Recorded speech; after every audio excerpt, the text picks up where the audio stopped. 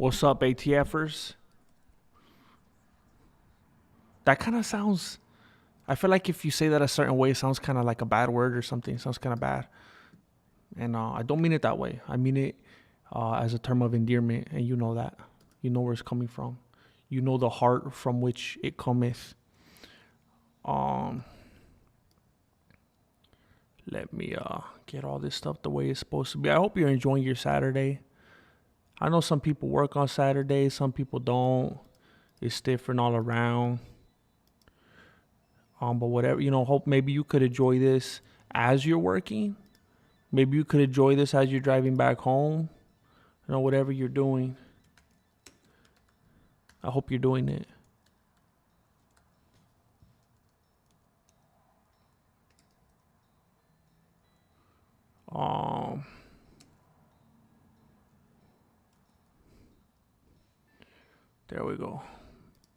There we go. Oh, I spelled that wrong.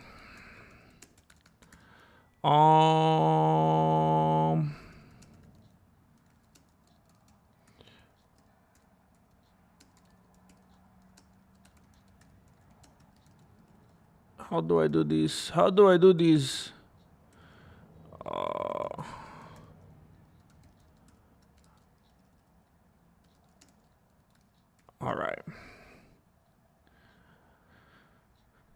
All right.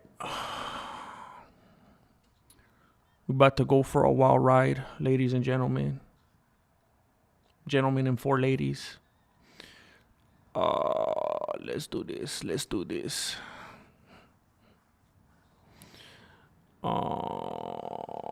Let me mute this. Alrighty then. You know what? I could go ahead and do this right now.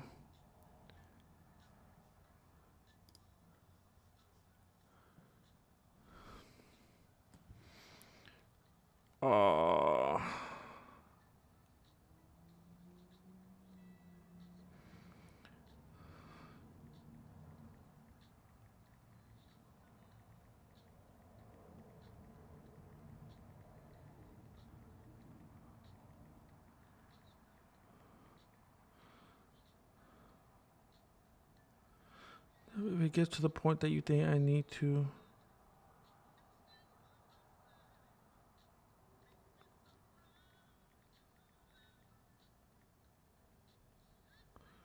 All right. I appreciate your patience, right? I appreciate your patience.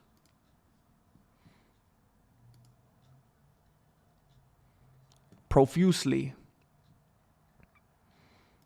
And I know that profusely is typically used in a negative fashion. But I'm trying to turn that around. I'm trying to turn a negative into a positive. So I just want us to be on the same page, Híjole.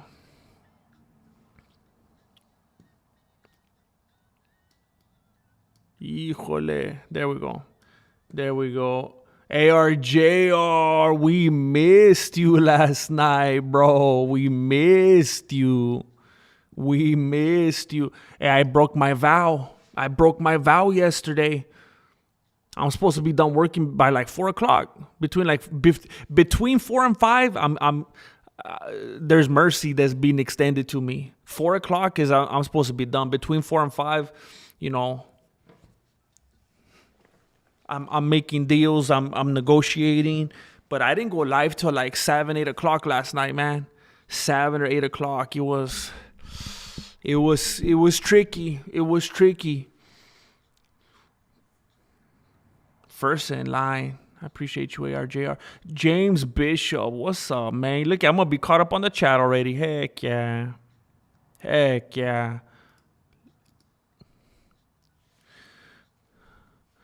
Dolinvol, yo, what up, Grandmaster? Hope you're having a great one too, everybody. Also, so far, yeah, I woke up and I was playing a little bit of Fallout, and I felt pretty good. I made quite a bit of progress.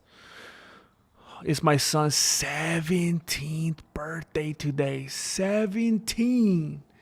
Dang, well, he was just 17.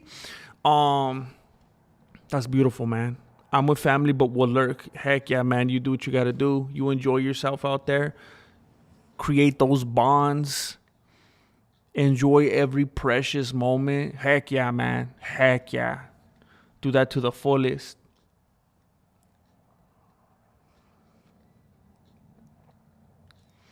Want to talk a little bit about Georgina Tapuera today.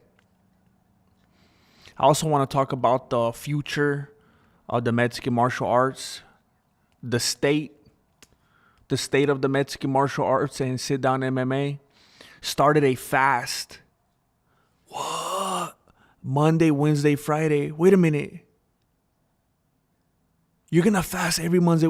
Dang, bro. Dang. That's cool, man. That's discipline. That's discipline. ARGR's fast. He's gonna be. He's gonna be. That's discipline, bro.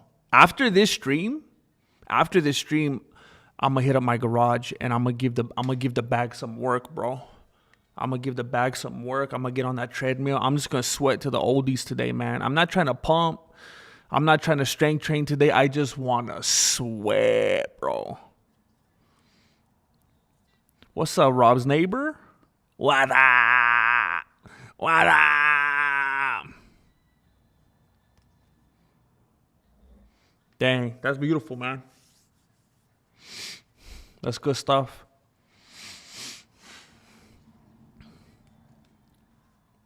I could use a fast. I've been on a few slows. I've been moving slow. I've been slothing.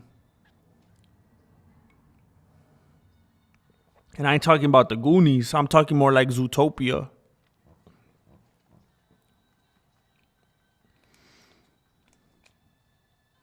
Bro.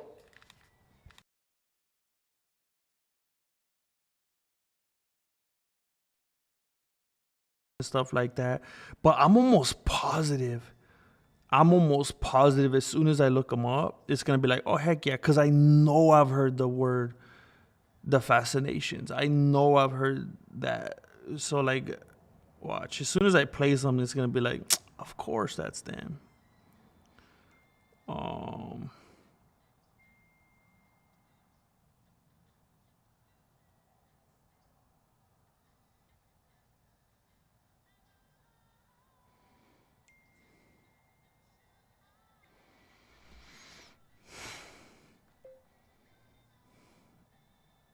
Not a lot, period. Just enough to stop.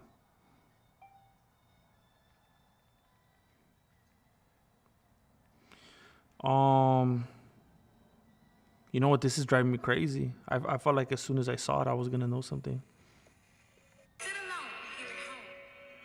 Oh yeah, as soon as she started talking, I recognized her voice. They do a few songs where she does that break where she just talks, huh?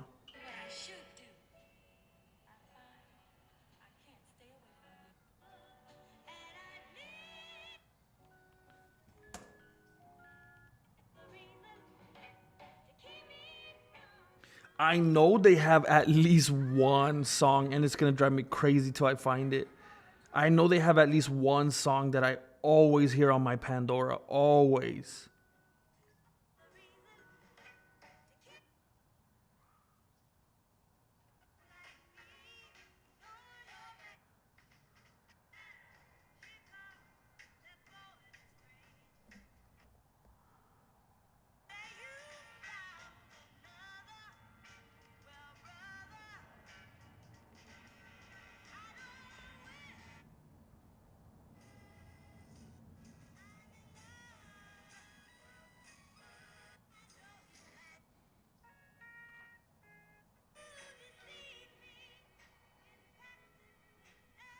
I'm so angry right now.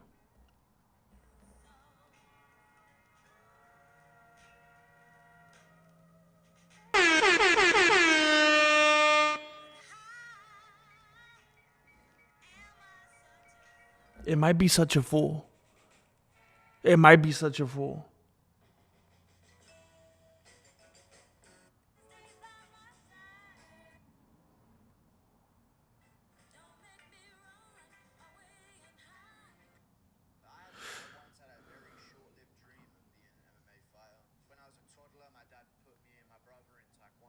MMA Guru and Mike Perry? Oh, snap. I didn't see that collab coming.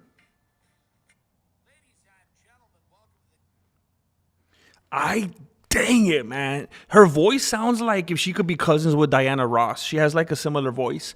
But I know I've heard her voice, like that talking voice that she does in between verses. I know I've heard it on my Pandora. I just can't place the song. But heck yeah, I like that style. That style's right up my beanie. Melancholy. What's up, man? I can't stay away from you, The Fascination. I think that's one of the ones that came on right now. And it kind of sounded familiar, but...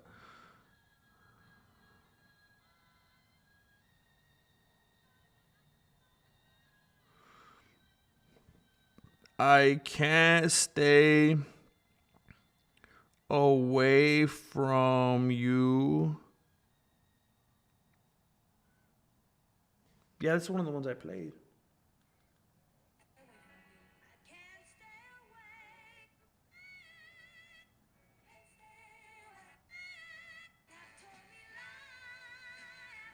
Dang. I like the sound. I love it. I don't think I've ever heard that particular song, but I know I've heard her voice. What do you think of the Tracy convo everyone's talking about? Swimming. We had quite a bit of convo about it in the last few days. And here's my take on it. And this will sound familiar to those of you that was here yesterday, and I apologize. I believe that Tracy Cortez... the way that she's positioning herself right now, this whole thing, I believe she is doing the reverse Rose Namajunas. I believe that, well, I don't believe, it's a matter of observation. Tracy Cortez is on that Skid Row, and Alex Pereira is on that Miley Cyrus. The climb. He's climbing, multiple weight champion. Multiple weight. He might be going to heavyweight. Does anybody really think he can't take the heavyweight strap? I saw a brief little Instagram looking clip of footage of them training side by side yesterday. And then, I don't know if you guys have seen it. There's like a full blown, I think it's like a 9-minute video. It looks like Pereira is giving her like a private lesson, like an instructional, and that's not innuendo. That's not a euphemism. They are on the mats, and he's literally like if he's her coach. I couldn't believe it. I didn't even see that till after the stream yesterday. I'm going to have to do more content about it. I think that Tracy Cortez is doing that reverse Rose Namajunas. She didn't go coach first. She went romance first, and she's going to reverse engineer the situation. And I mean, is it gross? Is it disgusting? Is it manipulative? Yes. But is it brilliant? Yes. She scoped the landscape. She realized she had to get out of her camp, out of her recent corner. She had to look for something else. And there ain't no more Pat Barrys around. I mean, I know it's easy to think of that dude being kind of a weirdo right now, and he has kind of a reputation right now. But back in the day, dude was kind of a catch, right? He was an actual fighter and everything. He was on the younger side, more on the fit side and stuff like that. Who's Tracy Cortez going to get with? You think she's going to get with Javier Mendez? If she has the choice between Javier Mendez or reverse engineering that Alex Pereira, what do you think she's going to do? And Alex Pereira don't know any better.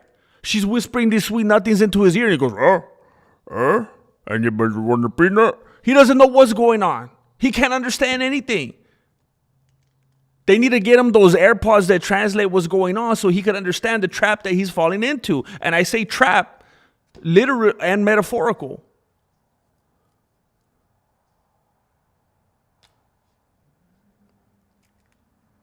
I think that's exactly what we're looking at right now. As soon as I saw them training together, I said, that's a wrap. That's a wrap. She's trying to get that one-on-one coaching for free. I mean, you thought friends with benefits held some meaning in the past. Who knew that one of those benefits will be, you know, the trajectory of obtaining UFC gold? I never considered that a benefit of my life.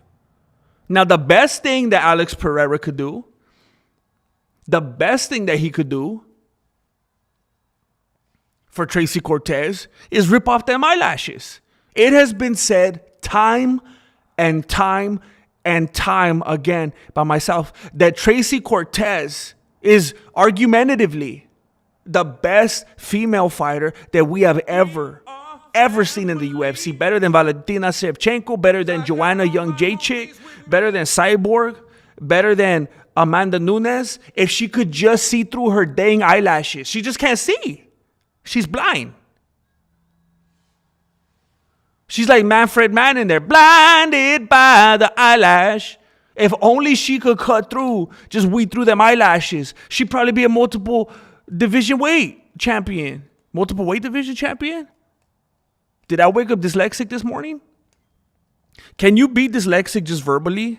Or is that only when you're reading? Can you speak dyslexically? I think that's exactly what's happening right now. That's all I had to say about it. I think it's disgusting.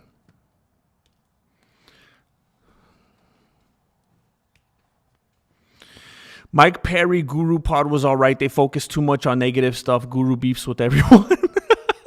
I mean, isn't that the key though? Maybe that's why I haven't climbed the ranks, you know, because I never want to collab with anybody. I never want to talk to anybody. I try to hide from people.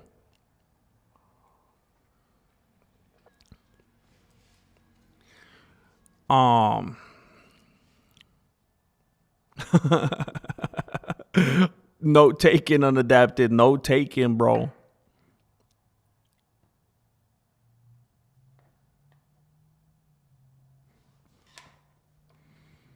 I'm going to take note of this melancholy. I'm going to take a picture with my phone. What you talking about?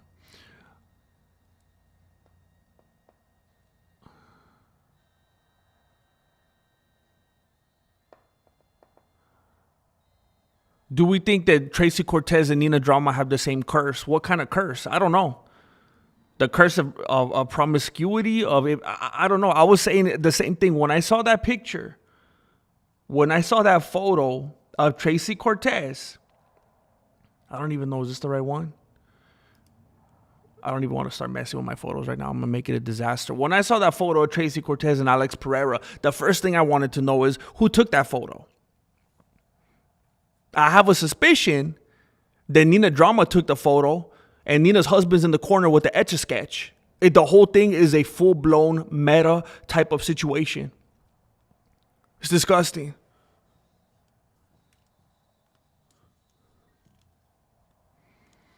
ARJR721, blessing. Oh, dang, Nicola Maxwell got one. Nicola, wow. Absolutely one of the most fortuitous gifted memberships that we have ever seen. Jericho Forerunner Cortez is going to blank all the chama out of Pereira. He's going to be like Austin Powers. Somebody stole my chama. I need my chama, bye.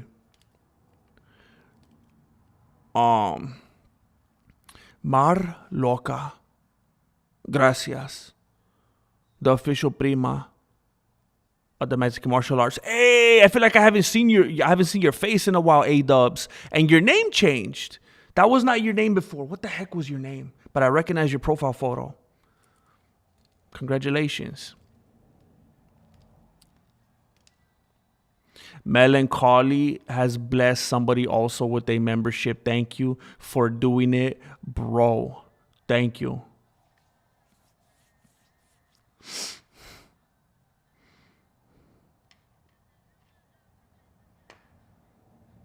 Have you ever seen those big old eyelashes that people put on like the headlights of their vehicle? You know how some chicks, bro, some people actually operate like that in the world. Some people put them eyelashes on their headlights of their car. I think Tracy Perez shops at the same store. Like she could buy like a pair, like a duo pack, and she could put one on her face and one on the car. I think they're literally the same. It's all to scale. It's the same. ARGR with a kiss from a rose, seal style.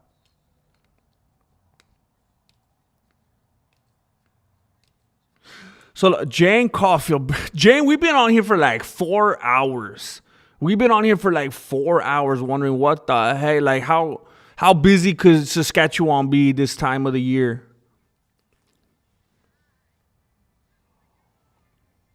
Jane Caulfield out there playing laser tag or something. So look, oh my gosh, Devin. So look, this video, I mean, we could talk about it. We could talk about it if we like.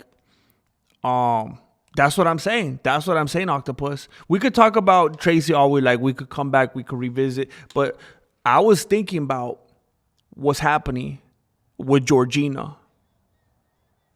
Oh, wait. I thought you were in Saskatchewan. I saw you guys talking papas about Saskatchewan yesterday, and I was like, oh, that's the stomping grounds. So look, this, in case you don't recognize her in the photo, this is Georgina. This is Georgina Topuria, Ilia's ex.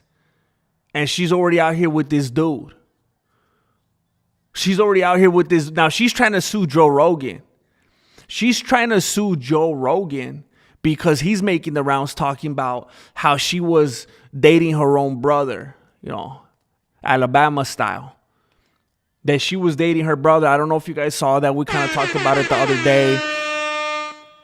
We talked about it, how Joe Rogan's always getting tripped up and confused like everybody's grandmas on Facebook. He's always thinking that AI stuff is reality. And he saw some photo supposedly of her with this guy, and it wasn't real, and it was actually her brother, and it was photoshopped to look like it was someone else. Anyway, long story short, ARJR women with fake lashes remind me of Snuffleupagus from Sesame Street. Yes, exactly. So she's coming after, and I'm telling you news that you probably already know. Georgina, I mean, she's just compiling this whole case, this whole thing that she's going to try to, who knows? I don't know if she's trying to put Topuria away, if she's trying to just get him locked up, if she's just trying to, like, I don't care if he gets locked up, I just want some of that money. I don't know if she wants both. I don't know if, she's probably trying to take the son too, and it even biologically hers. She's just trying to take everything. It's just like just trying to tear the man down at this point. But she went and added Joe Rogan to her list of things that she's I don't know. I don't even know what she's doing. Suing? Going to court for? Going to trial for? I don't know what it is. But Joe Rogan was named as being a cyber bully. She's coming after him for being a cyber bully. And that was my first tip off. That was my first tip off the other day. Uh-oh.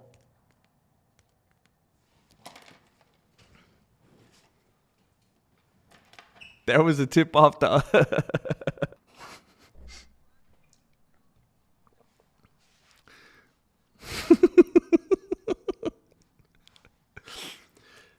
Now look, we have to remember what Georgina is claiming. Georgina is making these loose claims. Like, as far as I know, she has not actually sat in court yet in front of a judge. She has not, I mean, he hasn't been charged or convicted or whatever. But what I've been hearing thrown around is that he was allegedly threatening, violent, abusive, and that she feared for her and her daughter. Which is again fantastic. I mean, no mention of the boy whatsoever. I guess because it's not biologically hers. Again, as far as I'm aware, who cares about the well-being and welfare of the boy? That's just. I feel like that just says a lot about the lady. It just says a lot about her. That if she, they were married, and at least the way that she'd act, being in the position that she is, business-wise, because I don't know if she exactly owns her own company or if she's just very, very, very high up somewhere, but she's like a businesswoman. So, she has some kind of training, PR training, whatever. But every time she would come in the videos with Topuria, they'd be in photos and stuff. It was always this whole loving atmosphere, loving, supportive vibe. And she would say all these things and talk him up and stood by him and this and that. Looked like everything was all good. You would think if something went sideways and suddenly she felt threatened, if she was genuinely, sincerely a good lady, she'd be trying to protect both those kids. But she's like, me and my daughter, forget that boy. He's not my problem. Okay. But anyway, we've been hearing that Ilia maybe did some things he shouldn't have done that made her feel threatened, that made her feel like she had to protect herself and her daughter, and that they had to get away from him. And he was willing to give that hush money, which is not a good sign because innocent people don't pay hush money. And I know some people have said, well, it's just to make it go away, just to make it go away. No. What was I watching the other day that was like, man, that's how you do it? Oh, it was, I think it's called Your Family and Friends or something like that. Your Neighbors and Family. It's a John Hamm show. It was on Apple Plus. And they were trying to send him to trial for something he didn't do. And he's like, heck no. I ain't taking no pleas. I ain't conceding to this or that. I didn't do it. I stand on that. I will not do it. I won't. I will not. Like, that's just integrity right there. When you have that kind of conviction, it's like, oh snap, he's innocent. He's gonna roll the dice. But Topuria's like, oh yeah, here's your money. Doesn't look good, right? So I had a lot of people thinking maybe there's something to this. Who cares? Who cares if Topuria knocked out, completely obliterated 3 dudes that are super past their prime and had no business being at that caliber of a fight anyway, right? So who cares about that? He might be a bad dude. He might have done this. Well, when this news came out with Joe Rogan, ARJR, thank you for doing what you do. Thank you for bringing J-Dub into the family. Thank you, Mar Loca. Thank you for doing what you do and bringing Craig Turner. I appreciate the healthy back and forth. It's also possible that he was priming his son to be some sort of man, and the women were more at risk than he was. Hypothetically speaking, of course, don't know the story enough. He was priming his son to be some sort of man.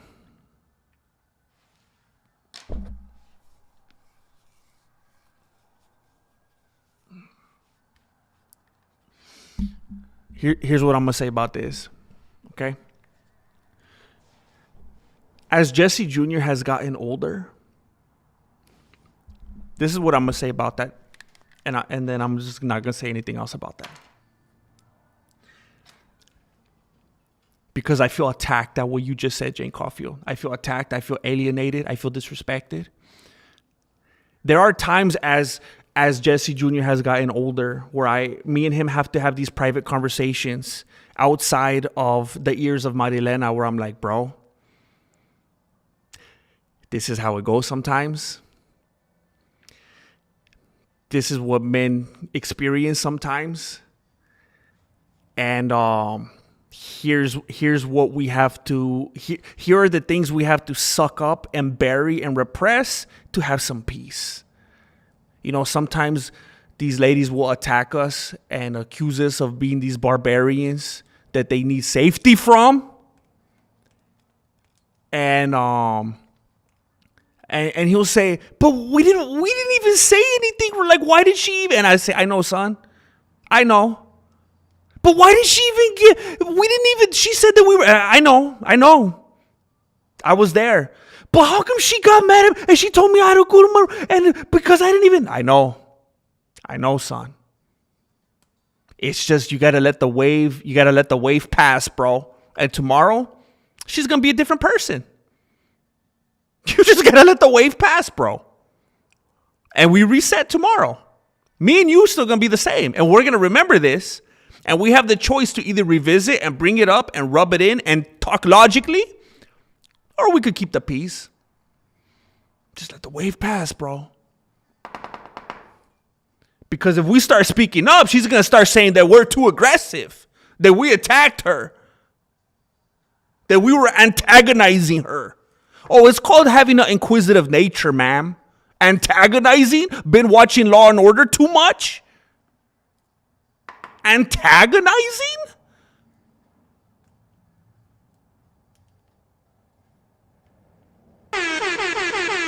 Let's go outside and kick the ball around, Jesse Jr.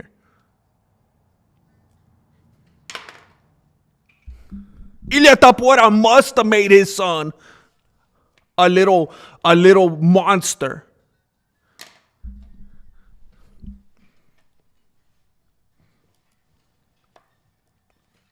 Nicola and J-Dub are now gringos. For real, GM, those talks are necessarily private, one-on-one real talks like men. Hey, for real, bro. For real, bro. As my son has got older, and you know what? I remember my dad. My dad did this with me. There's times when I can see the absolute confusion on my boy's face. And he's like, how did she get this from this? Why am I in trouble? Why did this? And I wait till it's over and I walk down the hall and I talk with him quietly and I say, listen, bro, you're good. I was there. I get it.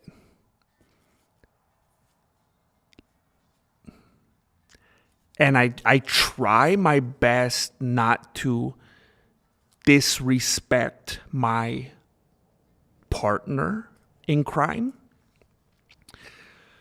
because I don't want to be that way either. I believe in a united front. But boy, do I also believe in some nuance and context and grace.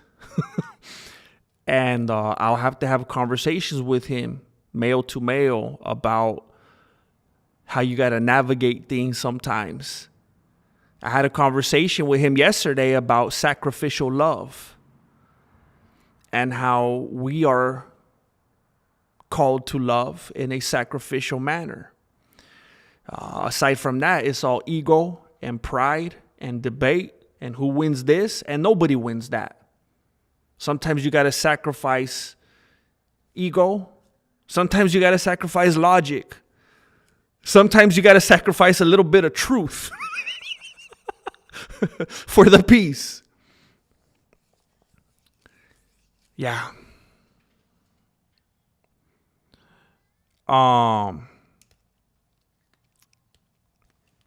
Yes, she may be a liar as well. I will be, to be fair and objective. I could absolutely see I could absolutely see Ilia being an abusive type of dude. Now, I don't want to seem like a traitor to my kind and be like, bro, you just gonna call a dude abusive like that? Why? Some people just strike you that way, literally. Like Volkanovski. And again, I could be wrong. We could all be wrong. We don't know what the heck we're talking about.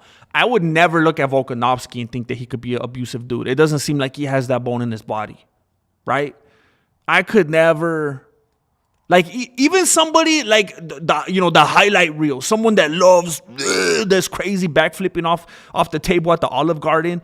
I couldn't see like someone like Dustin Gaethje. Like, as much Papa as I've talked to him over the years, he seems like a good-hearted dude.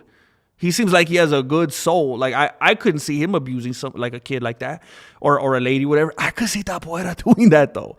I could totally see Topuria doing that. Every bit of footage that I've ever consumed from him, whether it's interviews and like his smug, narcissistic nature and his ego and his just, all the main character syndrome, just celebrating. He's the type of dude that celebrates his wins before like that dude could not be more full of himself. He's bursting at like that dude almost made himself taller with how much he's bursting. He almost broke physics. He's just bursting so much with pride and ego. He almost extended his height. There's so much pressure.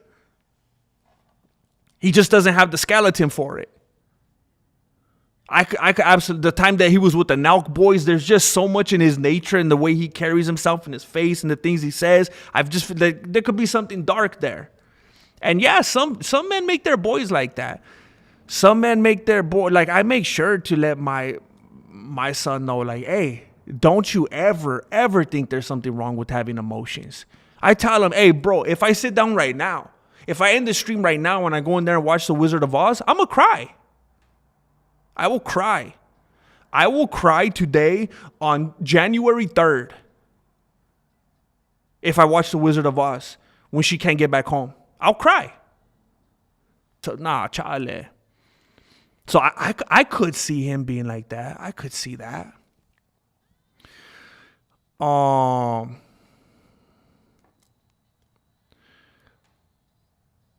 up. Let me see. Oh, dang, I went way far behind.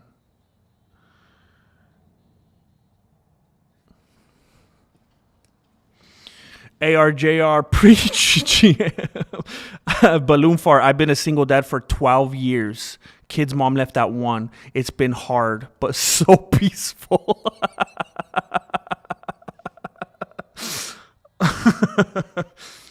It's called having an inquisitive nature, ma'am. I've had to have this very candid conversation with Marilena and I've talked with you guys about it before, the way my mind operates. I am extremely inquisitive. I will ask all the questions. And then I'll make up some more just by rewording them and shifting them. Like I need all the questions and all the answers. And sometimes when we are not in our best circumstance, she could take that as me being like, what about this? What about that? And I'm like, bro, I'm genuinely curious. I feel like I can't even go sit down because I'm going to be like, oh yeah, but and what about that? And what about this? Oh, and I just thought about that. And it's like, it's not the way you're taking it, bro.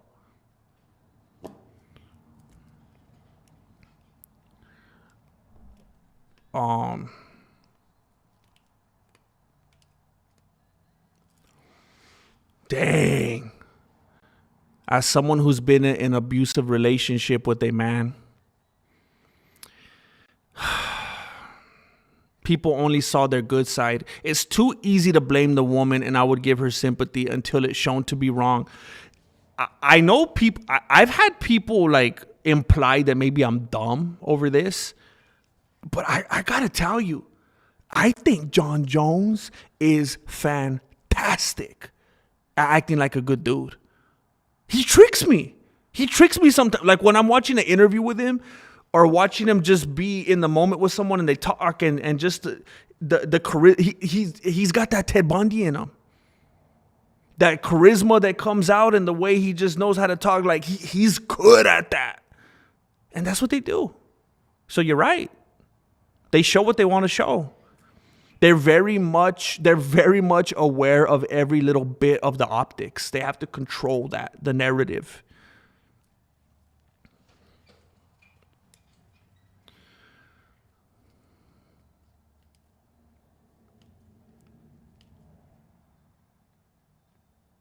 So I haven't fully got to, I don't know if it's going to make a difference, but I'll elaborate on what my whole point was anyway in a moment. Good to listen to these kinds of things so I could teach it to my boy because he doesn't see much relationship stuff. Thanks, GM. Yeah, like, here's what I have learned from firsthand experience. I could be having a conversation with Marilena, or it may turn into an argument. Let's say it's an argument. A disagreement. I like disagreement better. And I will, look, I want this to be as relatable as possible. So I want to make sure I cover all the bases. This is the situation I'm gonna talk about here with you is not a situation where I'm like, and I know in this situation I was right. And then you guys could easily be like, well, you think you were right. She thinks she was right. Who knows? That's not what, here's what I'm asking you to do. I'm fully aware that there are situations where someone thinks they're right and they're not right. Or they both think they're right and maybe they're both equally right and wrong. And there are situations where somebody actually is right, like objectively. And there's situations where they're wrong. There's plenty of situations where I'm wrong. I know that. I'm not perfect. But there will be a situation, like just hang here with me, that I am right. Just let's say for the sake of this illustration, Marilena is saying that a green crayon is yellow. Okay? I'm right. I've learned that, and I don't like you know how people say happy wife, happy life? I hate that. I hate that. And I think it's disrespectful to women. If I was a woman, I would hate the phrase happy wife, happy life, because it makes me feel like a Tamagotchi pet. It makes me feel like I have no accountability and like, oh, I'm not going to be good unless you're good and then I'll be good. It's like, what? You're your own person. Just be good. Don't make it based on me. Am I your God? Just be good. The happy wife, happy life thing, I think it totally takes any kind of power or respect or anything good from the woman and basically says that she'll mirror you if you do the right things and make her happy. That it's all conditional. And that sounds terrible. If I was a woman, I would hate that. And as a dude, I don't respect that. It's like, oh, you're only acting like this because I did that? That's terrible. You're fake. But so that I don't want you to think that's what I'm saying.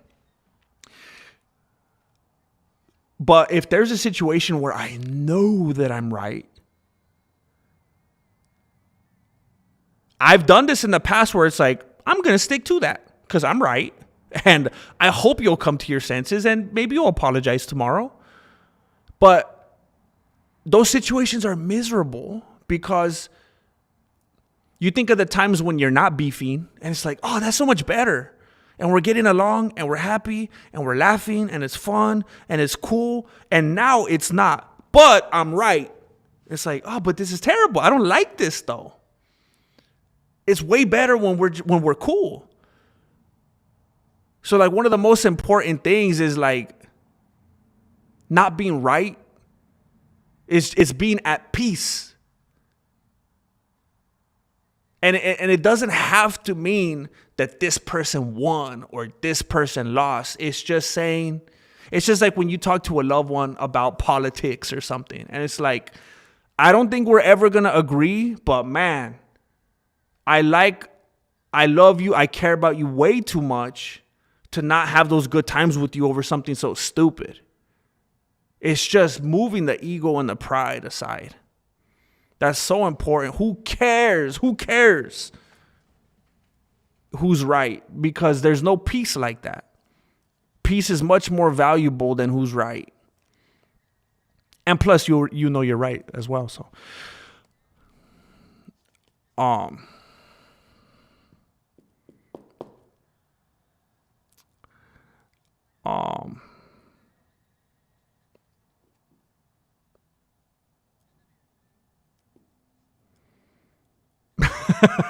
I trust her as far as I could throw her. Same with Topuria. I think I could throw him farther than her. So I trust him more. He's so compact. What's up, Drew? Number one. And what is that? That little mouse looks like Shredder. Or is that's the fox, huh? The fox is all over the place. He has a hat like Shredder. I love it. Thank you, What's up, Drew. I appreciate you, man. Heck yeah. Thank you, bro.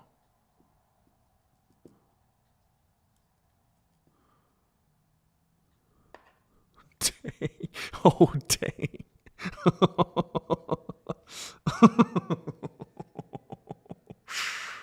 um, Swimming. Um, Dang. I mean, I think it's terrible. I think it's very sad, but I think you're correct. And it's the same way with boys. There are some boys who respond to nothing but violence.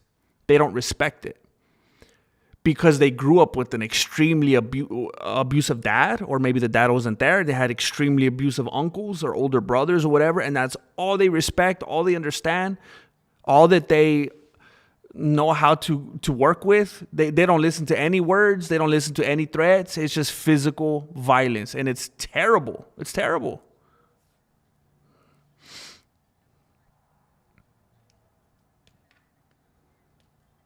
It's fun, bro. Balloon fart. It's amazing.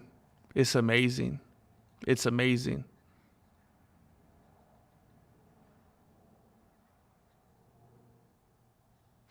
So look, I want to address what swimming said. Um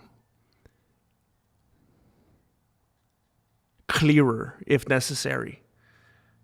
I used to work, some of you already know this and I don't feel like I want to say it again. I used to work in a situation with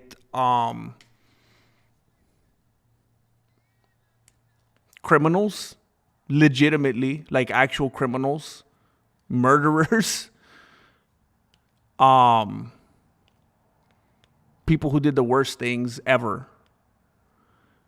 And they would not respond, because this isn't just a woman thing. This is a woman and a male thing. Some people only respond to violence. And I worked with people that were raised in the most abusive, ugly, disgusting environments you could imagine. And you would give them directions. You would tell them what you need them to do. You would let them know what the schedule was, what needed. They didn't care. They'll laugh at you. They'll throw pee at you. They'll spit on you. They'll cuss at you. They'll take swings at you. They don't care. People just aren't born and raised on a level playing field, and they just turn into these animals. It's terrible. You see these young people and it's like, man, they never had a chance. This is terrible. And they respond to nothing but violence because of a horrible, horrific cycle. It's not good.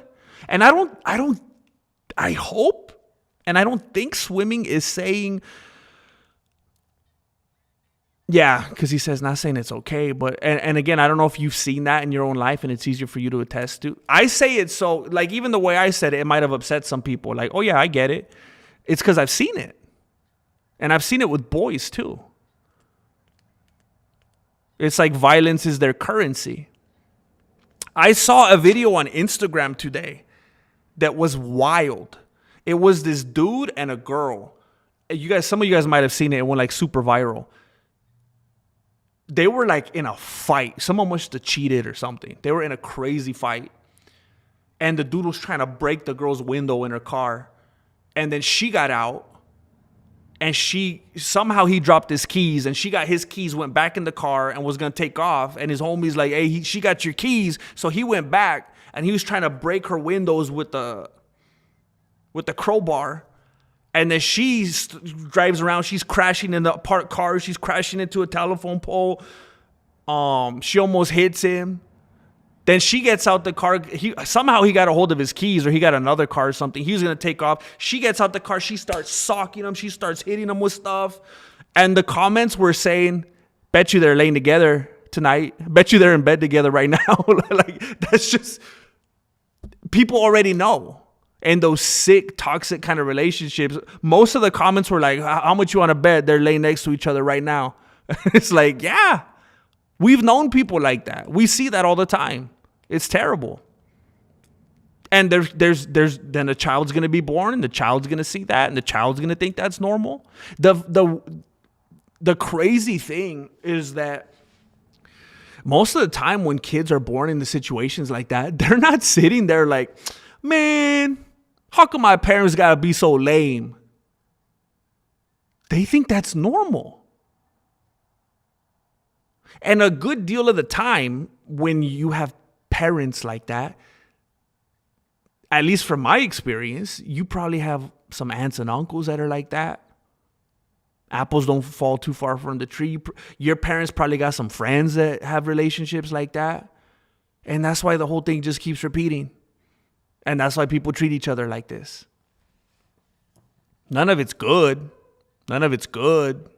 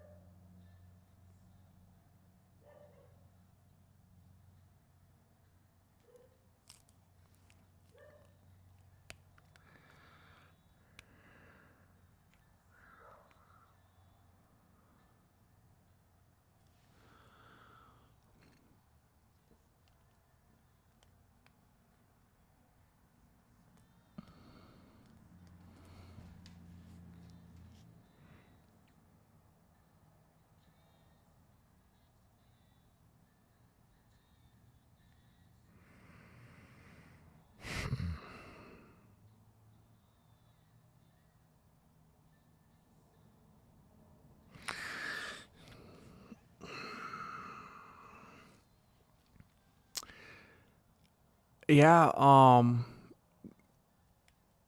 yeah, ARJR. Some of us have been slapped by people in the past, punched, bit, bunch of bite marks.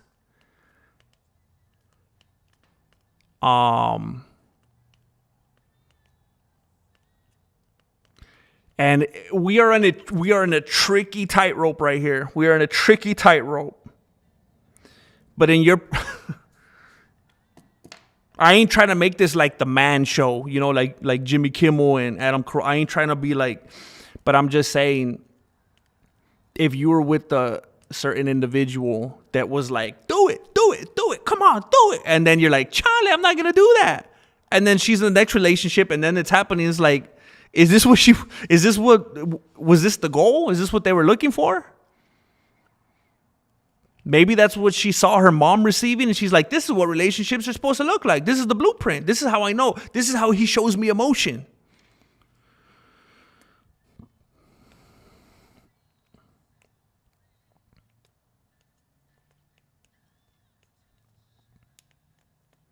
Tracy Cortez is the only female MMA fighter to have finished 3 guys in 3 different classes. Who was the third guy? Did I miss one?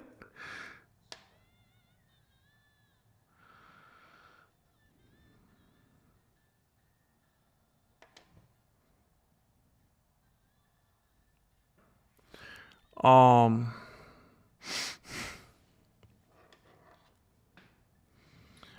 um,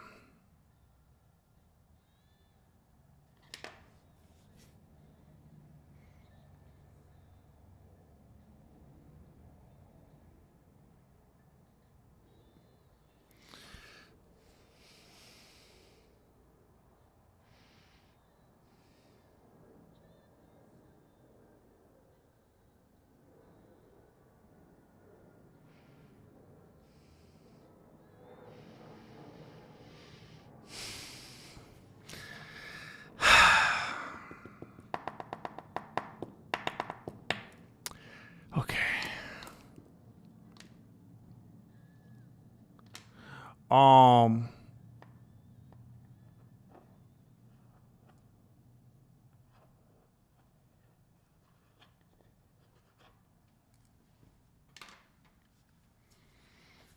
there's some tough things in here.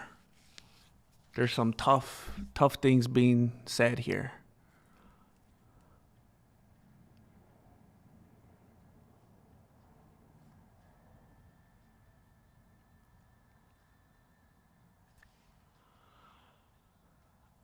I will say this.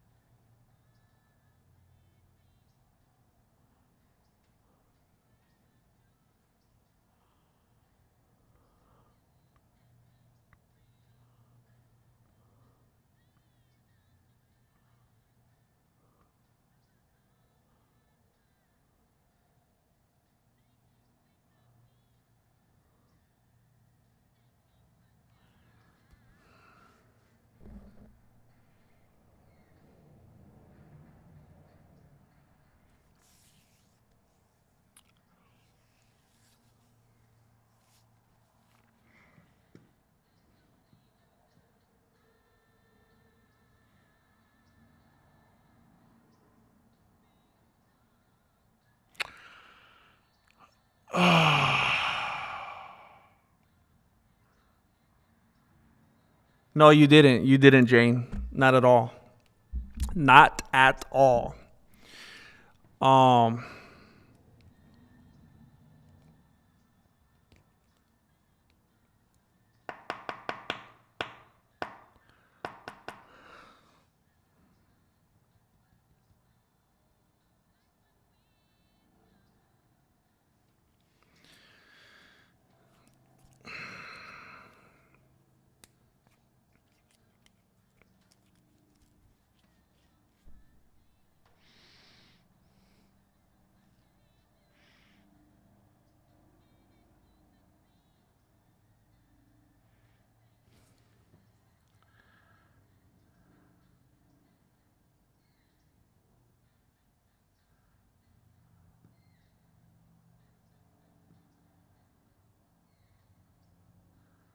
Heck yeah, balloon fart. Heck yeah, balloon fart.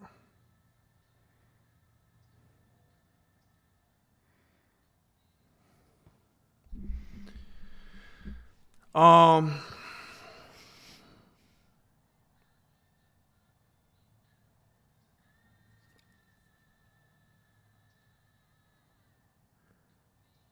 I just want to make sure that I'm not being a hypocrite. I'm thinking of a lot of things right now. Um,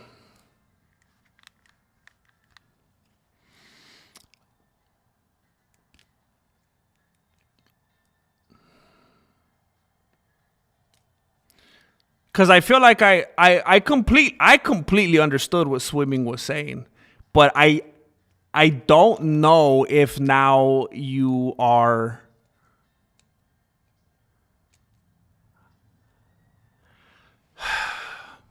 It almost seemed like I understood what was being said and that a certain thing wasn't being said, but now it kind of seems like it is. Like it evolved into something or devolved. Like if almost like if something kind of accidentally came to the light. I'm trying to give the benefit of the doubt. Um,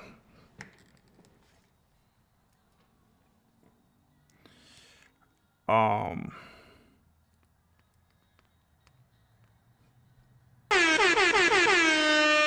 Mar loca. Mar loca. Mar loca bringing the love. I appreciate that.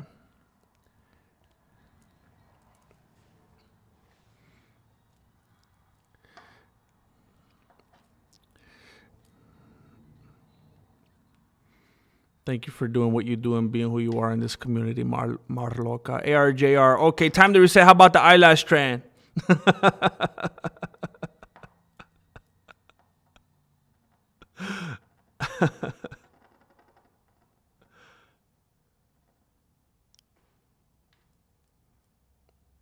I'm sorry, I'm having a hard time, ARJR. I think I kind of agree with that, Octopus. The heart is for my girl Jane. Love you, love you. Beautiful, beautiful. Hey,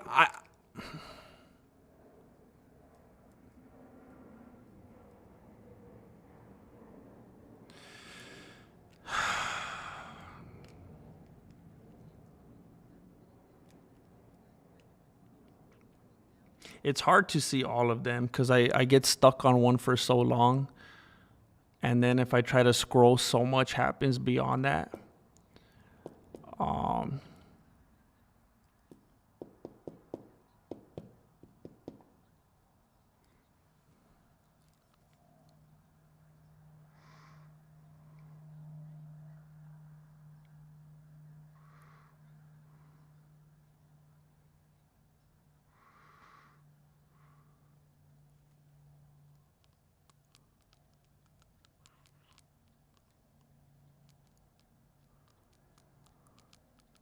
it's hard for me to let things go. I apologize. I want some kind of closure. I want some kind of closure, but I don't know if it's worth it. Um,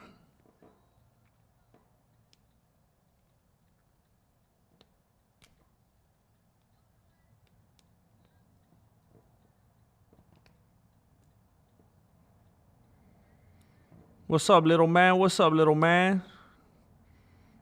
Do what you gotta do, bro. I hope it's good.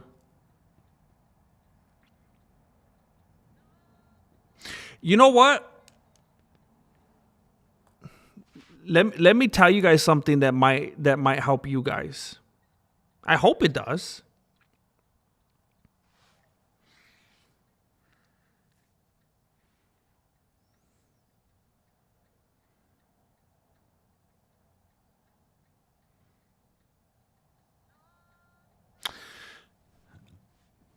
I'm gonna tell you this.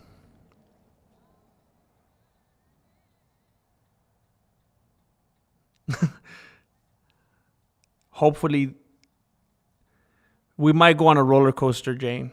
Let me tell you this, and this might make some of you lose respect for me if you even had any to begin with. Okay.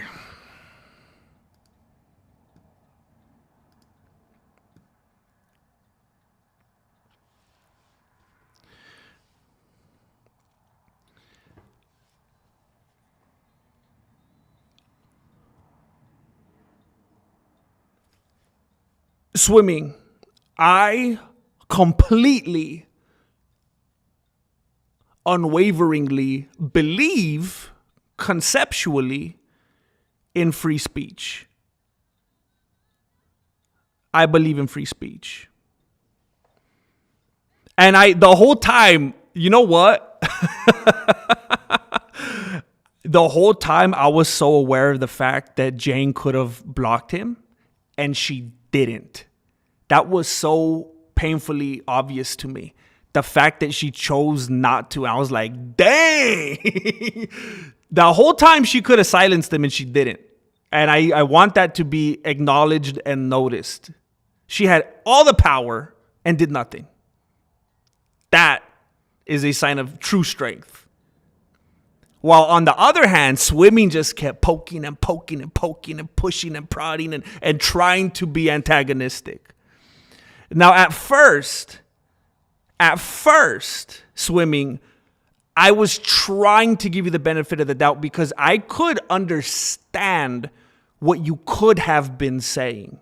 But as you kept talking, it sounded like, oh, he's just trying to troll. And I completely understand, and I put myself out there to the world. I understand. I'm going to get negative comments. I'm going to get people that say stuff about me every once in a while. And, that's what I signed up for. But I have never, ever, ever, ever been cool when people attack my homies in the chat. That's way different. Way different. That cannot be stood for. But let me say this. This is what I was going to say before that even happened. And I think it's important for me to say this. I truly think it's important for me to say this. And I really hope that the parents out there kind of hear me on this. And again, this might make you go on a little bit of a roller coaster with me and lose some respect with me. But if it's if it gets us to where we need to be in the end, then okay. I'm not saying that I was raised like this. Like, by no means. I was never encouraged. Yeah, you could sock a girl in the face if you need to. Never, ever, ever. But I remember just like the way my mind operated when I was like a little kid or a teenager. And I feel like if some girl socked me in the face, I'd probably be tempted to sock her back. I'd be like, what the heck? We're just two humans. Why the heck did you sock me in the nose? And I've always been very much self-defense, equal. Like, I'm not going to let someone beat me to death because of a societal norm or whatever. Not now. I'm saying when I was a lot younger. Be like, what the heck? If some girl comes and it smacks me with the butt of a gun trying to take my Ridge wallet, I'm going to give her some elbow sopa. I ain't going to check out her genitalia. If someone's attacking me, I'm going to attack. I've always been like that. And I know that it's kind of cheesy and cliche when people throw out the whole equal rights, equal lefts and all that. But I kind of had a mentality like that. Like, what the heck? Don't hit anybody. If you don't want to get hit, don't hit anybody. I'm not going to go hit you first. Don't hit me. But you know what changes all of that for me?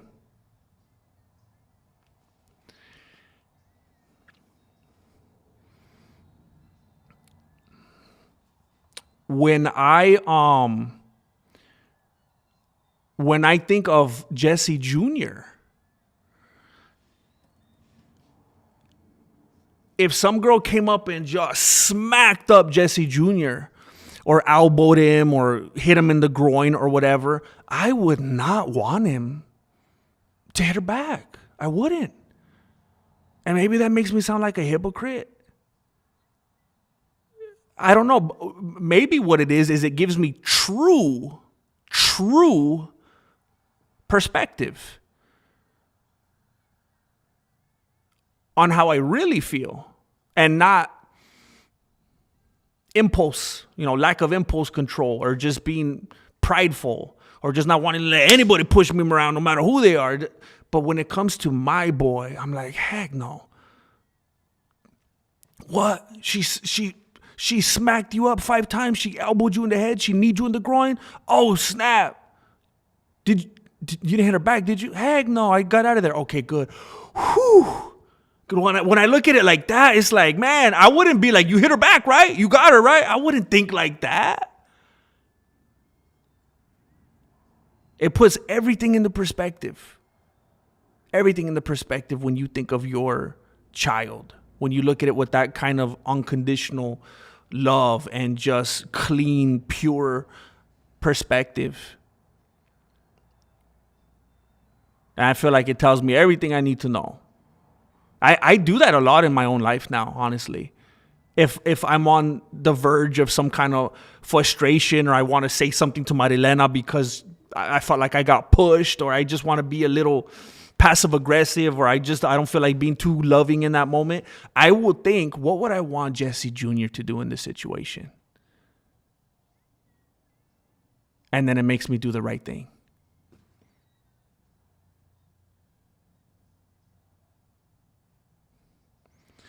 If you can think that way as a parent, that could revolutionize your life and your choices. Just thinking, what would I want my baby to do? What would I want my child to do? What would make me proud? And if you're able to execute on that,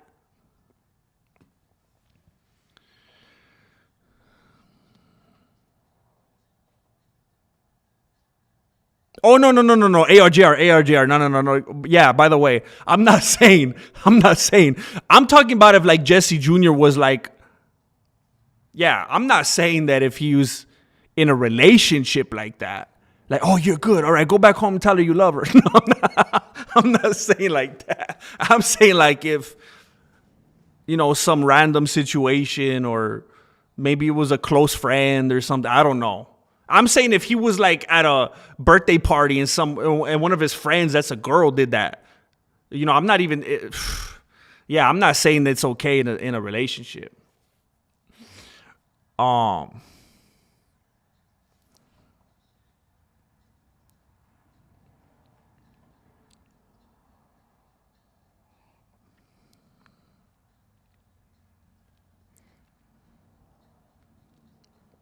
Wait, why does someone keep saying D-bag? Who's D-bag? Was there someone that literally had the username D-bag? I don't see him. Or did you guys just give someone that nickname?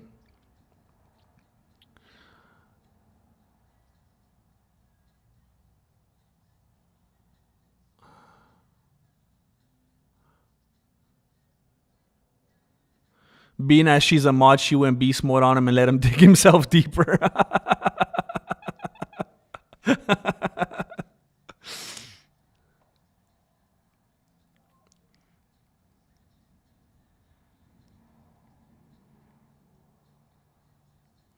Oh, you guys are calling D-Man deep.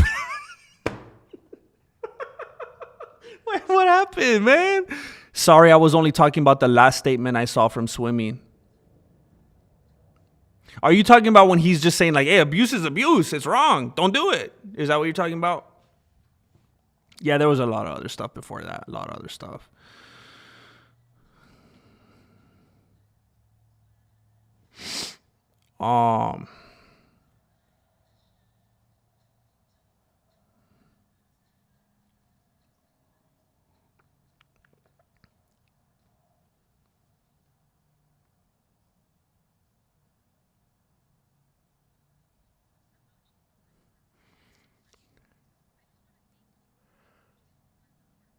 Thank you, Octopus. Leon Enriquez, we've been missing you, bro. But it's good to be busy. It's good to be doing things. Good to be hanging around, staying busy, man. D-Man is not D-Bag anymore. He's been forgiven. Cooking ramen. Always make you some good food, man. Always make you some good food.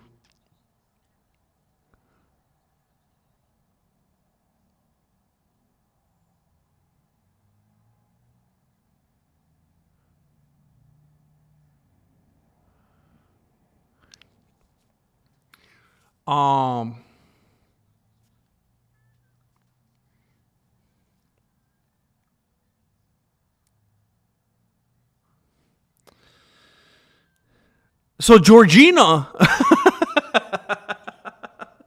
here's all I wanted to say. Here's what I wanted to say. He's gone. He's gone, Mike Alfieri. He's been removed. He's been removed from the roster. Here's what was supposed to be said. What's up, Peppa Pig thugging on a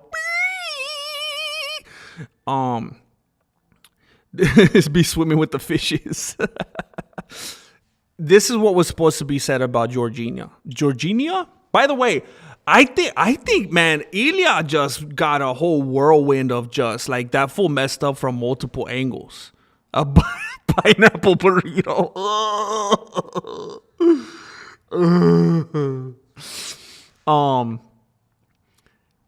That I wouldn't be surprised if this fool married Georgina because he thought that implied that she was Georgian like him. She's Venezuelan. Venezuelan? No, I haven't seen that, Kim North. When are you hosting the meet and greet? What the heck? It's not on the schedule as of right now, bro. Georgina had Ilia in a compromised position where he was conceding to pay some hush money, making it look like maybe he did something.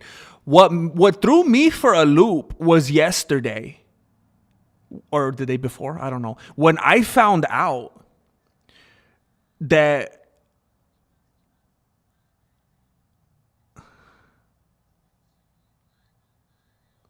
yeah, I mean, I was really fighting not to block that dude, because it's just it's not my first. I don't like that to be my first instinct.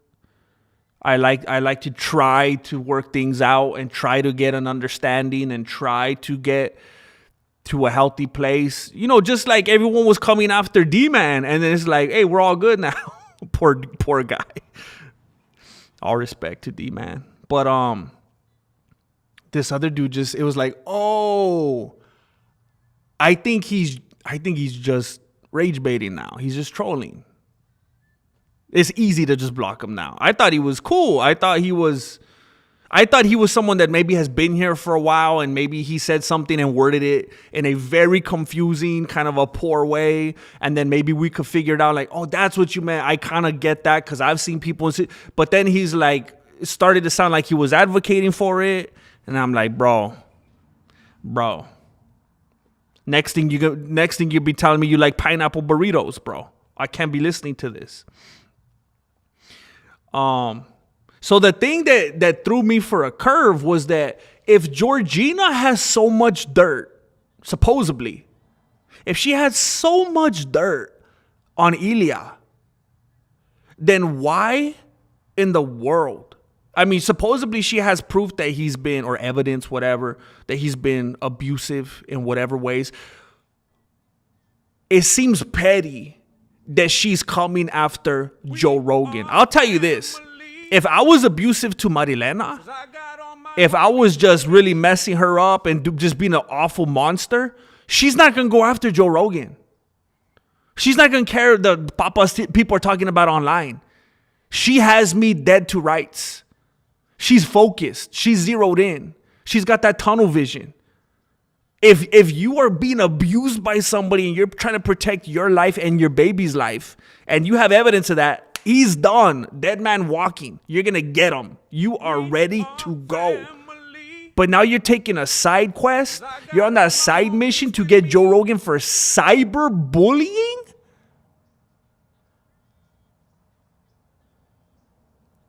It seems a little bit off the path. And look, I'm trying to look through the lens of an Ilia Topuria fanboy, okay?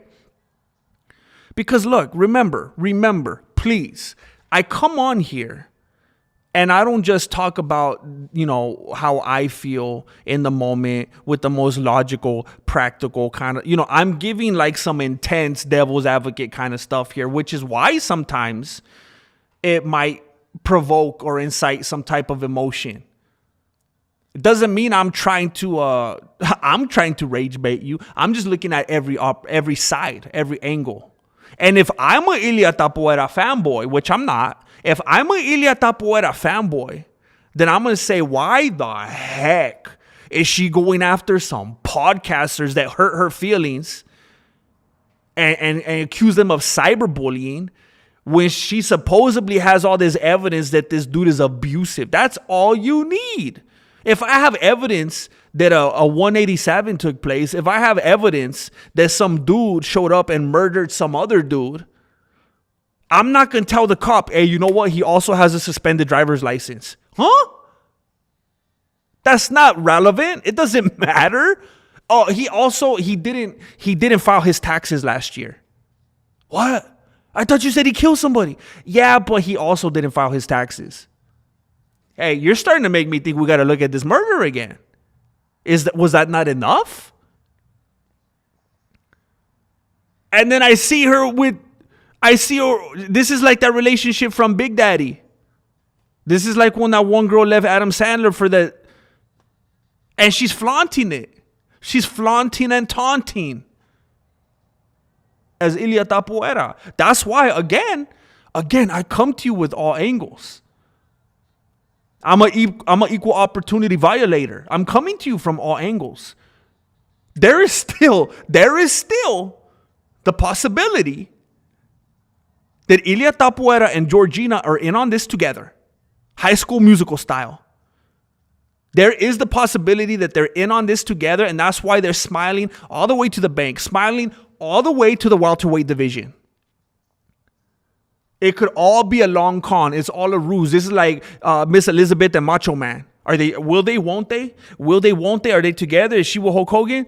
Peace be upon him. It's the same kind of drama. We're going into the Paramount era as if these are the days of our lives. We're going into the Paramount era as the world turns. What in the world would we be talking about today with 5 weeks of no events if these fools weren't running around doing what fools do? This might all be part of the entertainment arc. They are fooling us so that he don't have to fight Arman. If this wasn't going on, I mean, they're calling him a duck as it is. Imagine if this wasn't happening.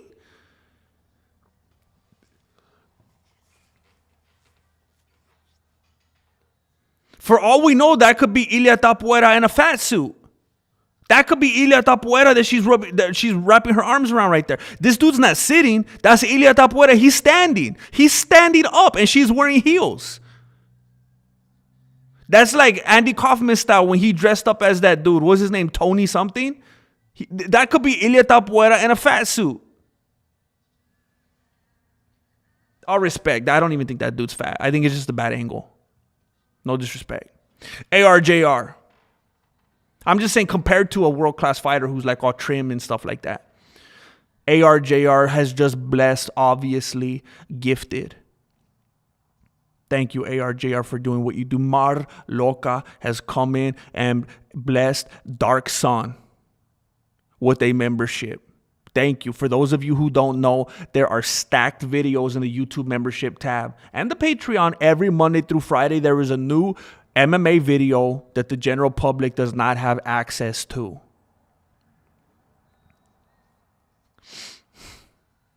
Have any of the local MMA promotions ever reached out to you? They bring in former champs to the 559. Dang, really? No, they never have. Never, ever, ever.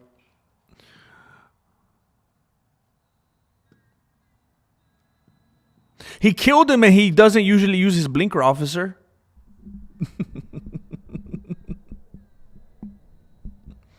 Rogan says she slept with her brother. Are you playing with me? That's not what he said. It was her brother, but it was an AI version and it was someone else. It was supposedly some black rapper or something like that. I mean, it's different on Joe Rogan's level, I suppose. Here's what I'm saying, because we could easily be distracted from that. Here is my point. Here's the problem, because we could get into a whole other conversation of who are you to speak on behalf of this person, on behalf of this abused person, which we can't even do a YouTube channel then. Because that's pretty much what people like. That's what we do. If I'm talking about Michael Bisping, then at some point in the video, I'm going to speak on behalf of Michael Bisping. And I'm going to come up, I'm going to have this conjecture. And I'm going to think of like, maybe this is what he's thinking. And maybe that's just part of the game. And I would think if I was Georgina and I had a little toddler and I was in fear of that toddler's life and my life and we were being abused, and I want, to make sure that this situation gets handled the way it's supposed to, whether that means he goes to jail, she just wants money, whatever the case is, I wouldn't be distracted with people hurting my feelings online. So it just seems like, why aren't you as focused as we feel like you should be on like your actual life-threatening situation and your safety? Why are you worried about some comedian podcaster?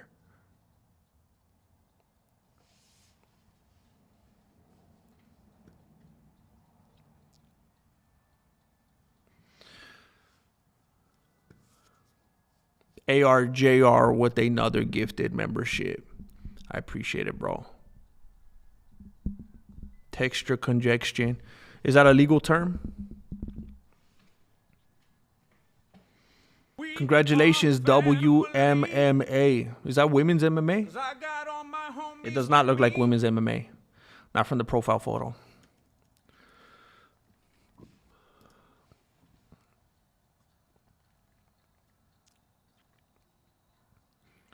Well, what a stream this has been.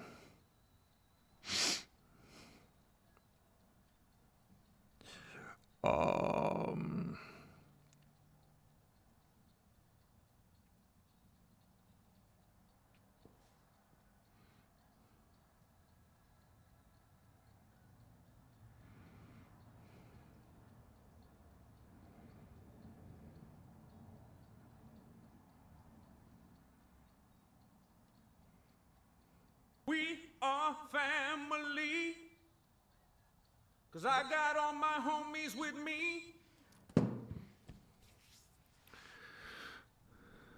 Mar Loca has brought Grigor Sim into the family. Thank you, Mar Loca. And thank you, Mike Alfieri, for bringing Brian Wilson of the Beach Boys into the family to bring those good vibrations into the community. Thank you. Thank you, Mike Alfieri. Can we get Dr. Love? Can we get Dr. Love? Can we get Uncle Jesse? Does Uncle Jesse count? Alexa Grasso and Joshua Van, what a pairing, is in town on the 9th, 559. What do you mean? Like is it that organization, the 559 Fights? Or is it like Tachi Palace or something like that? Or I guess it could be the same. Don't they go to Tachi Palace? What organization is it under is what I'm wondering, I guess. And are they making an appearance just to say hi? They're not fighting, right?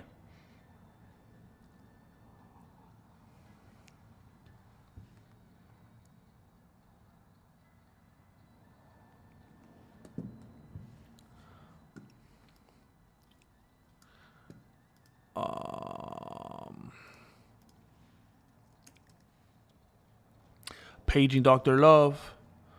Sounds like a Teddy Pendergrass. Or Bobby Womack song. It does.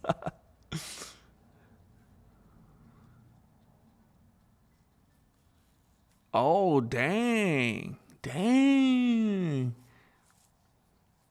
How did I not hear about that?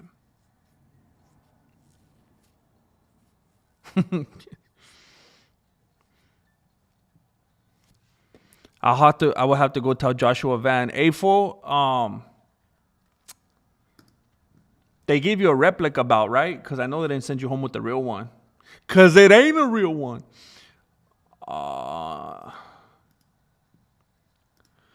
Ilia Topuria issues statement after fake news claim about domestic violence case amid UFC hiatus. After a memorable 2025 that saw him become the 10th two-division champion in UFC history, Ilia Topuria's focus is currently away from the octagon. The 155-pound champ won't be competing anytime soon due to personal... Is this article like a month old? Is there any new information? The Spaniard has taken some... Why do they call him... Like, he's not even close. Like, he's the furthest thing from being a Spaniard, right? Because he's Georgian. That's his genetics, right? His actual genetics and ethnicity is Georgian. And he was born in Germany. So it's like, you're either German because you were born there, or you're Georgian because that's what your blood and your DNA says. I understand he grew up and to live in Spain, but that's like, I could live in a garage. It don't make me a car.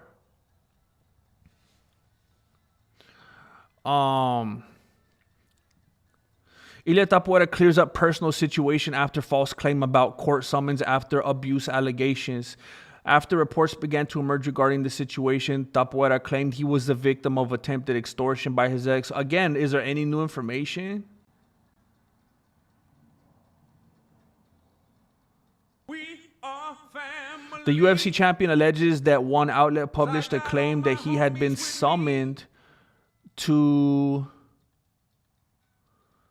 court to testify in a domestic violence case while his ex-wife made abuse accusations. Topuria insisted there's been no such summons. I've always felt deeply grateful for the respectful treatment I've received from the media, who have been and continue to be an important part of my journey throughout all these years. I understand that being a public figure means being exposed to fake news and misleading sensationalist headlines.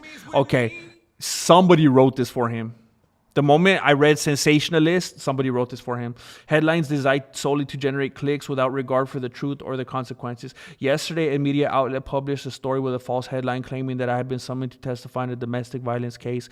The headline later had to be changed because it was not true. I've never been summoned to testify for that reason, although I will, of course, do so if willingly required, he added. Topuria clarified that that's it.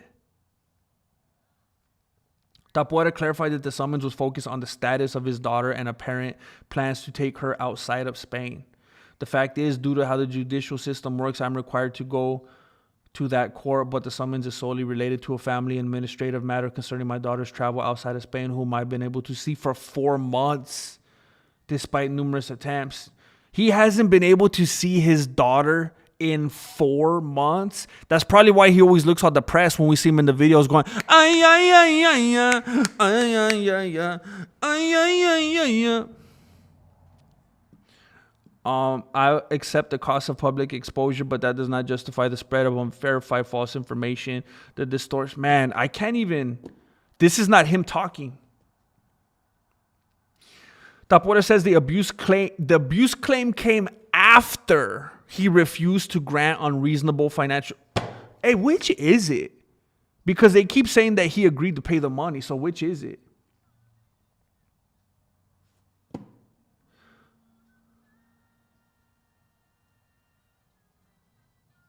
The situation began with a divorce petition filed by me following weeks of negotiations after our separation, he said.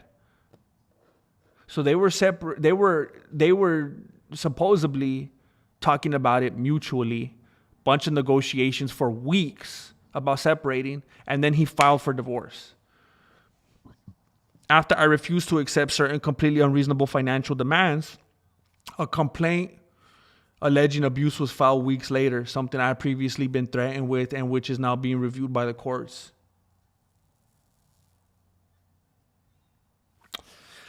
Interesting. I want to say thank you to Mar Loca for blessing Sam Mio and Steel C6. Thank you, Mar Loca. What is happening, Mar Loca? Is Kwanzaa over? Is Kwanzaa still going?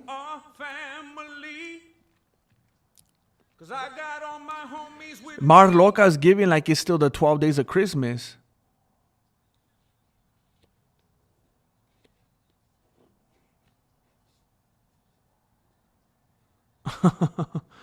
Dang it. Is it over like right at the end of December? I guess I could look it up. I get a bad vibe check from his ex-wife. I feel like his ex-wife doesn't celebrate Kwanzaa. What the heck is this?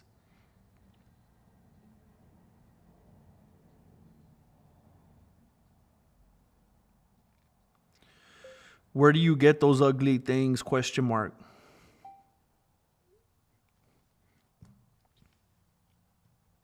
Still ducking Armin. That's what I'm saying, Joel. That's what I'm saying. This could all be it could be a long game. And him and his wife are actually still madly in love with each other. And he's just using her to help him duck Armand.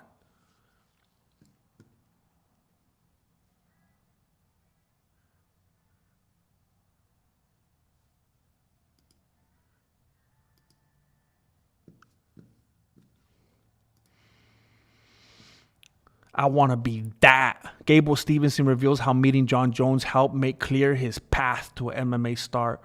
Gable Stevenson looks up to Jon Jones. That's his idol. That's his idol. That's his hero.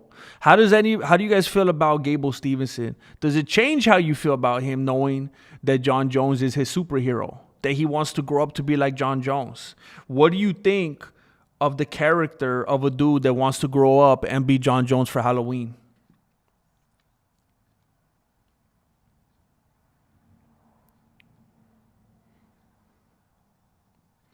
James Bishop spreading that seed. Heck yeah, man. Javier Raul. Thank you, bro. Gable Stevenson, what do you think about that? What do you think about the mindset of a dude that wants to grow up and be Jon Jones? Jon Jones is his final form.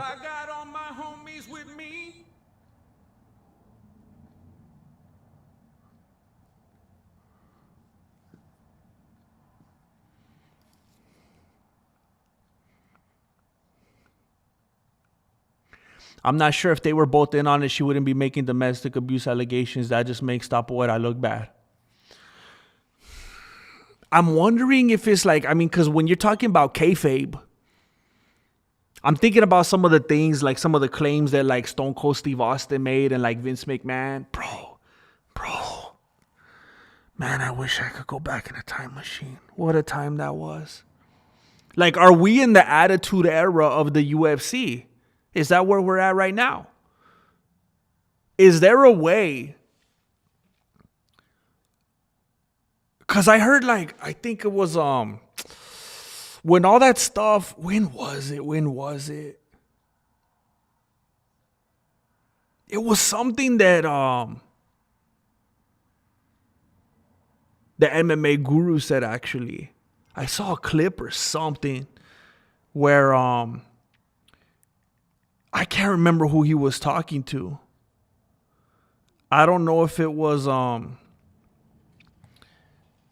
Mighty Mouse, or it doesn't matter.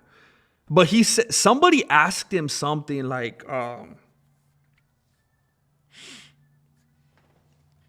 about having problems.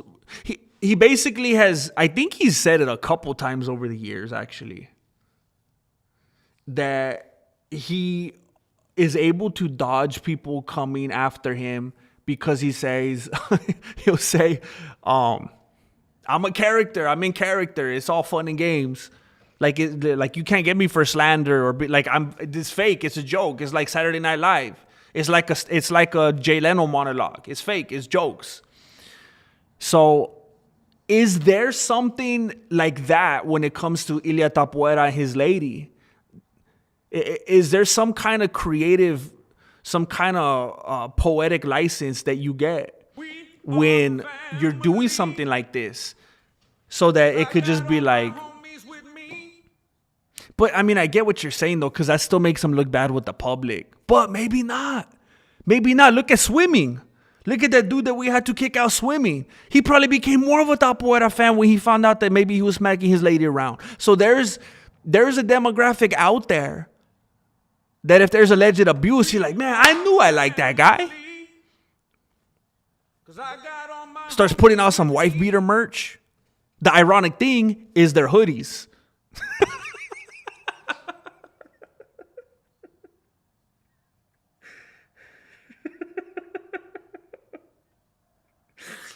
Ay, ay, ay. Ay, ay, ay, ay, ay. We are family. Jones strikes me as a P. Diddy type coach. You're going to see him all up in the music video and acceptance speeches, maybe some other kind of videos.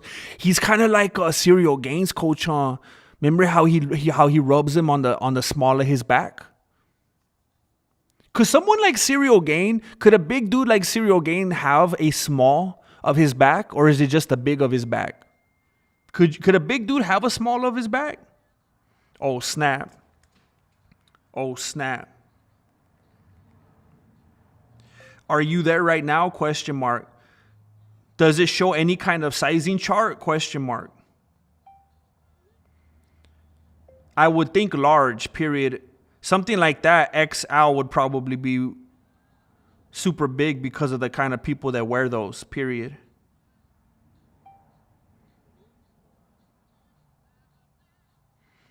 Or maybe, comma, does it fit you? Question mark. We should be the same size, pretty much, period.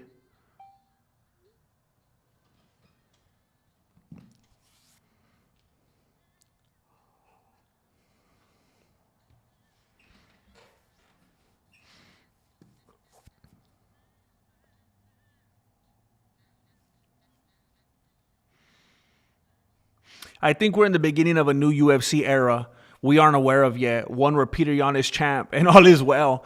Yeah, like it was a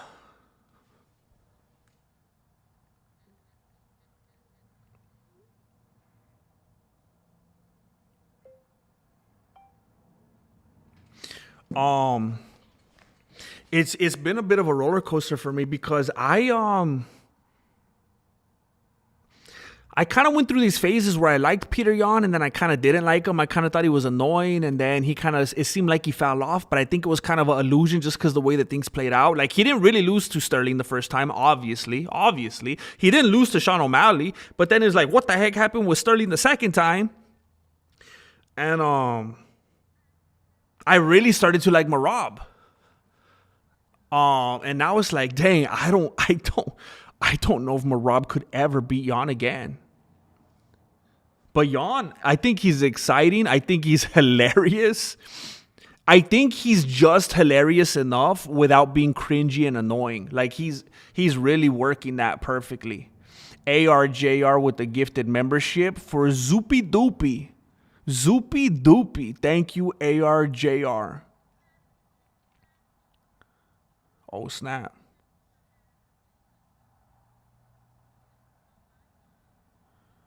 Wait, where am I? Marloca, thank you for blessing Hazel? I've never seen that spelling. Hazel. Thank you, Marloca. Thank you, James Bishop. That train heading all the way to Georgia. Hey, no pun intended. Because Gladys Knight and the Pips, and then Ilia Topuria. Just 6 degrees of separation is insane. I'm telling you. Thank you, James Bishop. The blurred flu.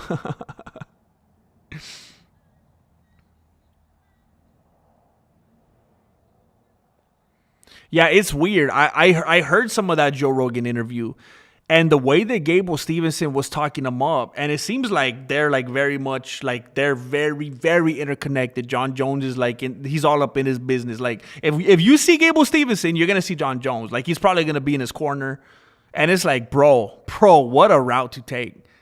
And I guess it doesn't matter. When you're in the fight business, that might make you even more money being a heel, but I don't think it's going to go over very well. People probably aren't going to like him, but that might work for him. The problem is Gable Stevenson seems like he could be such a likable dude. I think he'd be a good face. And he's going that other direction right now.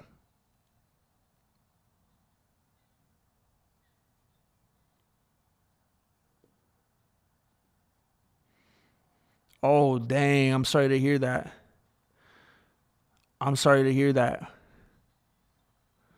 Have you gotten sick currently? No, I haven't. You have the flu?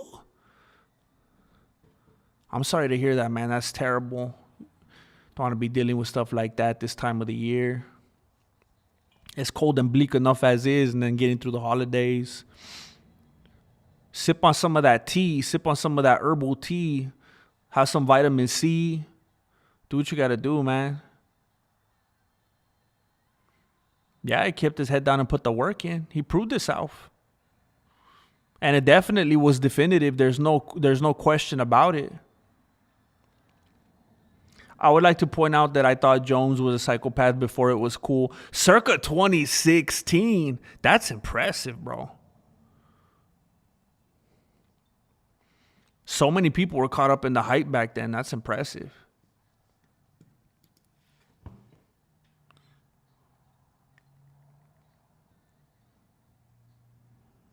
Oh, snap.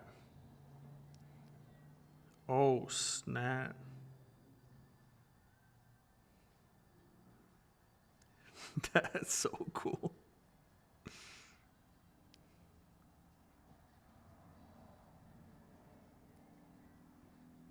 Ooh.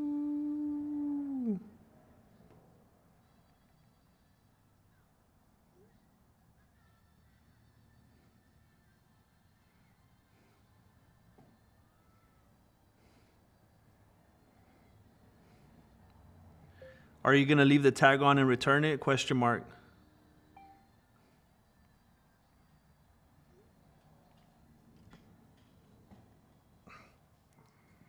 You've been sick for 2 weeks? I'm literally making tea right now. Dang.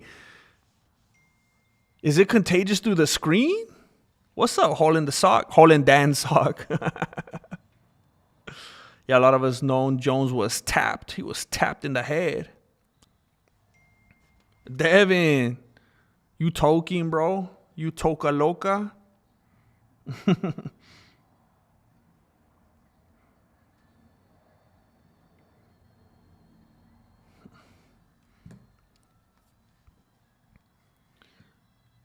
John Anik predicts 6 or 7. Okay, John Anik. He's trying to go viral on TikTok. John Anik predicts 6 or 7 title fights at UFC White House. John Anik thinks a record number of title fights could happen at UFC White House, even if it doesn't meet President Trump's prediction of near double digits.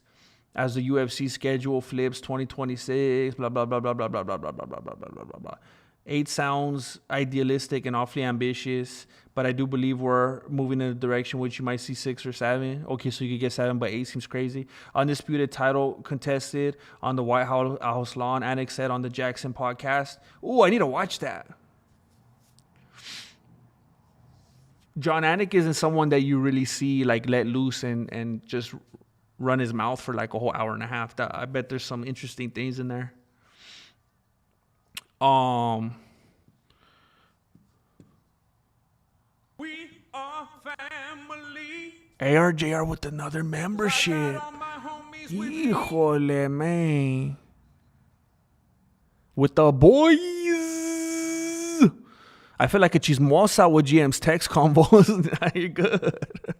You're good. I don't say the sketchy stuff out loud.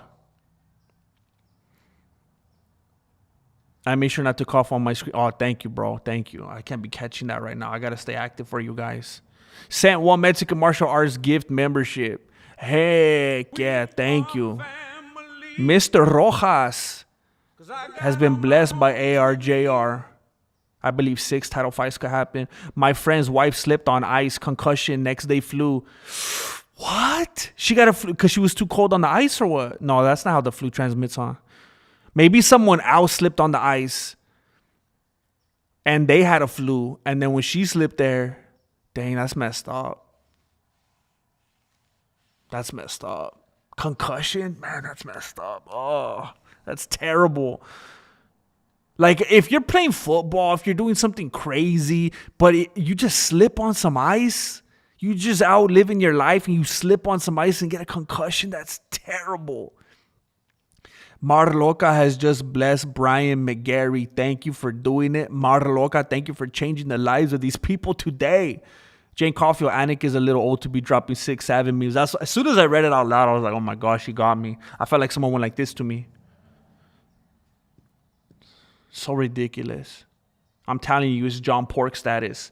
Chrissy J, Happy New Year. Happy New Year.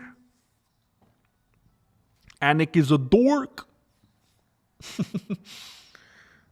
What else is going? I mean, there's just nothing happening, man.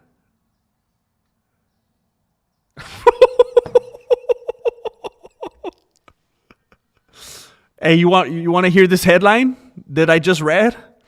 She's okay now. That's great to hear. That's just so terrible, man. If you put yourself in a kind of a situation where you might end up with a concussion, it's like, hey, I guess you signed up for it, but just walking around and getting a concussion is terrible, man. Having concussion with the fever and can't breathe out your nostrils. Oof, oof. You guys want to hear this headline? Alex Pereira and Tracy Cortez drilling together.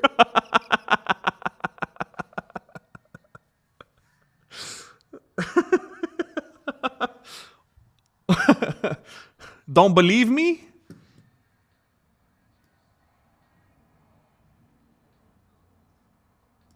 So dumb. Oh my gosh. Check this out.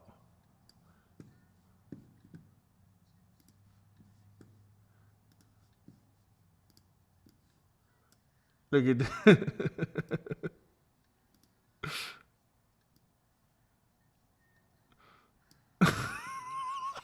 So dumb. Tracy will be dating John Anik next month. Oh my gosh, man. Dude, slipping on ice so common is crazy, especially as you get older. It's like number one. Threatened cold climate. Dang, that's messed up. Did that happen to somebody?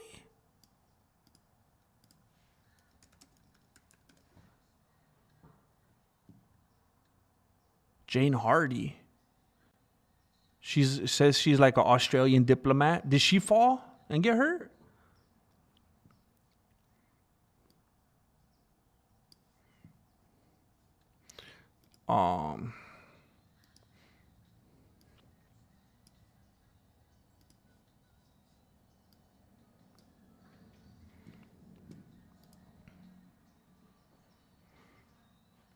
Oh my gosh. What the heck? Get this off my screen. Get this off my screen. Enough of that. Enough of that nonsense. Terrible. Joe Rogan named in criminal complaint against Ilia Topuria. Against? Oh. Joe Rogan named in criminal complaint against Ilia Topuria as UFC champs heads to court of violence against women.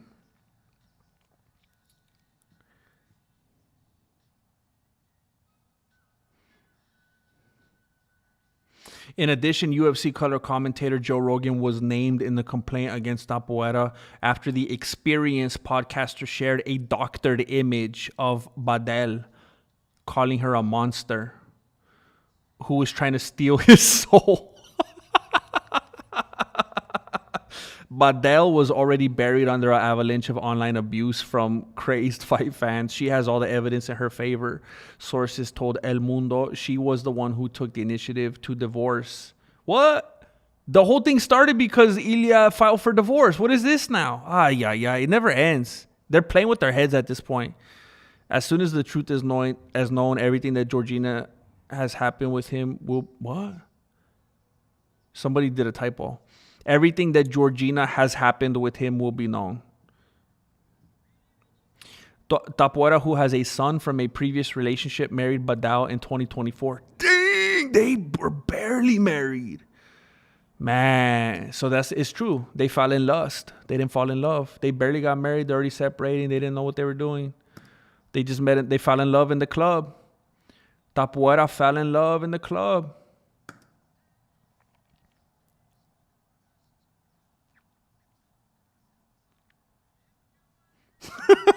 Look at this stupid.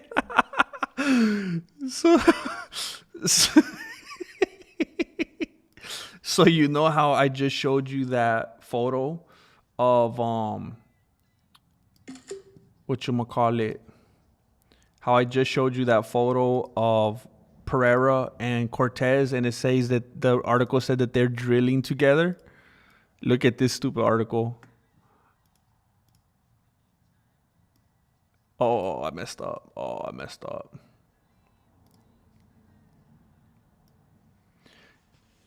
UFC should eye an interim champion. That's what you get with Sherdog. The UFC should eye an interim champion. No pun intended. This is cleverness at its peak right here, ladies and gentlemen.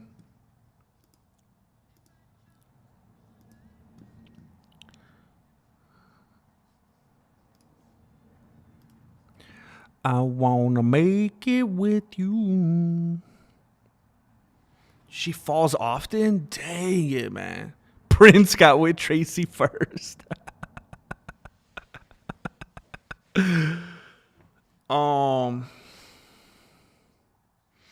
That was the most ridiculous fake KO I ever seen when Izzy fake KO Chama. Oh, snap. We're going deep Illuminati here. GM, you made my day when you said you like Rick Glassman. Dude is so unique. Bro. He's like us, bro. The way that his mind operates, I just feel like I feel so in tune. And I'm like, heck yeah. Every time he does a joke or something crazy and it goes over people's heads, I'm like, I get it. I love it. This is perfect. The dude's a genius. It's just nonstop. His brain. I love it, man. Heck yeah.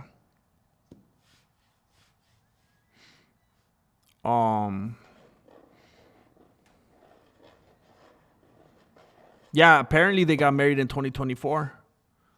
Fell in love in the club. Probably just went to the courthouse real quick. Done. Sign, stamp. Get out of here, sure, dog.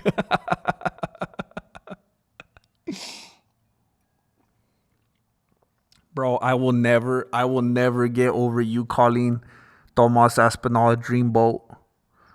I will call that fool a Frito boat before I call him a dreamboat. I cannot. We got different visions. Man, I don't understand it. That dude has like a pit bull face, doesn't he? If Tomas Aspinall was a dog, wouldn't he be a pit bull? Or what is it? What am I thinking of? Am I thinking of a pug? Pit bull. No, it's not a pit bull.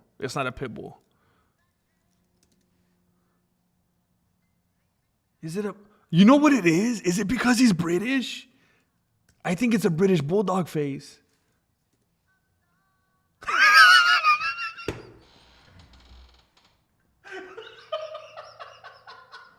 It is the British bulldog. Oh my god.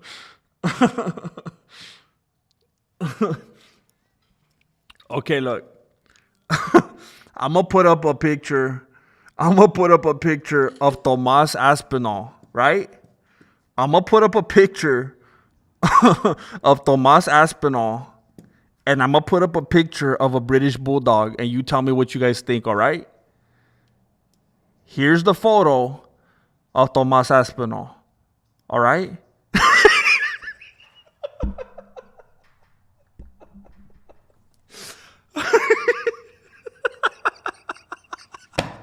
All right. I was going to say that's mean, but that's the point.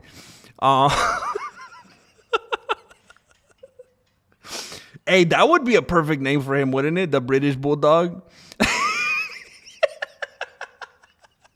Oh my gosh. Hey, if ARJR is laughing, I'm good.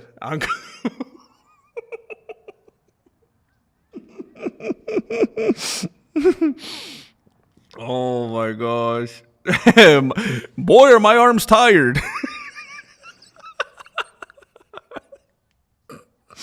Just like the non sequitur of it, bro. It's the best, man. I grew up reading like The Far Side and stuff like that. Non sequitur. I love that kind of stuff. Aspinall Pavlovich was a work. I believe it.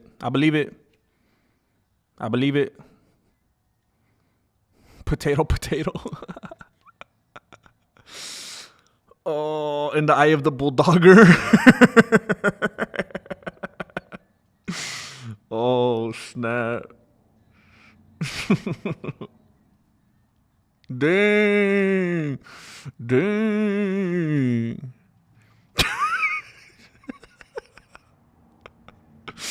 Well, I bet you would never guess. I bet you would never guess I crush on Virna Jandaroba,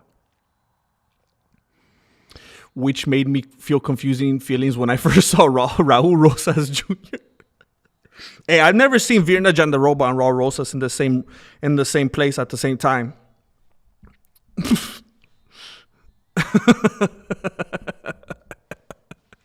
Or Rob Schneider. Thank you, ARJR. Thank you.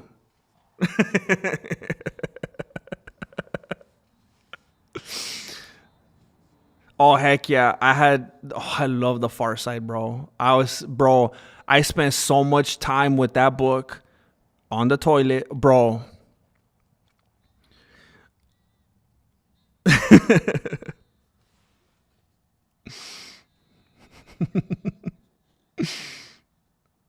Yup, calendar, everything, man. I had so many books of that.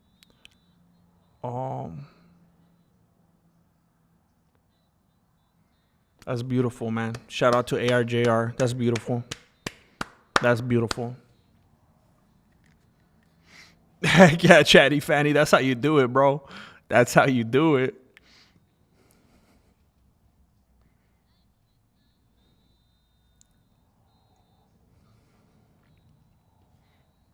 Jane's been having a fantastic day today, bro. It's been it's been an exercise of a day.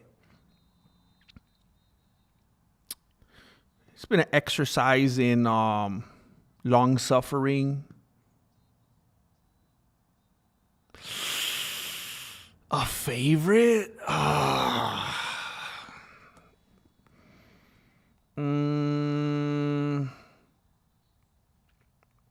Now, I don't remember if you were here when I mentioned this a while back, Melancholy. I actually used Rick Glassman's podcast as an example of like the content that I was making versus because Rick, like JRE, for example, Joe Rogan's podcast, or like The Fighter and the Kid or whatever. There's a bunch of podcasts I could put on and just close my phone and listen to him, and I don't even have to look at the screen. Rick Glassman, if I'm not able to carve out the time and sit there and watch it, I won't listen to it because I know I'm going to miss a ton of jokes because he does a bunch of stuff visually.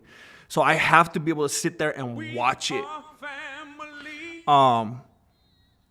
And I haven't watched it like in a few weeks because life has been kind of crazy. Wait, what the heck?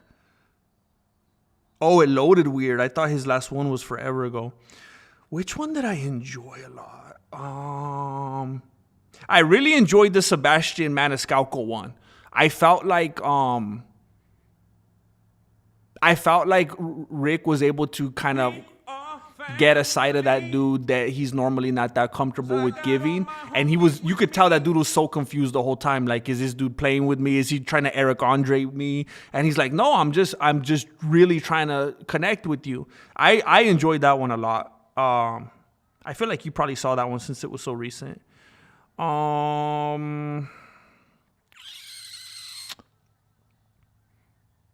Oh, you know which one I really, really liked? Oh, the Kevin Nealon one. The Kevin Nealon one was insane, bro.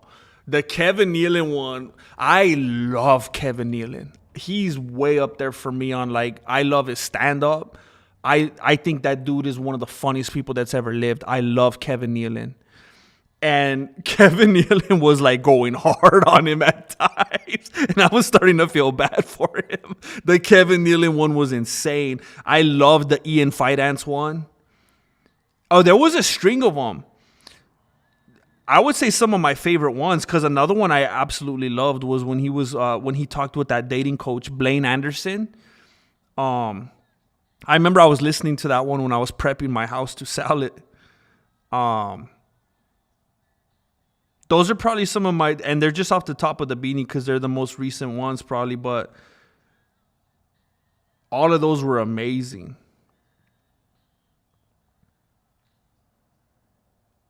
I'm just going back. Of course, the Harlan Williams, but Harlan's going to be amazing on anything, no matter what. Hey, I just saw a picture of Teddy Swims. I thought he was Jake Paul. Teddy Swims and Jake Paul are... have anyone ever seen both of them in the same place at the same time? ARJR with another membership. Thank you, bro, Montana. Mar Loca with another one, bringing that brown stuff into the mix. Thank you, Mar Loca. And I wasn't referring to you. I was talking because the dude that you brought into the membership, his name is Brown Stuff. And congratulations, Ches Mueller as well. ARJR with a kiss from a rose. Melancholy. I can't stand Christina Mariani. I can't stand her. I feel like she's fake. And it offends me. I feel like she's pretending to be like that. And I don't know why. Like when she comes on Kill Tony too, and she does this like, I'm so awkward. It's like, bro, you're faking it. It seems like a bit. I don't know. Maybe I'm just being judgmental. But I don't feel that way with Rick. I don't feel that way with other people that are like that. But her, there's something strikes me weird about her. She just seems off to me. It seems like she's faking it. And I've tried to like her because it's like she ain't going away. She kept popping up on Kill Tony, and then she's making the podcast rounds, and people are liking her. They're accepting her. They're bringing her into the family. She's part of the community now. I can't. I don't know. I thought the Blaine Anderson one was really good because Rick, the whole time Rick was treating it like if he had basically hired this lady to just teach him how to find love and like how to date. It wasn't even like it wasn't just like a normal podcast. It was like if he had paid for a session with her. It was so good.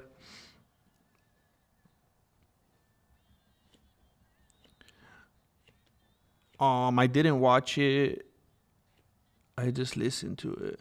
Yeah, bro, there's so much there's so much stuff he does visually. He's constant, like his faces, the things that they'll animate, he'll cut to certain stuff. It's nonstop, bro.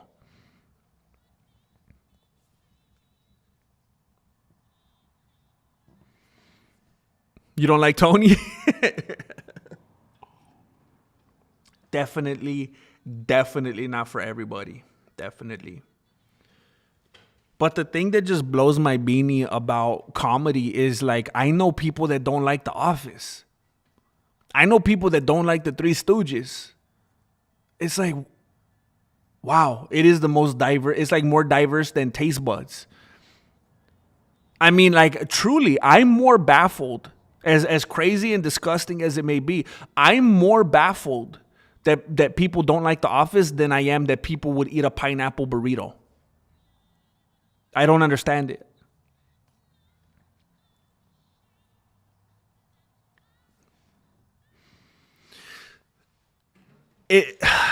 I mean, I respect it. I respect the opinion. But like when I'm watching Kill Tony and he's like cracking jokes at the people doing the, like during the interviews, or it's like he's so darn fast with it, man. It's sometimes I'll just say like, wow, like out loud, like that was quick. He says some super clever things, and like he'll bring stuff back around, and he'll do a bunch of callbacks, and it's like, oh my gosh, like that was good. And I know that his delivery, like the package of the whole thing, and like the way he talks and the way he acts, and he's kind of cocky and all egocentric and all that, it could be a huge turnoff. And it's kind of like when a homie hypes up some girl to someone else, and he hypes her up way too much, and then the dude sees her and he's like, oh, that's it? And it's like, well, you overplayed it, fool. You overdid it. You should have just let me see on my own.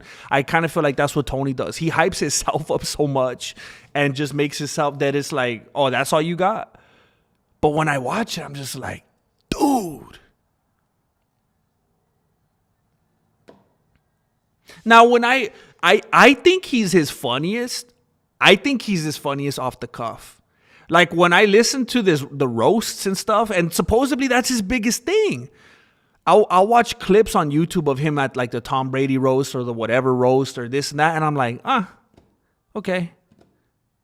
People could sit down and write that, okay. But when he's just going off the cuff, when he's on the panel, dude, that's his best stuff. And I feel like that about everybody. And I've said it too much. You guys have heard it a ton of times from me. Like the super popular comedians out there, I think they're way funnier when they're going off the cuff on their podcasts than when they're on stage. I just find that stuff funnier. It seems more organic. I could 100% see why you say that about Mariani. She does seem like she's faking, but I think that's kind of the point, because Rick picked up on that and was suddenly exposing it. Oh, dang. See, Rick will be vicious. Rick kind of throws me off sometimes because he's like hilarious, bro. But he'll also be vicious and just expose you. And I couldn't get through that one. I can't stand her. I didn't finish it. I don't even think I got a quarter of the way through. I couldn't stand it. But I might have to watch it again if he was actually trying to subtly expose her and be like, oh, you want to play this game? That's hilarious. Jane just said she doesn't like The Office.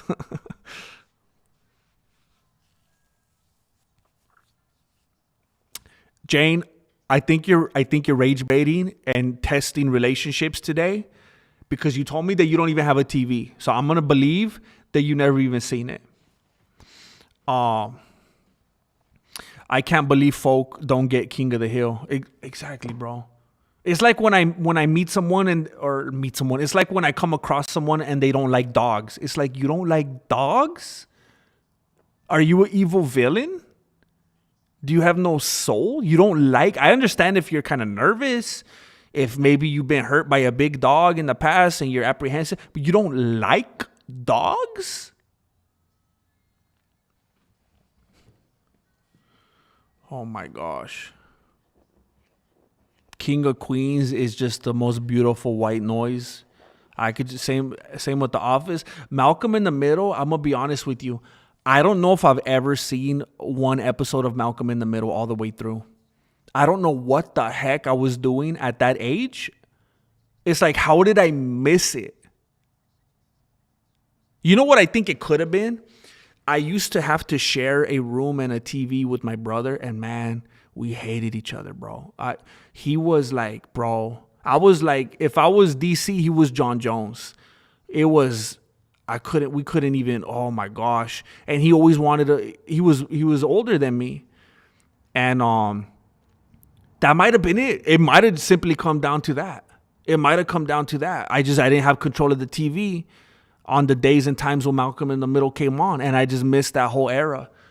Because it always looked hilarious. It always looked genius. I always thought I want to see it. I just never had the opportunity. But now I would just ankle pick them and take control of the TV. Bro.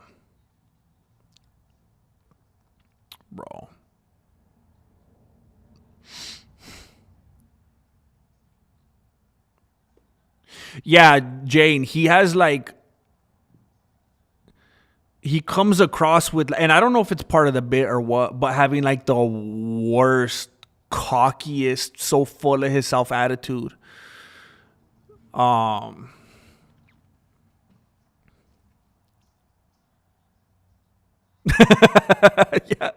Careful. Yeah, Jane like is she hates everything I love today.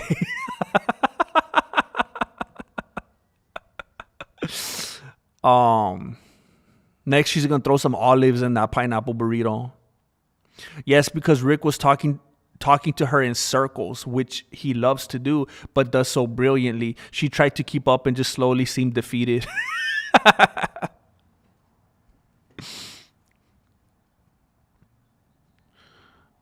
Aw. Yeah, I need to watch it, bro. What could I watch Malcolm on the Middle on? What platform would that be on right now? I've never seen it. All the things I've seen pop up, I've never seen that pop up.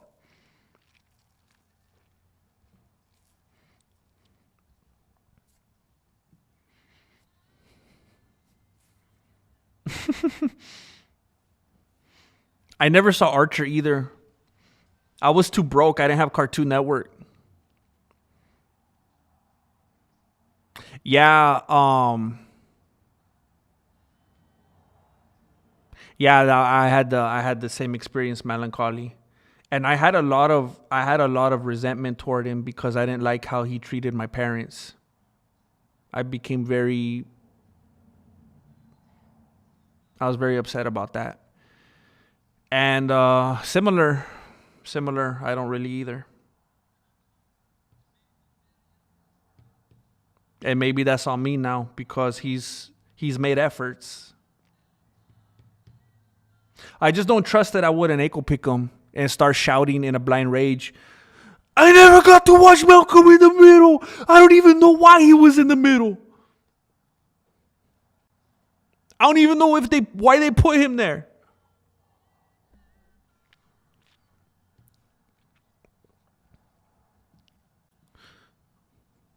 Jane Caulfield, I will tell you this. I remember when The Office came out. I had some friends tell me to watch it, and I tried watching it, and I was like, this is the stupidest thing I've ever seen. And it sounds so crazy for me to say now. I can't believe it. I was like, this is dumb. And I turned it off, and I went and I watched Scrubs. And now it's like one of my favorite shows of all time ever, if not the absolute clear favorite. And it was just because I gave it another chance and another chance. I'm pretty sure the first 1 or 2 or 3 times I tried watching it, I was like, yeah, I still don't get it. What the heck? I don't get it. And then maybe one time I happened to see this clip that was like, oh snap, that's that show? Maybe I just need to get past the first 2 or 3 episodes. And then I've even seen on like fan channels and stuff, people that actually really love The Office, where it's come up like the first season. And I don't agree with this now. I could watch episode 1 and be laughing hysterically. But I see the sentiment expressed a lot that the first season was rough. and it's hard to get through. And it did. This is true. That Michael Scott's character dramatically changed in season 2. They literally made him different. They wrote him with a different disposition and type of character. They made him be a totally different person, and they made him more vulnerable and relatable and stuff like that. It's a total difference between seasons 1 and 2.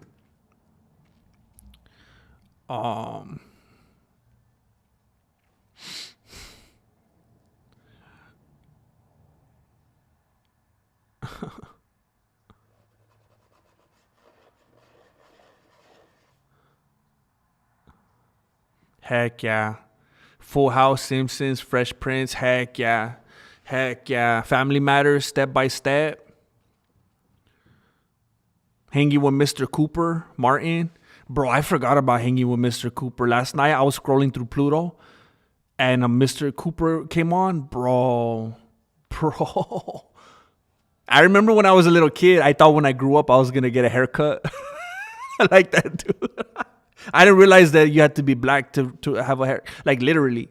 Like just the way that you can't just cut your hair like that and it's gonna, like, you have to have the right kind of roots. No pun intended. Let's move on.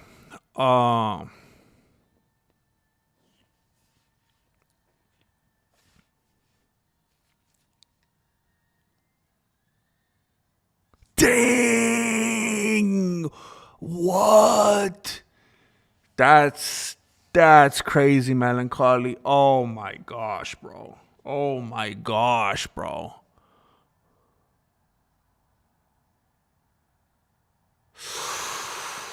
Ooh. I'm sorry to hear that, bro. I'm sorry to hear that that's the type of atmosphere that you were living in, man. Dang it. Hey, the fact that because that's one little example. That is one little 5-second example of your life.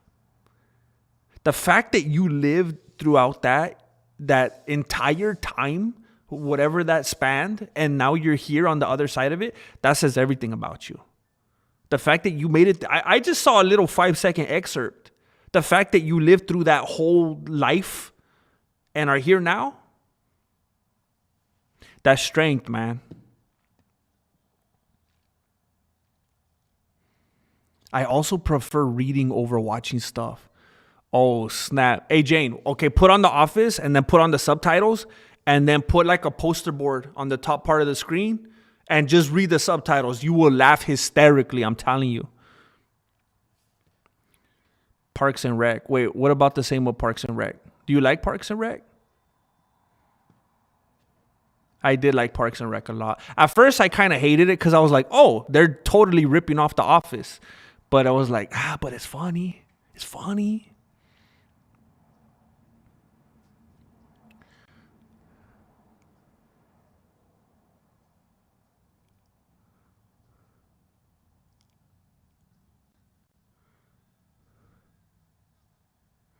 Wait, what did Lord Racer say? Isn't what Office Space? I want to see if I remember. Man, how far back was that?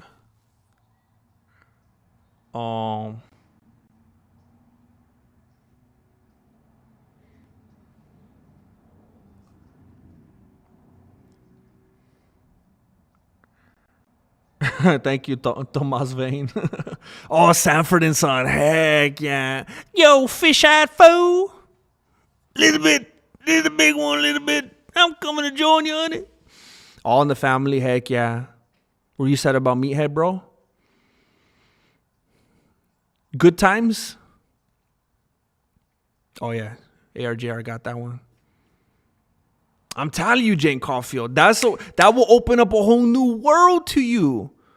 You know how sometimes, do you guys ever hit the wrong keystroke on your computer and then the robot starts talking? Do you want to have the voice assist? I don't even know what I push. And I always get freaked out that I'm not going to know how to undo it. You know what I'm talking about?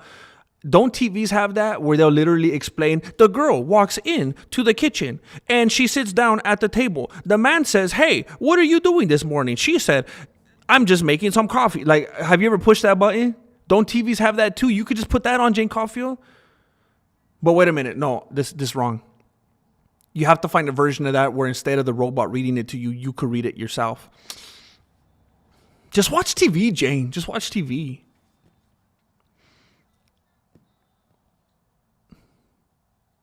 Dang, Chrissy J, you don't like The Office?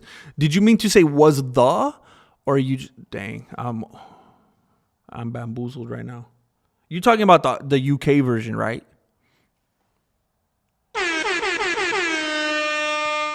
Oh, Arrested Development is a masterpiece. Arrested Development is like watching Rick Glassman's podcast. Like, you better turn off your phone. Just clear your schedule. You need to focus. You need to take notes. I ain't buying a TV, but if it's on at my in-laws, I won't go home. Oh, there you go. That's a good hack right there. Oh, heck yeah. In a good way. It has to be, man. Has to be. That's good. It shouldn't be recognizable. It's beautiful. Oh yeah, you took my stapler. My stapler. My stapler, my swing line stapler. Cake, I didn't piece of cake. I didn't get a piece of cake. You said red stapler, that's Office Space, not The Office. Someone getting The Office, someone getting them mixed up. Okay, even trade. You finish your DPS reports. Yeah, I'm gonna need you to come in this weekend. Yeah, I absolutely hated The Big Bang Theory. I thought it was garbage. And I feel like most of the show was, I feel like when they were writing the show, most of their typing was insert laugh track here. Like, that was the bulk of the show. It was terrible. I hated that show with a passion. My lady has been watching Two Broke Girls. It's so bad it makes me angry. Dang it. And isn't that the brainchild of Whitney Cummings? She's the the executioner producer. How do you say it? She's the executioner producer on that show. Mission: get Bane Jane's in-laws into The Office. Yeah, it was terrible, man. It was terrible. How did that dude go from Roseanne to The Big Bang Theory? What a fall from grace. What a fall from grace. Have you ever seen clips on YouTube of shows like The Big Bang Theory when they remove the laugh track? It feels like what I would assume like an acid trip would feel like, man. It's scary. It's actually scary. 2.5 Men, heck yeah, way better. First 8 seasons after, yeah. Before Charlie Sheen went and flipped the menu over. Yeah, ARJR, yeah. All the guys are just drooling idiots and dorks and losers and incels and they need a mommy around to tell them what to do. Yeah, everything. I forgot when I was in high school, I used to get sent to RC all the time because I would go, I can't really do it right now. I don't want to freak out the neighbors. But I would laugh like SpongeBob. I think with some practice, I could bring it back. I used to do it really well. Really well. I had a stretch of time where I was a little bit disruptive. Two Broke Girls is also annoying because it blatantly promotes. Oh, I didn't know that. Not subtly, very obviously. Interesting.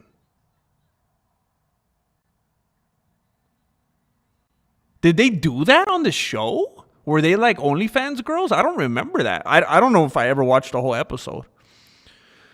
Friends with the laugh track is insane. Oh, yeah. I mean, I do. It's a guilty pleasure. I do love Friends. I do love it. It's nostalgic for me because I was in that era. That's what it is. I'm sure. But they are terrible people. Mexican hyena. I really want to watch that SpongeBob movie.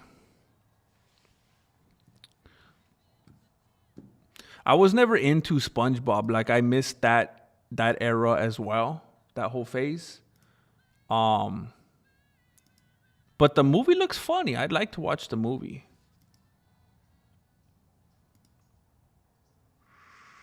Um, what is happening here?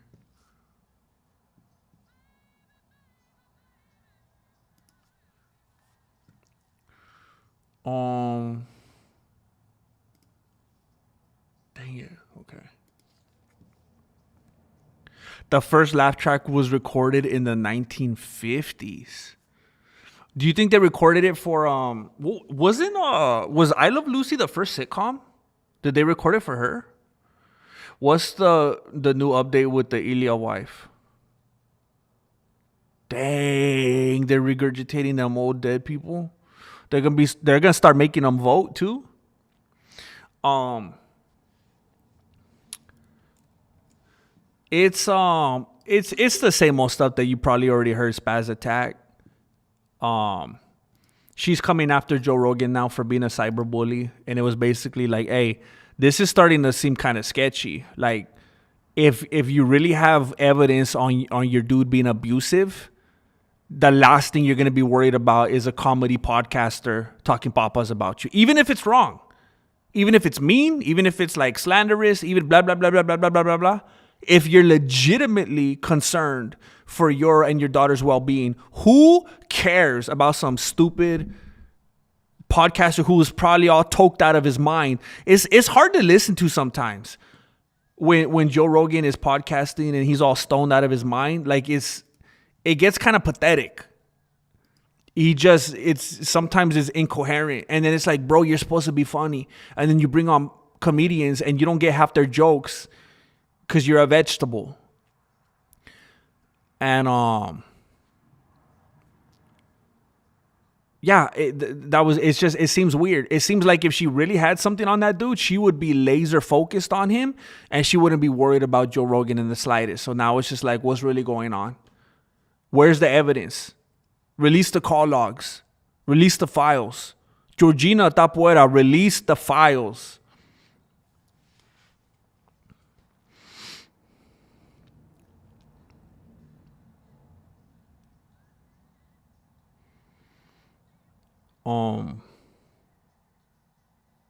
Oh yeah. I mean, who was it? Oh, it was a dude it was one of the best friends that I ever had. It was a dude I used to work with. I've talked about him before on the channel, on the members tab. I remember one time he said something very interesting to me that I realized was very, very painfully true. He brought up because he knew how much I love the show Seinfeld. And he brought up how Seinfeld is like one of the most, like the character Jerry Seinfeld. And some would say the real guy as well, probably even more so. That the character Jerry Seinfeld is so, would be so disturbingly unlikable in real person, and no one would ever want to be friends with him or know him. But when you just watch him as a character on TV, it's humorous and entertaining. And I just thought, that's so funny. Like, that's weird how that works. And I feel like we could do that with a lot of people. Like, I like to watch Kill Tony. I think he's very quick. I think he's clever. I think the comebacks and all the stuff he goes off the dome, I think it's hilarious. I find it to be entertaining. But I feel like I would want to punch him if I was ever in a room with him, because he seems like the most insufferable type of dude ever. Just like I enjoy the Cosby Show. Not sure I want to be in a restaurant with him, you know? So I totally get it. It's weird.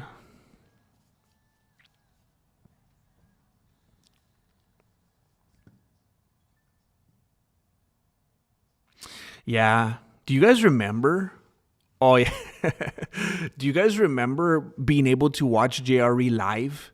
It was like, that was like the chill zone before like what we're doing right here. It's like to be able to be there live in real time, communicating with people who are watching the same thing as you are, talking about what's happening, referring to certain things that's actually going on right in front of your eyes, right? Like, it was a whole different atmosphere. I feel like he acted differently, had different people on. There was no sort of agenda. He wasn't attached to this or that party. Didn't have to. It was just good old fun, just shenanigans, just laughing, just interesting things. It's It's disappointing to see where it headed, how it feels now. I watch like one out of every 20 JRE episodes probably. Before I wouldn't miss a single one. Before, I was so committed to not missing a single JRE episode that I would literally play one on my computer and one on my phone. I would just listen to both of them at the same time. Just like if I was sometimes you're in a situation like a birthday party or something. There's like people just talking over each other. It was just like I'm listening to two conversations at once. I was doing double time just so that I could consume all the episodes without missing anything.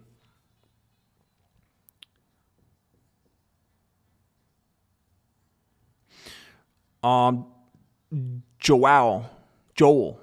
The segue from serious talk about your bro to ankle picking and screaming about Malcolm in the middle was too smooth.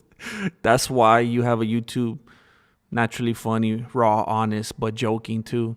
Bro, I'm going to screenshot this. Sometimes I screenshot very nice comments. And then when I'm feeling down on myself, I'll read the comment. And it'll make me feel better, bro. It's my therapy. Thank you, Joel. That was very kind of you to say. Very astute observation. I appreciate it. You could have kept that to yourself, but you shared it with me and made my day better. Thank you, bro.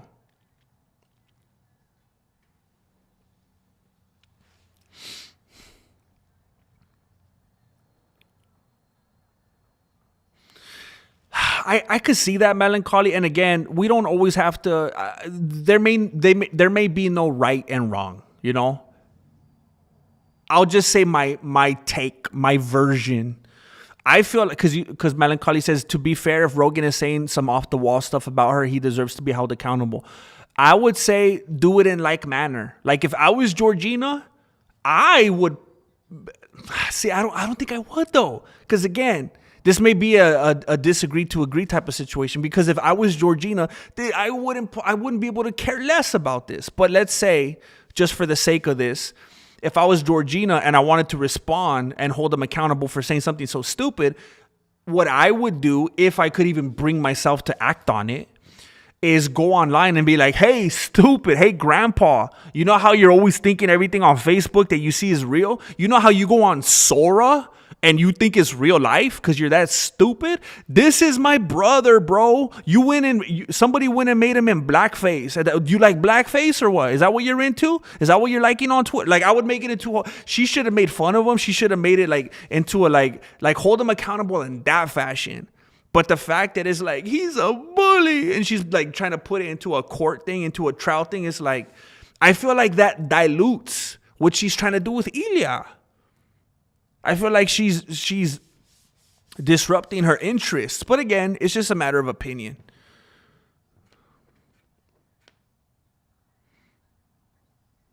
Dang. I guess that's a guilty pleasure. I never looked at it as a guilty pleasure.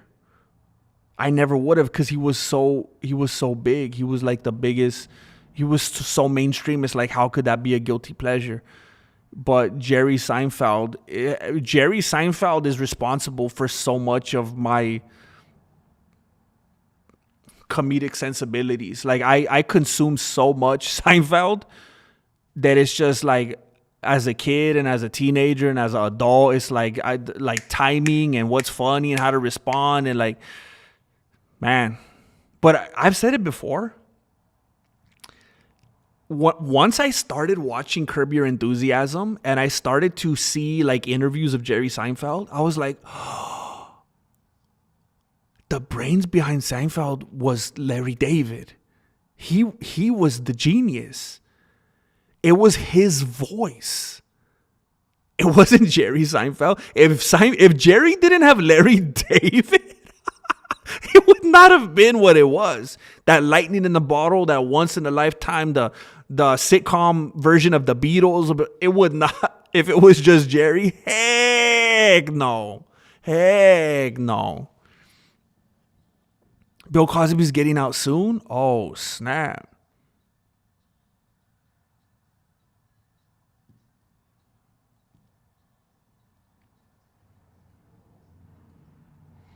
Diddy deserves to be R. Kelly's cellmate for life. Is that bad though? Because you kind of say that like it's a bad sentence. Like, would Diddy mind? Like, I think he's getting out in like 4 years, isn't he? But like, let's say he was doing life. Wouldn't he rather do it with R. Kelly than some rando? They could harmonize together in there. They could drop an album in there.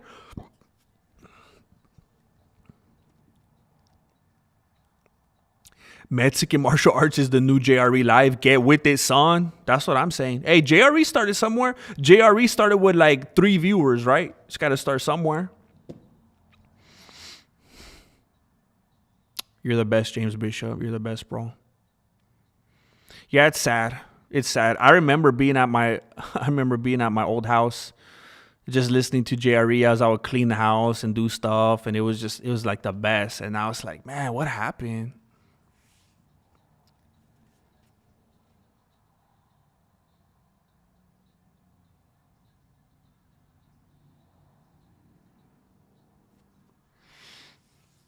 You fight cheap.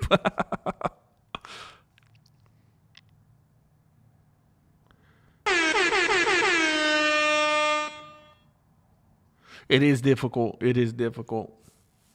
All that wetness, you don't want to get it onto your device.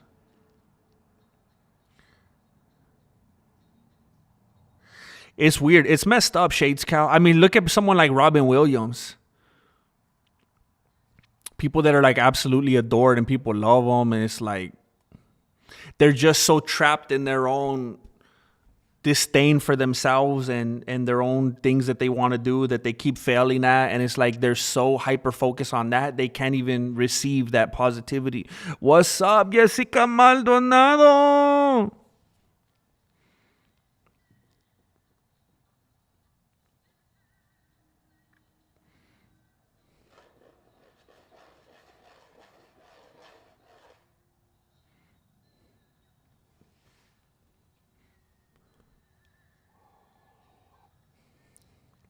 I mean, it was a guess of mine when I saw, because again, like I said a little bit ago, sometimes I have to express opinions as if I'm a Ilia Topuria fanboy, as if I'm a Georgina Topuria fanboy.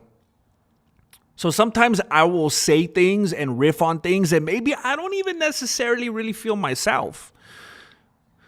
However, when I first heard that she was like adding it to the list or whatever, I don't even know what it is, for trial, for court, for a deposition. I don't even know what it's called. I was like, this is probably her lawyer, because that's their job. It might not even have been her. Maybe she caught wind of it. Maybe someone sent it to her, whatever. But I did think, this seems like a lawyer move. This is probably the lawyer. When you're just able to just build this avalanche of stuff, it doesn't hurt. It could potentially help that there's been this narrative by like the biggest podcaster in the world, and now he's adding this backing and support to this villain that's abusive. And I mean, bro, look at what Amber Heard was doing. If you could make the judge, if you could make the jury sympathize with you, forget the abuser. It's just all about how that person, I don't want to sound insensitive, just very plainly and objectively, I'll say, a lot of the time when you're dealing with the situation like that, it's all about, and this is just matter of fact. This is just the way it is. That's the way the system is. How much sympathy can you gain from the people who hold your destiny in their hands? And if you could make yourself seem, let's say you are a victim. She very well may be an actual genuine victim and he's a monster. Hey, cool. Congratulations. Let's play the game now. You're going to court. There ain't no room for sincerity and just telling the truth. You need to manipulate the jury. Get over it. Maybe you have a good conscience. Maybe you're one of the nice, most good-hearted women that's ever walked the earth. You're in court now, okay? You got to manipulate the jury and the judge. You have to make them feel sorry for you. That's just part of it. That's not being insensitive to a victim. That's not being insensitive to somebody that's dealt with abuse. You are in court now. I don't care if it's a civil suit and you're disputing over if somebody owes you rent or if it's about abuse. When you are in court, you are trying to gain the sympathy of the judge and jury and get them on your side. You got to manipulate. You got to do your hair up. You got to wear a bumpet like that lady that killed her baby, and she was always trying to look all nice looking in court. Didn't you guys ever see how the pose that they would do when she'd come to court looking all nice and her makeup a certain way and her clothes, and she would do her hair? She would do good in the pose. And then when she would come different, they're like, nah, she's guilty. Haven't you guys seen that? Was it Casey Anderson? That's the thing.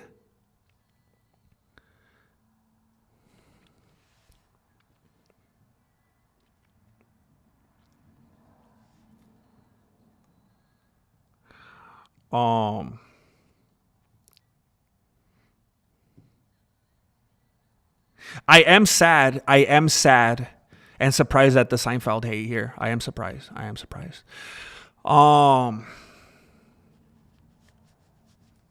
Grandmaster was talking jokes about that chick. Should she sue him too? Hey, when I put her photo on the thing, I was like, hey, if she's that desperate that she's going around suing YouTubers, maybe she'll put my channel on the map. That's why I just put her photo. I boldly put it. I was like, hey, maybe I'll show up on MMA World that she's suing me now. Let's do it. Let's go for it. If she's going after all these other randos now trying to build her court case, maybe she'll put me on the map. Dang, Manchurian candidate arc. I wouldn't put nothing past at this point, bro. I wouldn't put nothing past. Watching Curb Your Enthusiasm is what made me realize it was all Larry David. Same here.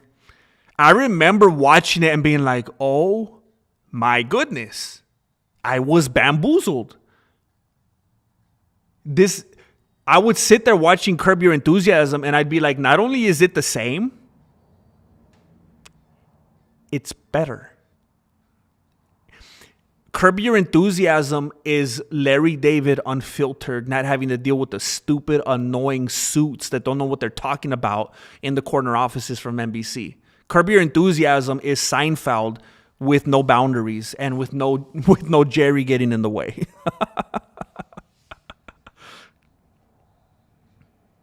Jerry was just the perfect dude at that time to be the mouthpiece. Because I believe it. Larry David could not have been that character at that time on that series with Elaine and he couldn't. It wouldn't have worked. Jerry, for whatever reason, had that right look, that right 90s look, the right inflection, he was the perfect guy to voice, to be the mouthpiece for Larry David's voice. R. Kelly already dropped the Jailhouse album? No way, bro. I'm absolutely going to listen to that when I go in the house right now. Heck no, bro. Heck no. Did he really? R. Kelly jail. No way, bro.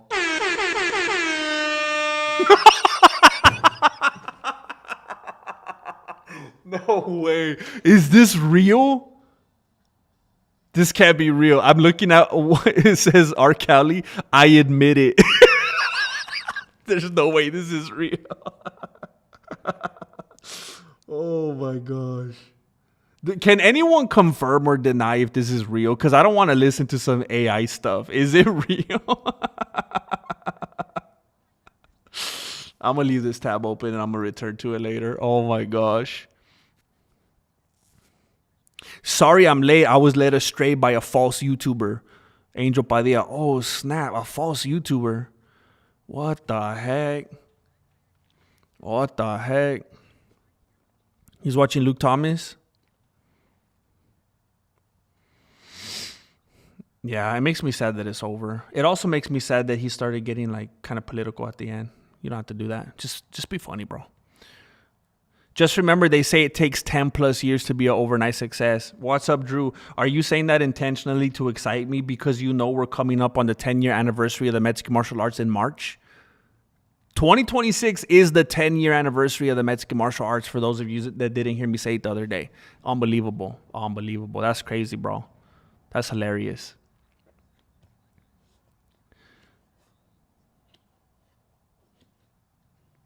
Are you talking about Les Charles or no? He's like the tall guy with long hair, right? And he always like wears shades and a hat.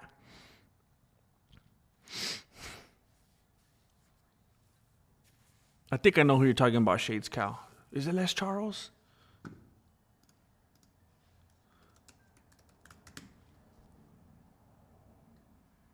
No, that's the dude from Cheers. What the heck? I feel like the dude that you're talking about, I think he either has David or Larry in his name. I remember one of his first or last name had one of those names in it.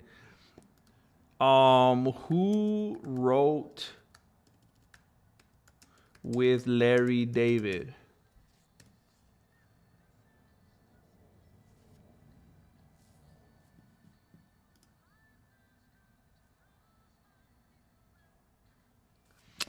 Dang it, why can't I find it?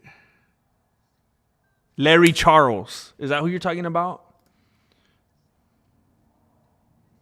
Oh, but the name I'm seeing here is Jeff Schaefer, a longtime collaborator on Curb Your Enthusiasm, where Larry David generally writes a story outline for every episode, which actors improvise around. Huh.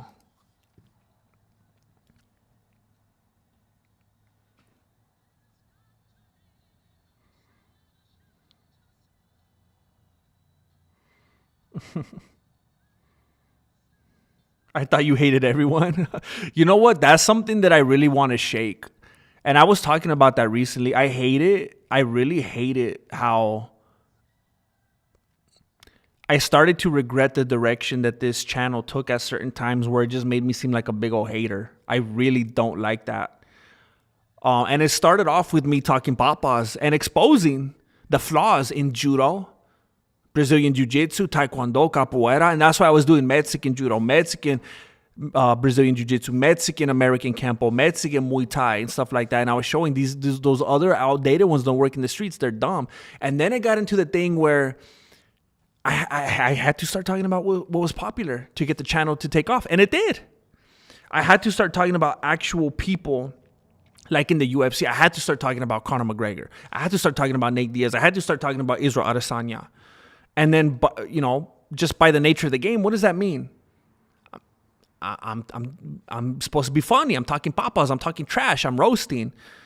But what does that mean? I'm constantly putting people down. And I don't love that. I don't want to be known as the negative dude, just always chopping people down.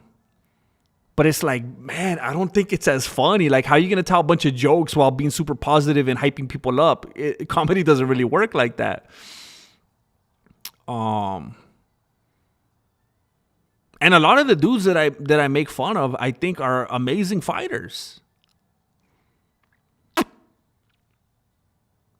Dang, the dojo keeps me honest. I would be a Tapoera fanboy if it wasn't for the dojo. Oh, shoot. Thank you, Chase Cal. Much love, bro. I appreciate that. Heck yeah.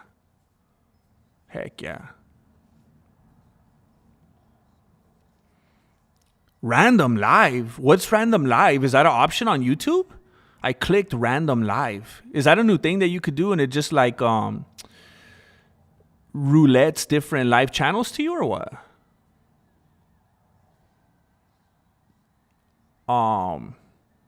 You know what else I've been thinking about? Yeah, Casey Anthony, that's who it was. Something that I was thinking about doing is experimenting with doing some vertical live streams, because I think YouTube is really pushing those. Where you know how like people do live streams on like TikTok and Instagram and stuff like that. They look like YouTube short style. I wonder if we'd get even more traction if I did that.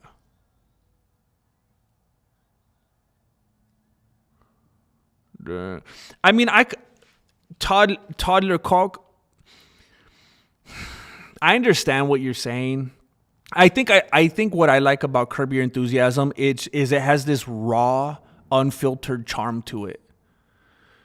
But what Seinfeld has is just like different levels of organization and structure and refining and polishing, and because they just had a whole different workflow, way more bodies in the loop, and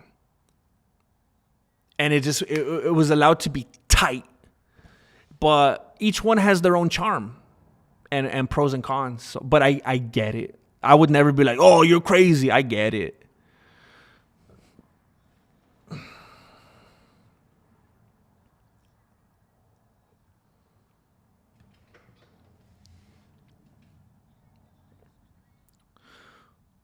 GM walks into court and says, good luck getting blood from a stone. And we be outside with torches and pitchforks. What the heck? Is that a famous quote from something? Good luck getting blood from a stone is an expression that describes a futile or nearly impossible task, especially when trying to obtain something like money, information, or cooperation from someone who is unable or unwilling to provide it. Bro, that's a deep cut right there. I don't even see that being like from a movie or anything. Is that just like a old passed down adage? That's good, bro. I could just see myself right there looking up at the judge. They got me in chains.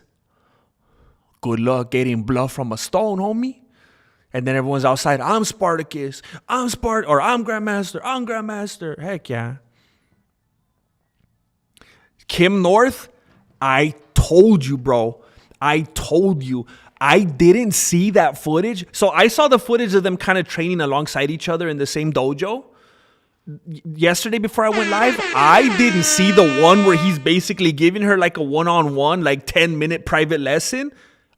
I couldn't believe it. It's like I need to make a whole video just about that. I couldn't believe it until I saw it. It's exactly what I said. He's trying to reverse engineer the Rose Namajunas Pat Berry situation, or she is. She's trying to find herself a trainer.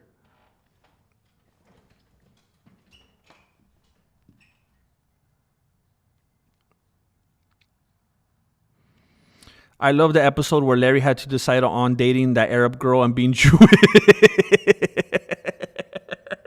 Is that the one? Because didn't that span a couple episodes? Is that the one where he had a blanket? The blanket. Is that the one? Yeah, where she had like there was like a chicken restaurant or something. Yeah. Hey, much love. Only one, only TV. Much love. Shout out to Afghanistan, bro. Shout out. Shout out to Afghanistan.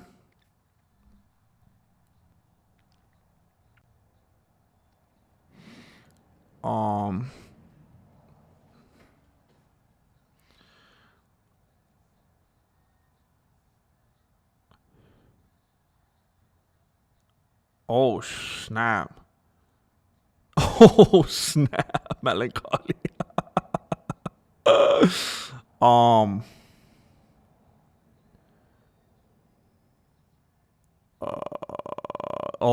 shoot. How are we celebrating? Oh, shoot. I didn't even think about celebrating.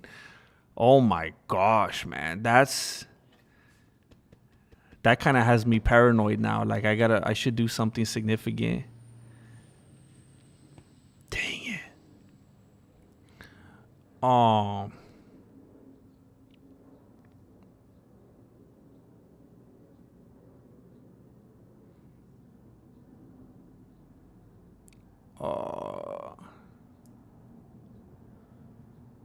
heck yeah. He came on Rick Glassman?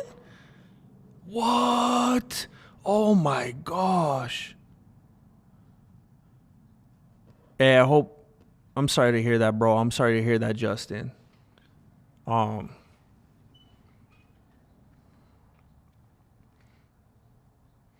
sorry to hear that, bro. And I'm also sorry to say, bro, I feel bad now, Justin, because I literally got a text message from Marilena right now.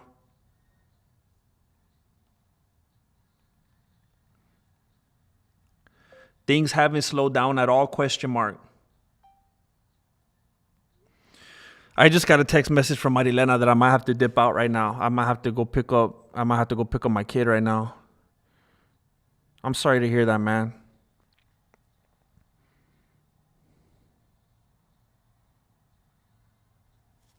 Just clicked on a random live. What the heck? Hey, Toddler Cock, have you ever been here before? Like, no disrespect. Maybe you've been here for like 10 years and I don't want to come at you like that. But are you like a Mexican martial artist? Have you been here for years? Or is this the first time you ever been on this channel?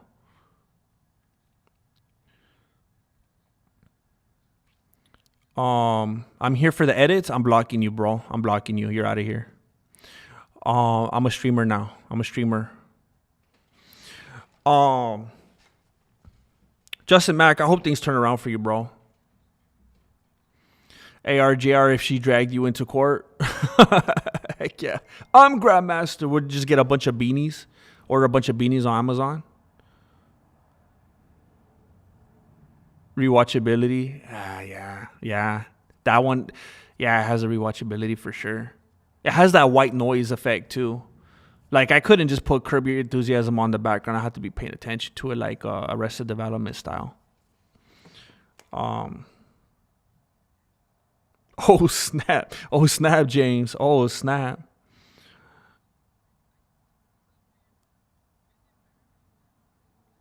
Oh, that's amazing, bro. Hey, Toddler Cock.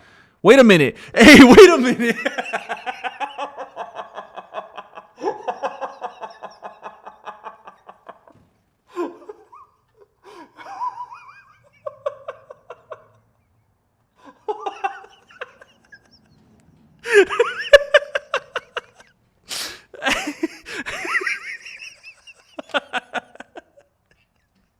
Hey, why didn't nobody tell me?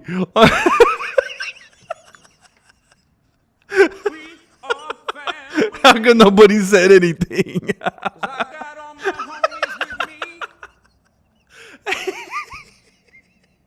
Hey, I feel like Michael Bisping right now.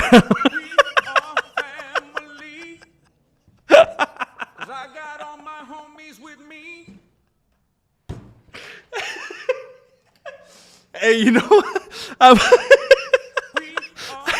I'm always so good at that, and people never get me. People never get me.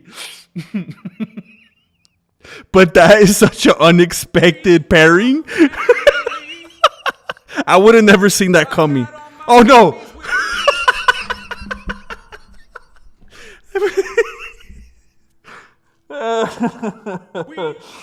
Oh, I'm gonna get arrested. Oh, they're coming after me like Joe Rogan. Oh my gosh. Oh my gosh.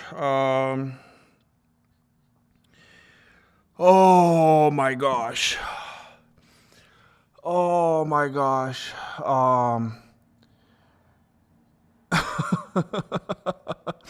Well, either way, TC. I'm very happy to hear that. It always makes me very happy to know that my channel is still findable. I always think the algorithm wants to bury me. Leon Enriquez, thank you very much. He's been on a little bit of a hiatus. He's been out there making ramen. And then he comes back in here and boom, throws down 5 memberships. I appreciate it. Thank you very, very much. Thank you, Leon. I kept saying his name too. I was trying to be polite. It just rolled off the tongue. Oh, that doesn't sound right. That doesn't sound. It didn't roll off my tongue. It was nowhere near my tongue, bro. What you trying to do, Chrissy J? It was nowhere near.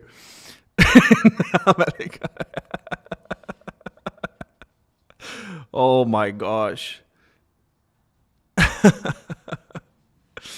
Oh my gosh. What's the count? Oh my gosh. I don't want to close that R. Kelly tab because I need to remember later to listen to that album. Taller stuff rolling. Yeah, heck yeah, man. What the heck, bro? Y'all are gross. Hey, you're the one saying it was rolling off my tongue, homie.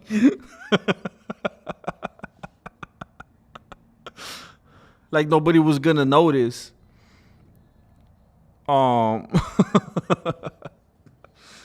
All right. Yeah, you guys are cochinos, man. Bunch of cochinos in here. I wanted to go to this restaurant one time with Marilena, but she wouldn't let me go because it was called La Cochina. She started to get nervous. Don't lump me in with that, Chrissy. Don't you put that on me. What's that from? Isn't that Talladega Nights? Don't you put that on me, Chrissy. From toddler to not closing R. Kelly tab. Oh my gosh. Oh, snap. Oh, snap. We had a little bit of a dip. Oh, snap. Okay, it's fine. It's the circle of life. It's the circle of life. We are at 1184. We are at 1184. But we have never, ever been closer to our goal of 2 million members today. We have never been closer to our goal today. We are at 1184. Hey, look at to be above 1,000 for this stretch of time, to just keep staying above 1,000 is a huge feat. Huge feat. That's a bigger feat than Shaq's feat. That's huge. Not bad at all. Not bad at all. Keep that green dream going. Oh, what the heck? It changed that fast?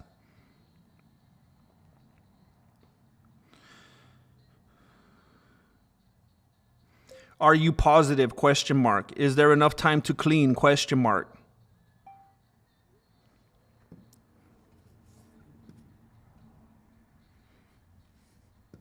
I'm going to ask you guys something. And sometimes I feel bad for doing this because I feel like maybe I shouldn't let you see how the chorizo is made. And maybe it kind of ruins things. But also, we are family because I got, dang, TC just retracted a message. That message must have been next level bad if TC retracted it. He's an Anunnaki. Wait. 2 million, we so close, bro. We've never been closer today. Julio Rodriguez. Julio, yes, Angel Padilla, with a self-inflicted membership. Julio Rodriguez heard 1184 and he said, chale, 1185. I see you and I raise you. 1185. Thank you, Julio. Coming in with that intentionality. I appreciate it. Oh, Shaq is Anunnaki? What the heck? I thought he was a Freemason. Julio, I'm not sure if you're already aware of this. If you go to my membership on my homepage, my YouTube homepage, the membership perks tab up at the top, you will see I think they refer to it as a buttload of content. I upload new MMA videos every single Monday through Friday. I am so prophylactic. It's crazy, bro. No one else is at this level. Monday through Friday uploads, not even public on the main channel. It's for your eyes only. So there's a bunch of stuff back there for you to see.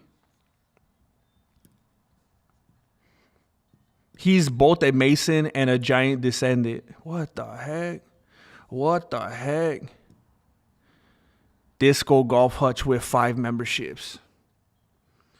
Disco Golf Hutch with 5 Mexican martial arts memberships. Just slanging them. Just slanging those memberships out like if it was a disc. Like if it was disc golf. Just slanging that frisbee into them chains like nothing. With eyes closed. Doing spinning circles and stuff like that. Throwing it between his legs. Throwing it around the back. Throwing it vertical style even. Which is frowned upon, I believe. Thank you, Disco Golf Hutch. Angel Padilla snipes. Angel Padilla snipes out Pete Cook 6590 and says, if I go into that green zone, I'm taking you with me. Pete Cook. Thank you, bro. Thank you, Julio. I appreciate it, man. I appreciate it.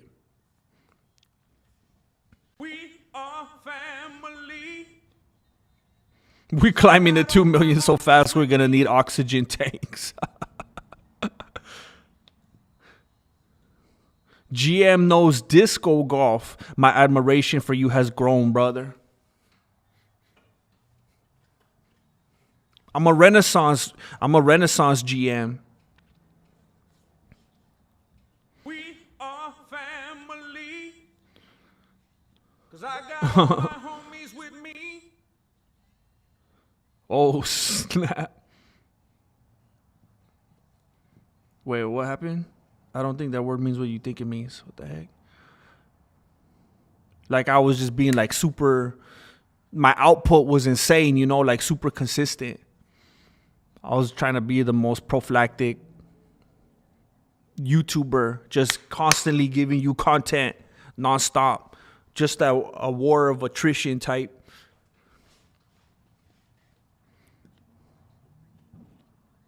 Dang! See, I learned something new today.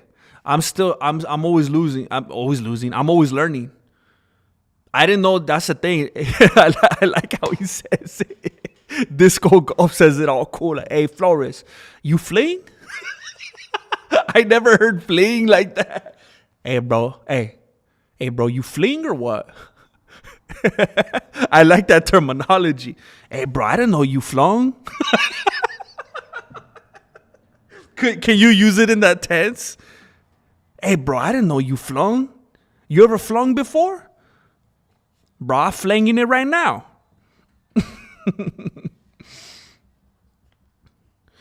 I can't believe she's suing Joe over an AI photo, Uncle Jesse. That's what I'm saying, bro. That's what I'm saying, bro. She's trying to sue him over something fake that was a misunderstanding on like a comedy podcast. The layers to this is insane. But there are some people who are understanding what she's doing. And they think that she should be supported and that you should believe all Georginas. I think it's ludicrous.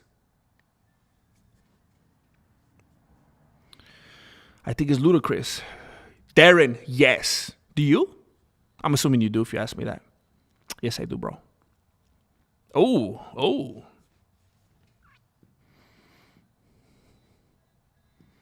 Prolific. I think that's like the UK pronunciation. You know how UK people always say things a little weird, like a little different? Like they'll spell flavor like with the U in it. ARJR721 sent a membership to Cozy. Congratulations, bro. He throws throwing plastic. Look at these phrases, bro. Hey, bro. Hey, you fling? You fling or what? Man, I throw plastic all the time, homie. This sounds like a Key and Peele sketch. Hey, I'll be back in 20. I gotta go fling. Me and the homies gotta throw some plastic. I like this terminology. Fling, sling it, flung it the other day. Oh my gosh. This reminds me of Flaco. I'm training.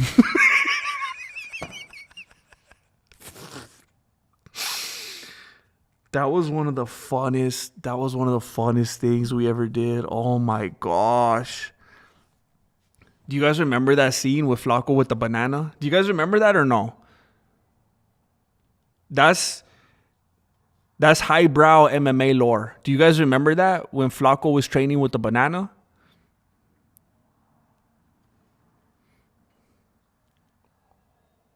Heck yeah, Darren. Saturday. Oh, is it Catelico?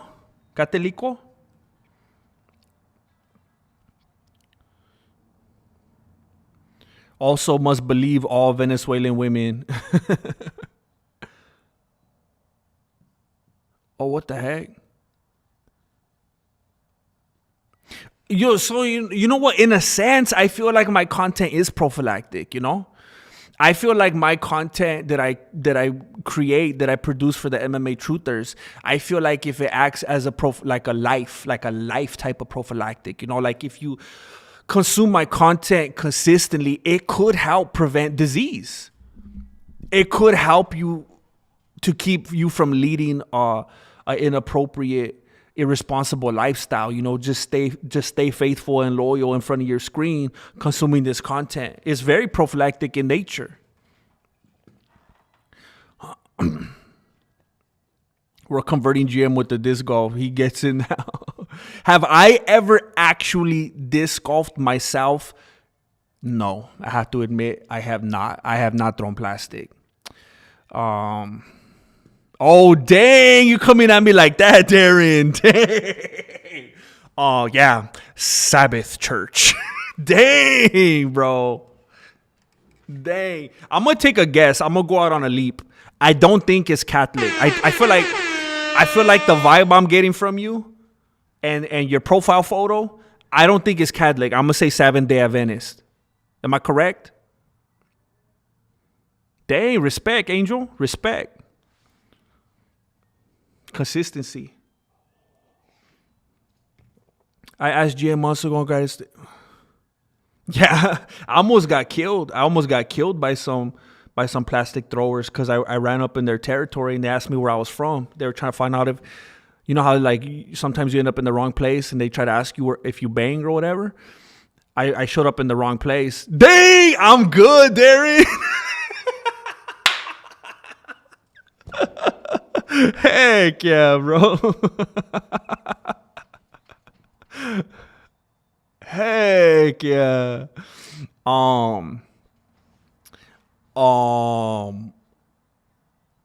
They ran up on me and they're like, "Hey, you throw plastic?" And I thought they were trying to get me to throw my Ridge wallet at them. I thought they were trying to get me to throw my plastic, like my credit cards at them. And yeah, long story short, that's not what happened. I accidentally meandered onto a disc golf course, and we almost had some problems. Leon, and back then, I was coming at. To be honest, I was coming at him disrespectfully. Because it wasn't, after some conversation with Disc Golf Hutch and stuff like that, I feel like maybe, I've had like a newfound respect and stuff, but they were trying to talk to me about their disc zone, about the course and this, that. I mean, like, oh, you talking about your little frisbees, homie? I don't see no discs. I ain't see no CD-ROMs around here. I ain't see no Olympic type style. I see some cute little frisbees, bro. You want to throw some bean bags too? You want me to go get my what the heck is it called now that I'm trying to go on a little run here? You want me to go grab my boomerang? We'll play some cute little picnic games out here. Talking about disc. That's a frisbee, homie. I play frisbee with my golden retriever, homie. But now I have respect. I just didn't like the way he came at me. Leon Enriquez, a prolific prophylactic, has to be made of some practically protracted plastic GM. Tough rubber.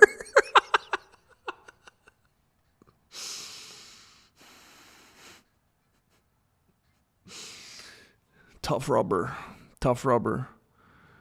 To delay sensitivity. This is going too far. Leon Enriquez, I believe you are correct. It sounds like you're reading the back of the back of the packaging, beautifully put. Tough rubber. And again, I stand by it. I feel like this is what the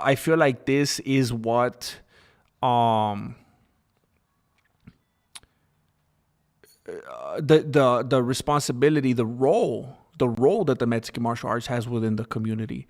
That tough rubber, that tough love. You need tough rubber for tough.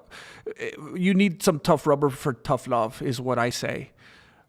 Tough love calls for tough rubber, so that you understand the metaphor. I want to keep this community disease free as far as meandering into the likes of Luke Thomas and these other pitfalls.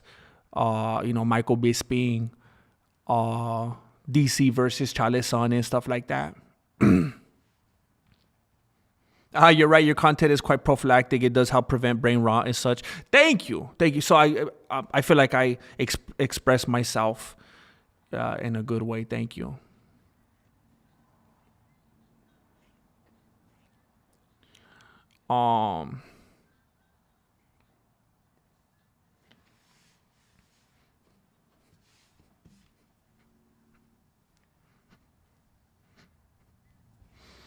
You might get here as soon as I'm trying to leave, bro. I'm trying to get out of this. I'm trying to get out of this hole, bro. I'm trying to move to Montana. What in the world you want to go to Califas for? I mean, I guess if you're just visiting, if you just want to see the ocean or something, but bro, it's a hole, bro. It's a hole in the desert with a bunch of taxis. It's a hole. It's ironic. It's a hole, but they go down that hole and they find you when it's tax season. It's tax season all year long. Don't make me grab my boomerang and didgeridoo. That's how they get down in Saskatchewan. Oh my gosh. Oh my gosh. Hey, but Jay Smith, is rainwater dirty? It's got to be like one of the most clean things, no? I remember I would love it. I would love it when my car was just filthy. It was just a disaster. And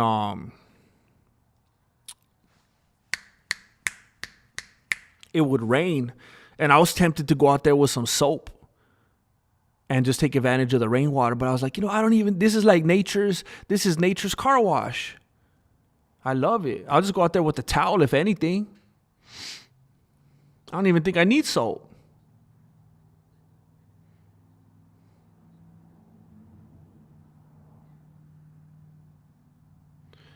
Yeah, that's something I could get behind, Darren. I refuse to say your last name, by the way. I refuse to say your last name because I think you're playing with me. You know what's going to be really messed up? If that's literally his legitimate last name and now I've just offended him because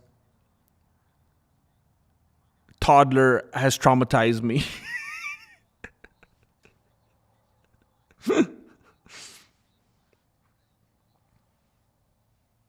Oh, it's moldy?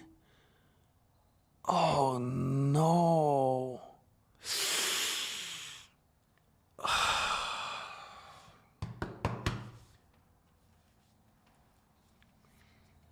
That's terrible, man.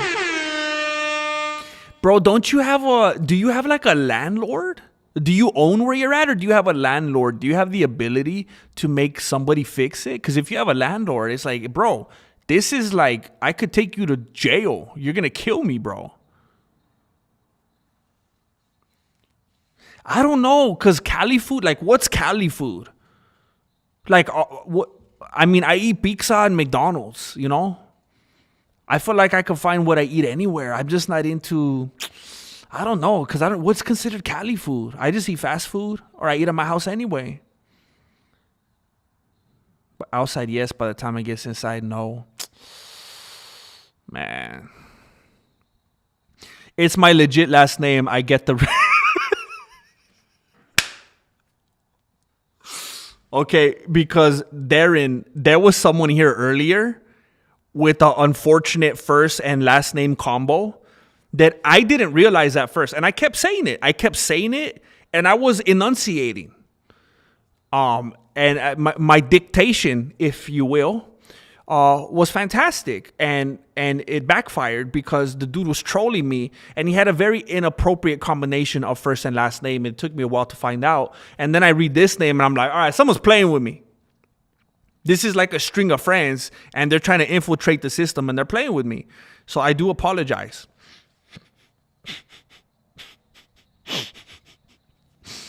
It was just, the timing was uncanny. Cali food equals Mexican food. Oh, I hate Mexican food. I don't like Mexican food. I own my place, unfortunately. Dang. Do you have insurance on the place? Never mind. I shouldn't say anything. I'm going to get caught up like Joe Rogan. I shouldn't say anything. Please don't eat McDonald's, man. I watched that documentary, Super Size Me, and it made me hungry. It was one long commercial. I'm afraid of the gators, bro.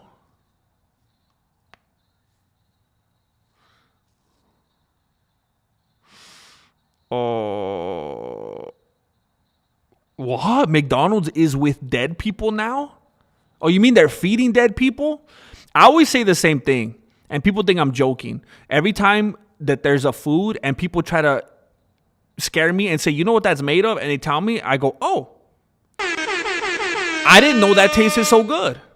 So I would have to say, hey, I wouldn't have guessed that people would taste so good. I just learned something new today.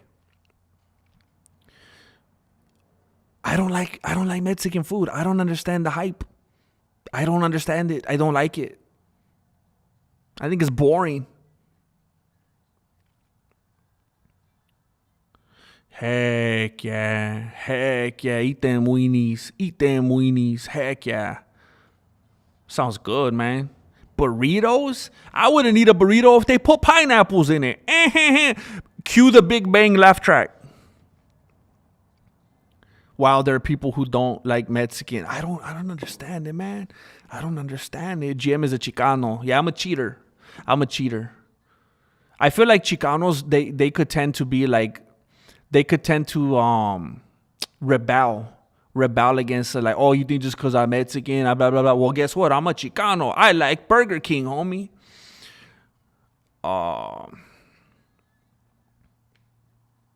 I love cheese and meat and sauces, so I love Mexican. Cali burritos are delicious. I have had a what they refer to as a wet burrito. By the way, if it ain't a wet burrito, get that out of my face. I'm gonna choke on that dry thing. I don't understand. I've had a wet burrito with like the what is it, like the chile verde and the cheese and stuff, and it has like a chicken one. I've had a couple of those that it's like, all right, I could get down with this. But those dry burritos, I feel like you're trying to feed like am I a prisoner? Well, this tastes like prison food. Todd is Julio. No way. Wait, you just exposed him? Is that toddler? How do they do that? I don't understand how people go in and out and change their usernames. I never understand that. See, Chinese food is one of my favorite foods. And I feel like you can find that pretty much anywhere.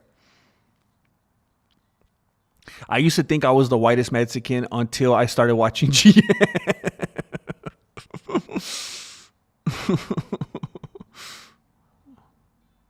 Thank you, Salty Jew. Gators, do you sleep in the water, Grandmaster? I just feel like I've seen videos and stuff. I feel like they'll just come right up your driveway and just like jump through your living room. They make me nervous, man. Make me nervous. McDonald's is evil beyond your belief. Tell me what you know, bro. If you got some kind of inside information, it may sway me. What's going on? The results of Super Size Me were never able to be replicated. You'll be fine, GM. Heck yeah, bro. It's just like they say the same about evolution. It's the same thing. It's the same pipeline.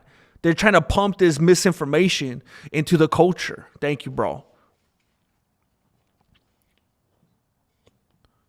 Thank you. Heck yeah. I stand with Angel Padilla in the drive-thru line. Super Size Me, Doc, was the best McDonald's advertisement. For real, bro. I sat there watching it. I'm like, hold on. I got to press pause. I got to go get a Big Mac and a 20-piece.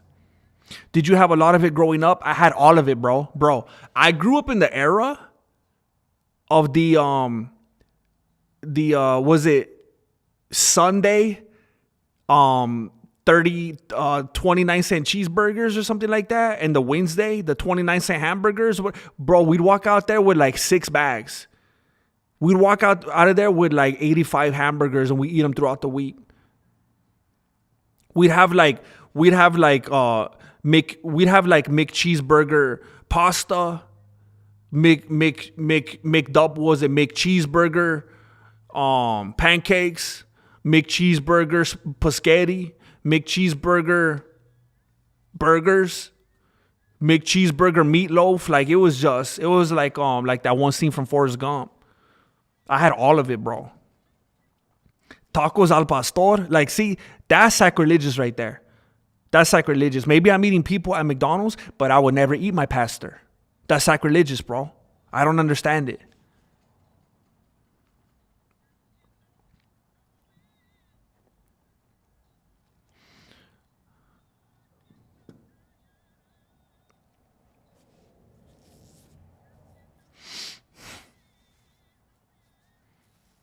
And the supersized me guy died.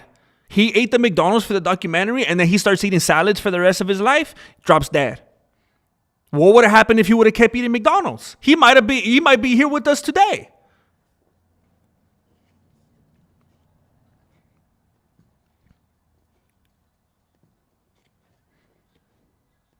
I'm Mexican and I'm not a fan of Mexican food. Heck yeah, bro. Love Japanese food. That's what I'm talking about. Give me that teriyaki bowl. Give me that teriyaki bowl. I like upside down pineapples. Oh, snap. Oh, snap.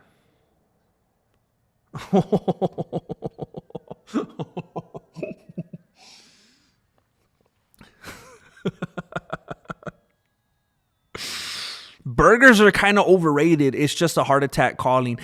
Wasn't that propaganda when people were always trying to make the general public think that red meat was bad for you? They're not actually bad for you, right? James Bishop. Birria burritos. I didn't even know that was a thing. A wet burrito sounds like an adult film. You guys know what You guys know what an adult You guys know, I always used to say that about that movie Stand and Deliver. Never mind. You guys know you have to know what that is though, right? A wet burrito?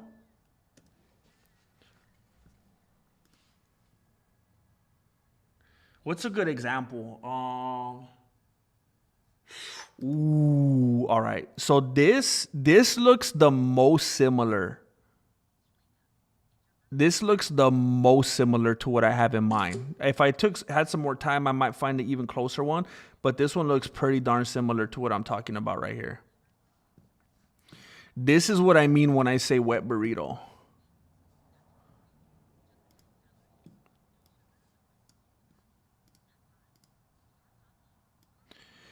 This is it. It just has a bunch of like the chile verde sauce and like cheese. That I could get down with right there. And I'm going to eat it with a knife and a fork. You know what? I'm sorry if that offends you. I'm going to eat it with a knife and a fork. Okay? Marilena always tries to make fun of me when I eat stuff with a knife and a fork. The other day for New Year's, we were eating sopes. My in-laws, they made a bunch of sopes and I was eating them with a knife and a fork. And she's like, what are you doing? I was like, I don't want to get this. I'm dropping stuff all over me. I tried it without it at first, but I couldn't. Randall says, I never get heart attacks. So Darren is saying McDonald's ain't even real meat. Other people saying it's from humans. Which is it? Is humans not real meat? What about Hannibal?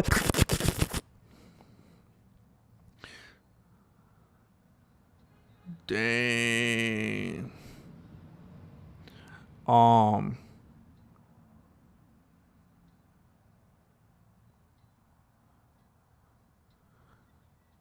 McDonald's is involved in kids disappearing. Human meat was found in their burgers. Entire chains had to be shut down.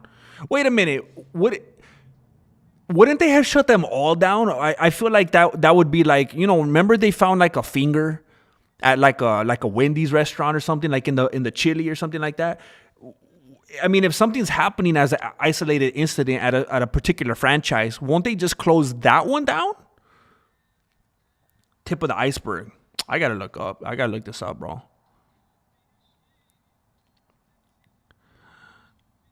I was a Taco Bell junkie in 2025 last year, 5 days ago.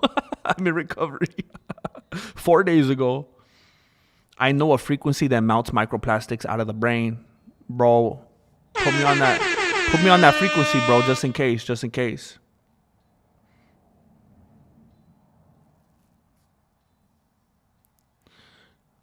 Oh my gosh. I thought I was all caught up, man.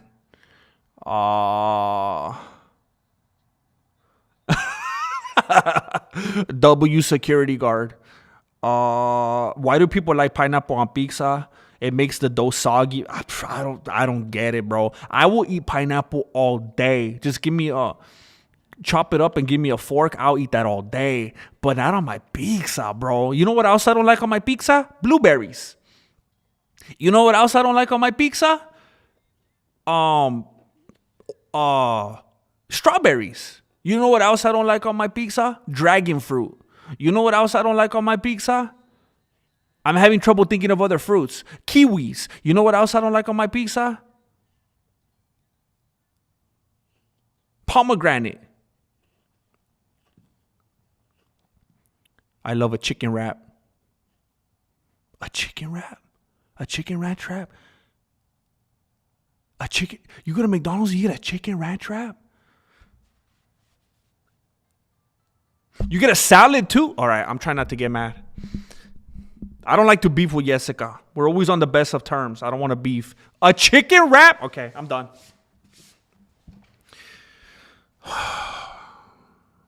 Favorite item at McDonald's?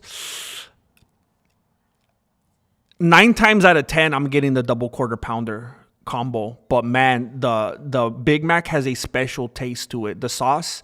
So I'll go back and forth from Big Mac and double quarter pounder. But almost always, whichever of those meals I get, I also get a 20-piece chicken nugget. And then I need to get more fries to accompany that because they don't like to put the 20-piece nuggets in a combo. So you got to get it separate. And then I got to get another soda, of course. And then I can't leave without a McChicken. So a lot of the time I'll get a McChicken as well. And it's like, man, I kind of like to have an order of fries per thing. And I already got one for the burger. I already got one for the nuggets. I think I need another one for the McChicken. I might need another soda as well. If you've been here for a while, this is no shock to you. I'm a healthy eater. In a sense, not in the truest sense. Because it's definitely not healthy, I understand. I don't know wet burrito, but it sounds icky. Ahogada? No. I like to eat. So when I was a kid, I used to eat tortas all the time at this one shop on the way home from school. And I would get the chicken tortas. Torta ahogada. What is that? That does not look appealing to me. It looks like a crime scene.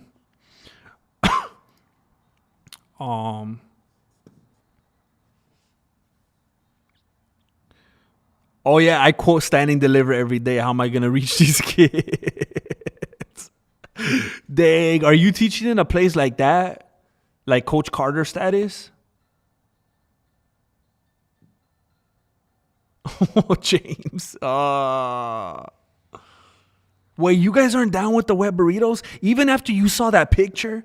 Even after you saw that picture, you're not down with the wet burritos? Are you playing with me? That doesn't look appetizing to you? You'd rather have some dry burrito that you about to choke on? ARJR. Is movie night Tuesday and what are we watching?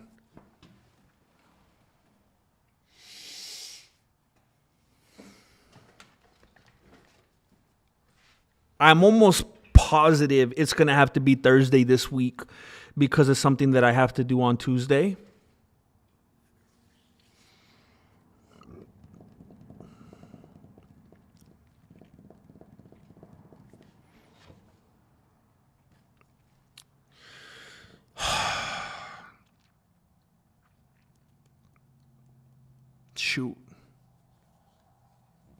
Shoot.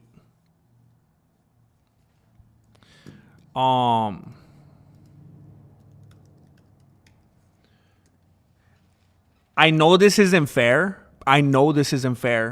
Because there's the vast majority of people that are here right now aren't even in the Patreon.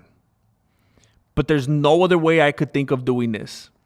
And I feel like there's 2 people that I need to honor and be fair to and hear your requests. And I don't know. I want to be as fair as possible.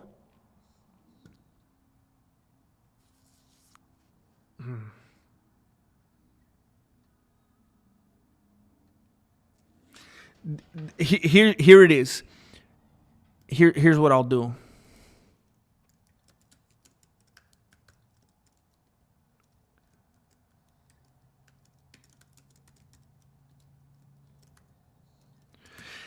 there's two choices. There's two people whose requests that I feel like I need to heed this request. There's two different movies, and whichever one doesn't win this week, that's going to be the one next week. It's come down to these two. And again, I know this seems unfair and illogical because the people voting here aren't even going to be there, but I feel like this is the easiest way to decide right now. For our next movie night, which is going to be on Thursday, it looks like, we're either going to watch Renaissance Man or Airplane. You guys cast your votes right now. And if you don't know what they are, I'm going to leave it up for like 10 minutes. If you don't know what they are, go watch a trailer real quick. Go find out what's what. See what you want to see. And then that's what we're going to do. And then the whichever one doesn't win this week, that's what we're going to watch next week.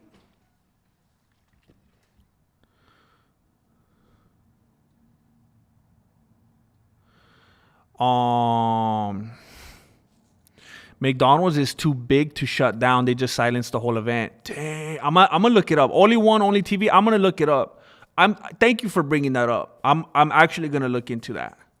I would have never heard of that otherwise. Yeah, Wendy's is nasty. Every like 7 years or something, I'll try it again and be like, maybe I remembered wrong, and I'm like, nah, it's nasty. I put cranberries on my... Okay. As if this stream was not already trying enough. Blueberry vinaigrette. Hey, what is with you in the blueberries? Come on.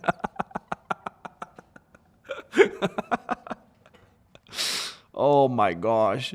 I'm eating pizza right now. No sauce. The only acceptable food is tomato. Brada. You're playing. Brada. There was a dude who killed people and turned them into jerky and sold that. People like it so much that a jerky company bought some and had it analyzed to steal the recipe. That's how they caught him. Oh. I'm going to look that up too. Hopefully I didn't buy some because I bought some jerky a while back. Oh my gosh. Taco pizza is the best. Are you talking about from Taco Bell? The Mexican pizza? I tried to tell her, GM, she doesn't listen about the chicken wrap. Do you at least get some French fries with it or something? Do you at least dip it in hot mustard?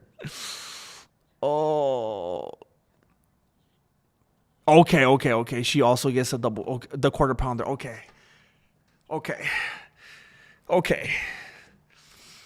It's always such an ordeal, and I know it shouldn't be. But every time me and Marilena go somewhere, we'll go to like a really good pizza place or fast food, and she'll get some kind of salad. I'm like, what are you trying to prove? Who are you trying to impress? Like, come on. What are we doing here? We're at fast food and you're trying to eat like it's slow food.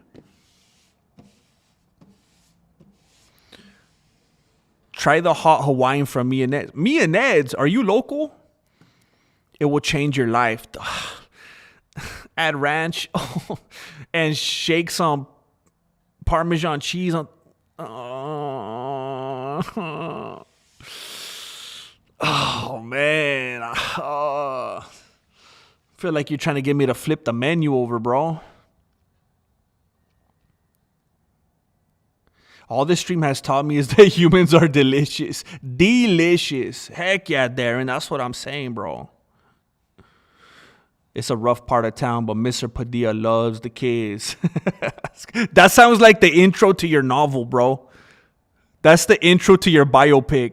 It's a rough part of town, but Mr. Padilla loves the kids. Stand and Deliver Part 2. I love McDonald's coffee, but they always mess it up, and I get so angry. Oh, that's why you got to just drink black coffee.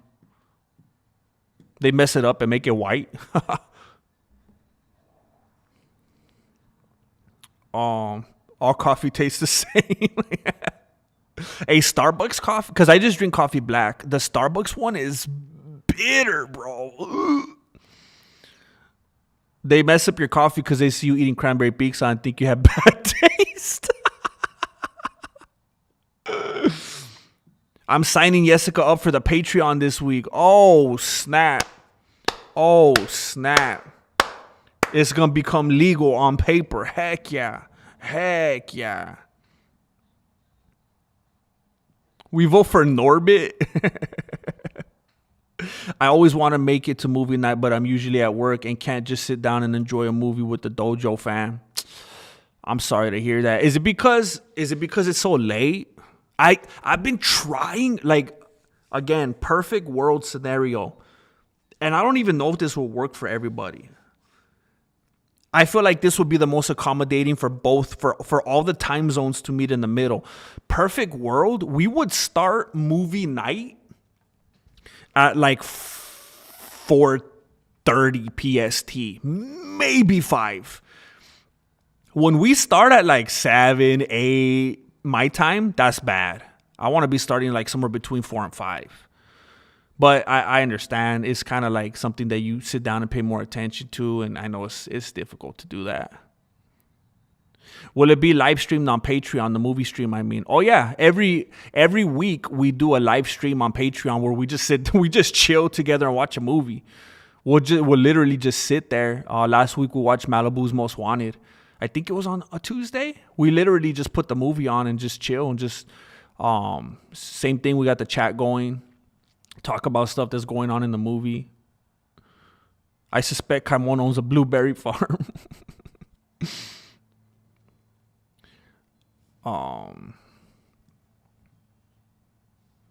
Yeah, Hardee's is like the other name for Carl's Jr., huh? Where I'm at, they call it Carl's Jr. And when it's fresh, it's pretty good, bro.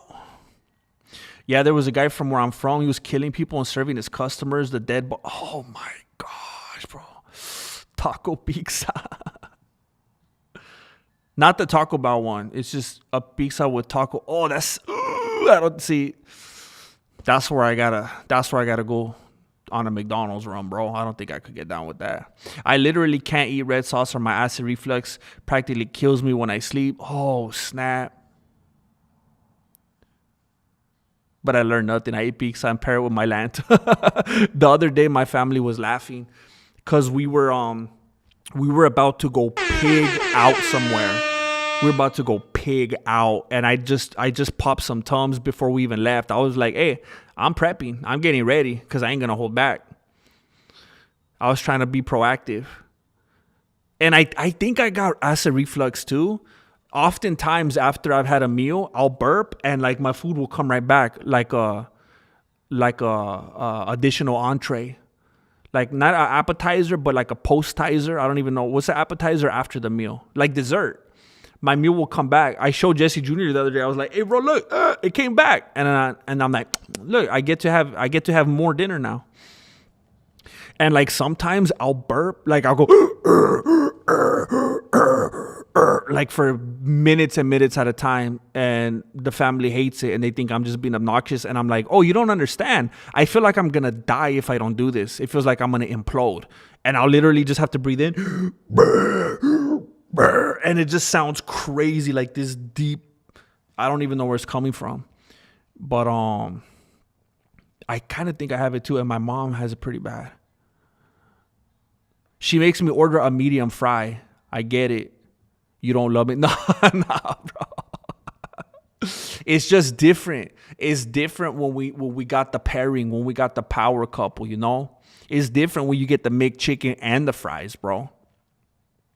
Wait a minute. She makes you order a medium. You mean like I thought you meant like additional. Are you saying instead of? Are you saying instead of getting large?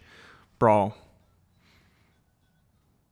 Every time I go to McDonald's, I'm going to get another one now just for you. You can live vivaciously through me. Every time I go, I'm going to get another order of fries.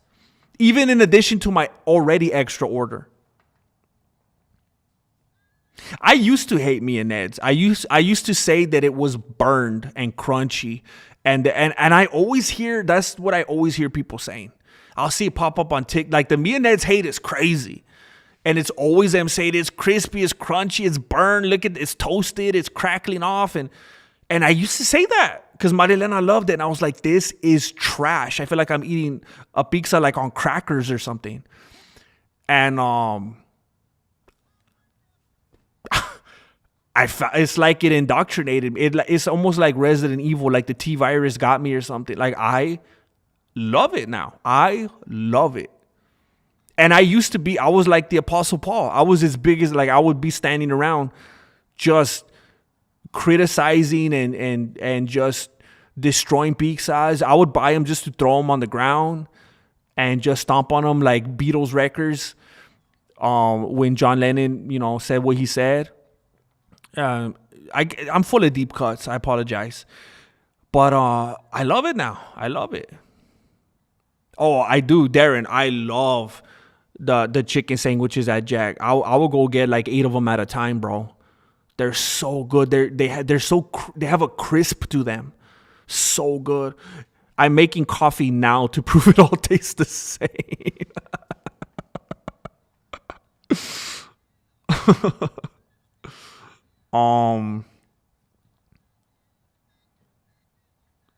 Yeah, they don't care. It always blows my beanie when I actually think about different places I go to eat, and it's like, man, this is all run by like high school and like early college kids. They don't care.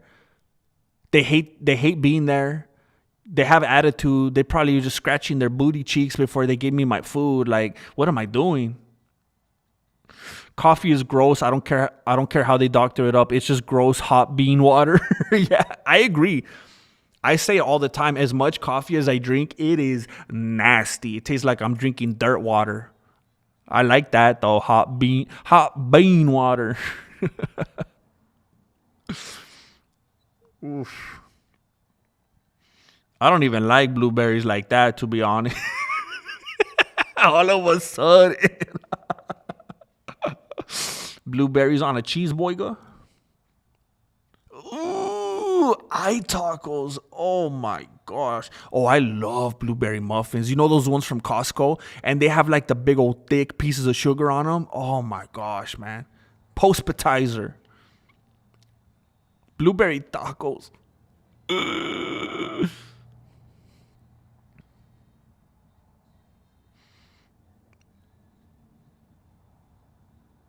A hernia from burping like that? What the heck? Snap. Oh, snap. Don't listen to him. Why can't In-N-Out have better fries? Yeah, again, when I was a kid, I despised In-N-Out. I was like, who are they messing with us? These fries, it's like a prank. It's like cardboard. But I developed a taste for them. Now, I would never, come on, you can't put them up against McDonald's or like any other place.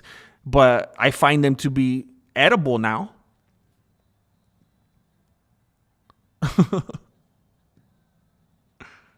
This bean water slaps. It's Prince's recipe. Never did I think that Prince would own such a place in our hearts and beanies. America runs on Dunkin'. Pizza is bread, sauce, and mozzarella cheese, and pepperoni. Anything outside of that is not pizza. Heck yeah. Heck yeah. Wait a minute. Are you dissing? Wait a minute. Are you a cheese pizza lover? Because you left out pepperonis. Pizza is bread, sauce, and mozzarella. I always tell people, man, people ruin the party.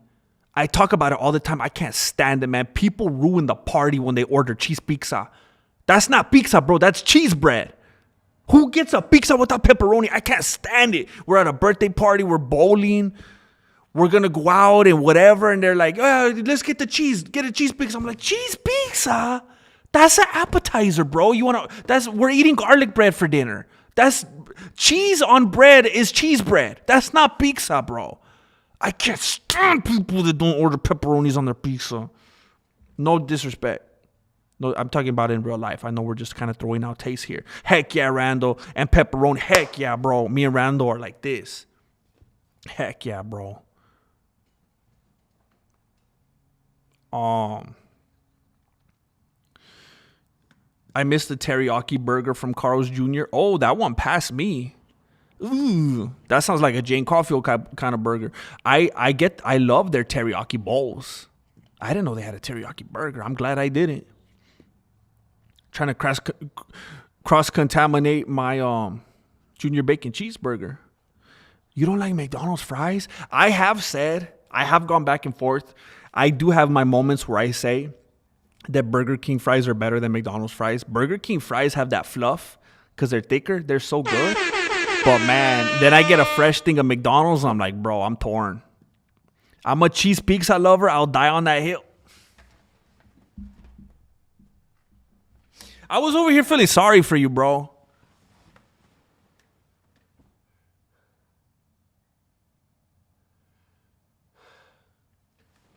I just don't get it. I don't get it. Is there something about the pepperoni that you dislike? I could understand it if you wanted to use the cheese pizza as a palate cleanser. If you had a pepperoni, if you had a combination, you know, one of my favorites, I'll get a pizza that it has to have pepperoni. I'm not eating a pizza that doesn't have pepperoni. It'll have pepperoni and it'll have mushrooms and bell peppers. That's one of my favorites. And I understand if you're like taking a bite of that and then you have a bite of cheese pizza. Take a bite of that, have a bite of cheese pizza. But just cheese? I don't like sausage on my pizzas. Even when I get combination, I tell them, take off the sausage. It's like too clunky. It's too bulky. It gets in the way. They're too overpowering. Dang.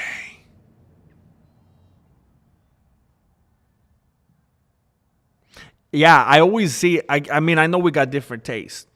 I don't like the sausage or like the beef, you know, like meat lovers and stuff. Nah, it's too overpowering. I taste it too much. Maybe if they cut them way thinner or something. But heck yeah, I love onions on the pizza. I love onions on anything. I'll eat onions on my frozen yogurt, bro. I love onions.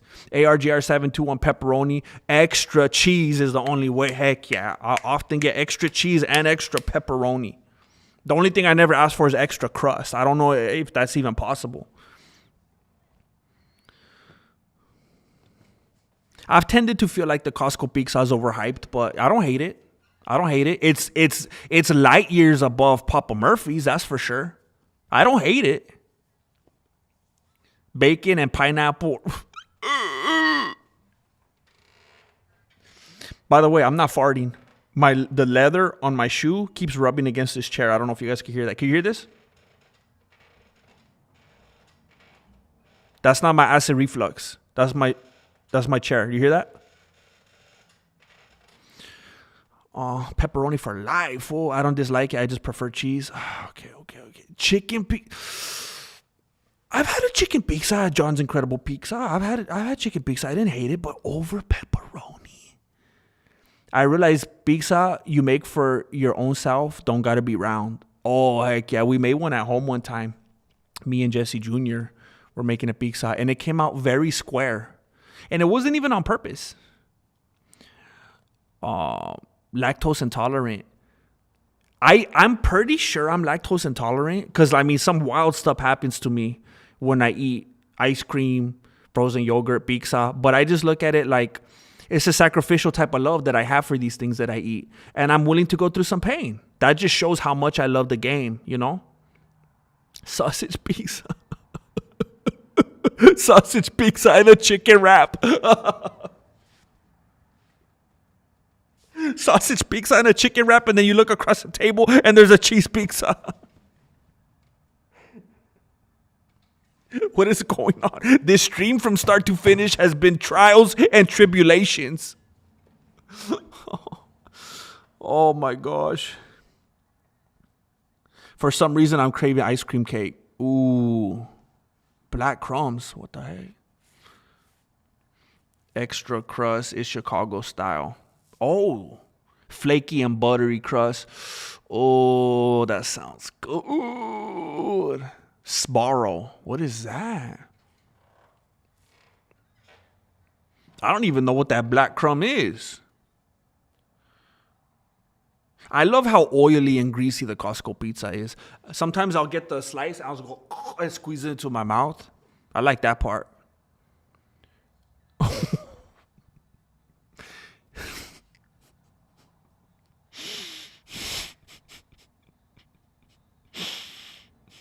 Heck yeah, balloon fart. We've been waiting for you, bro. Fried ice cream. I've heard about it. But I never been that down in the dumps, bro. Tres leches. Ugh. Tres leches tastes like someone already chewed on it, man. Tres leches is like if you were going to the party and you had like the cake in this hand and all the drinks in this hand, and then you foul and all the drinks spilled onto the cake and it just became this mush. Tres leches is like if you were in a convertible and you couldn't figure out how to make the top go up and you were driving to the party and it rained all over the cake. I don't understand the tres leches. Ooh.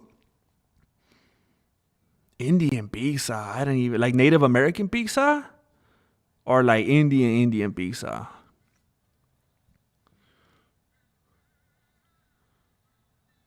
Black crumbs. Are you talking about black or like chocolate cake black? I can't imagine wanting to eat something that looks black and crummy. Black crumb. Who's the Black Crusader? What is this? We are family. Interesting. 'Cause I got all Black my homies with crumb me. cake. Oh, I spelled that wrong. All right, never mind.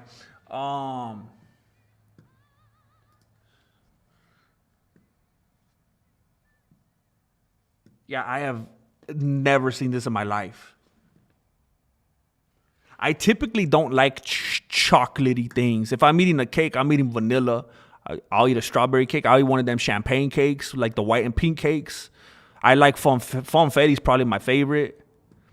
Don't get that whipped topping out of my face. It's got to be buttercream all the way. I will kick that whipped topping cake off the table. Give me buttercream all day. I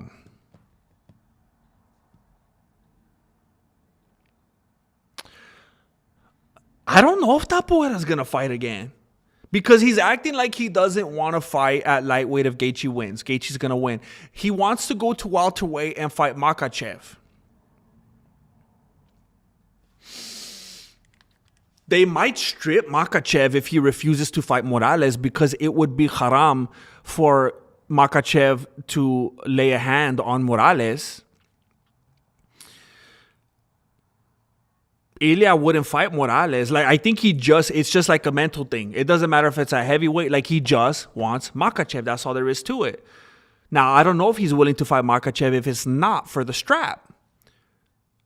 Now, if Makhachev gets through Morales, if that even happens, hypothetically, do they let Ilia jump that after all? They probably would. I wouldn't be surprised if nothing comes together for Ilia and he goes straight to boxing.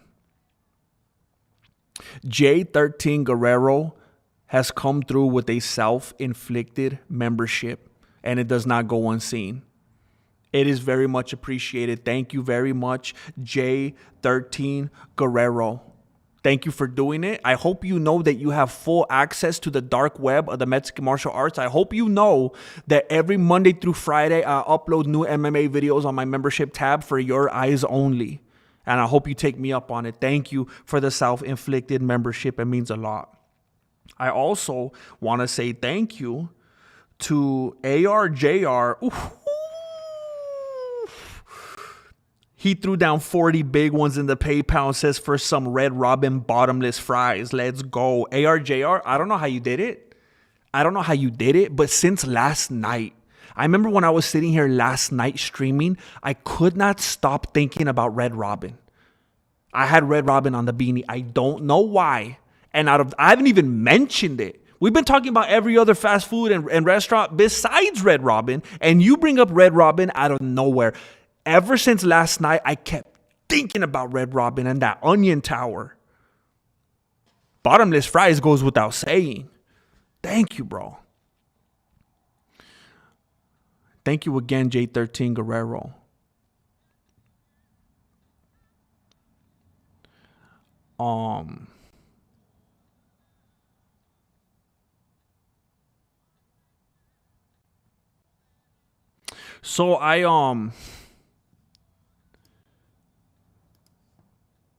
So Airplane wins. Airplane wins with 55% of the vote. It's respectably close. Respectably close. That means this upcoming Thursday on Movie Night on Patreon. And again, if you have any desire to be there whatsoever, the link is below in the description for the Patreon. On Thursday, we're going to be watching Airplane, it looks like. And then the following week, it is going to be Renaissance Man. That secures it. That secures it right there. Now, I want to ask you guys something before I have to dip. I'm going to ask you guys something. Angel Padilla, that was Angel Padilla's vote right there. Oh, Marloca, you don't like Airplane? ARJR has come through with another membership. That's his consolation. He has come through to bless Saeed Varach. Saeed Varach. Thank you, ARJR, for continuing to bless these people. Thank you, Marloca, for coming in immediately and keeping the momentum rolling. Caught in the Rain has just been blessed by Marloca. Thank you for doing it. Thank you for doing it. It was a toss-up. Both movies are good. I think I've even heard you mention Airplane, if I'm not mistaken, ARJR. Look, I want to do another poll. I would appreciate your guys' input very, very much. I say it all the time. Nothing I do would make any sense whatsoever without you guys. What am I going to do? Make videos and sit here and watch my own videos? So I'm looking for some of your input. Just took a nap and woke up grumpy. Sorry to hear that, bro. Hopefully we could turn that around. The count currently is, I voted for the other one. It's fine. Yo nomás me gusta de drama. Oh.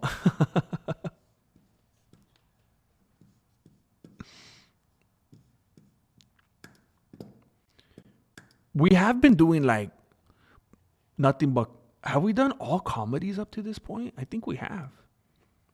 We're at 1195. We are dangerously close to 2 million. Okay, listen. Please stick with me for a few moments. I really want to see. And please, look, there's 54 people here. Can we not have 20 votes?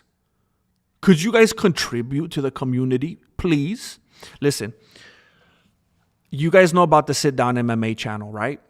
I uploaded a video there yesterday. Okay? I uploaded a video to the Sit Down MMA channel. Thank you very much, ARJR, for blessing John Miles with a blessure. Thank you. Thank you for getting us closer and closer. Yesterday, I uploaded a video to the Sit Down MMA channel, okay? That video currently has 376 views. 376 views on the Sit Down MMA channel, okay? Thank you, Angel. Thank you. I uploaded that exact same video in shorts format. Shorts format. The exact same video. I didn't add or take anything away. To this page. And it, just so you remember, on the Sit Down MMA channel, it got 376 views. Okay? On this channel, the exact same video got, oh snap, it's not showing publicly, it's showing more on the back end.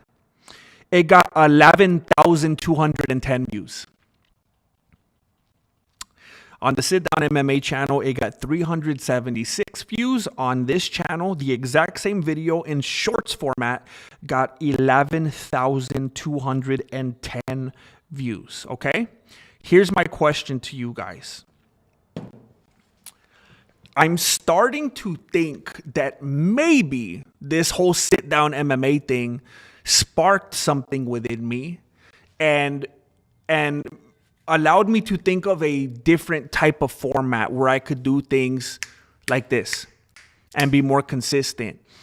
And the content itself like popping. I mean, it wasn't like the other sit down MMA videos. I did this one different, and it was more boom, boom, boom, more Big Bang Theory. Ha ha ha ha ha. I'm starting to wonder if I should just take it for what it is. That little venture, that little side quest, let me kind of reinvent myself a little bit, made me think of this new, different enough kind of format, and I should upload them on this channel. And that side quest served its purpose, and it got me to kind of think of this new thing that I could do on a more consistent basis and just do it on the main channel. Because I'm thinking, if the short did this good, how good would it have done if I uploaded it like a regular video on the main channel? Because the shorts algorithm and the regular videos have different they're different algorithms.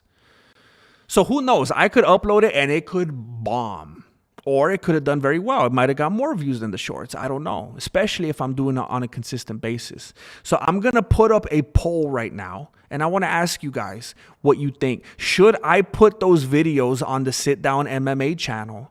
Or should I just take that for what it was? It taught me some things, helped me reinvent myself, helped me think of some new, fresh formats and ideas, and just put everything here on the main channel. And be honest, some people might think it's a good idea to have, not have all my huevos in one pair of chonies, and to kind of branch out a little bit and keep the Sit Down channel alive. Tell me what you think. Don't tell me what you think I want to hear. 307. Thank you, Jane Caulfield. A little late, but thank you. Try to be in the top 5 next time, yeah? The Sit Down didn't notify me. You see, that's what I'm saying. If you find any way to get traction, spam it. YouTube seems to push shorts. It does. That's where they're trying to go. I don't know what the money is on either, though. You definitely don't make any money on shorts. I think your main channel is getting in the algorithm now, and you got to take advantage. That's what I'm thinking, especially because of what you've been letting me know, Melancholy. So let me hear it from you.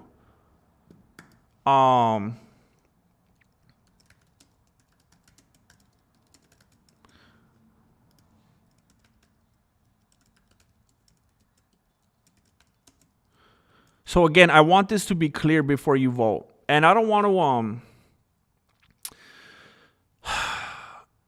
I'm not trying to put you guys to work and make like, what the heck? We're not your marketing team or whatever. It's just, you guys are the ones that, I mean, you are this community, and you have the biggest say in,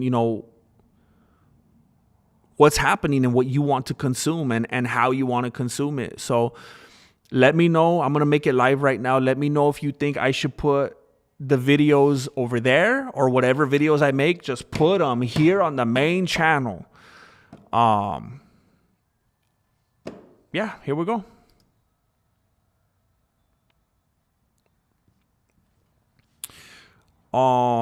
Put a Sit Down MMA video on here and see what it does. See, here's what I'm tempted to do, Jane Caulfield, especially if it goes that way on the poll here. The video that I released yesterday on Sit Down MMA, I think I'm just going to upload it on this main channel. Not only just as a short either, because I've already done that, as a regular video. The only problem is YouTube might flag it. Because if it's just, I was able to get away with it because it went into the shorts algorithm and I resized it like a short. But if I just do it just straight across, just identical, YouTube might flag it for being like, wait a minute, is this channel stealing content from another channel? Because it's the same video. I'll have to deal with that. I'll have to, whether I have to let them know, hey, that's my channel, bro. Or just take the other one down. I don't know. But that's what I'm considering doing after this stream.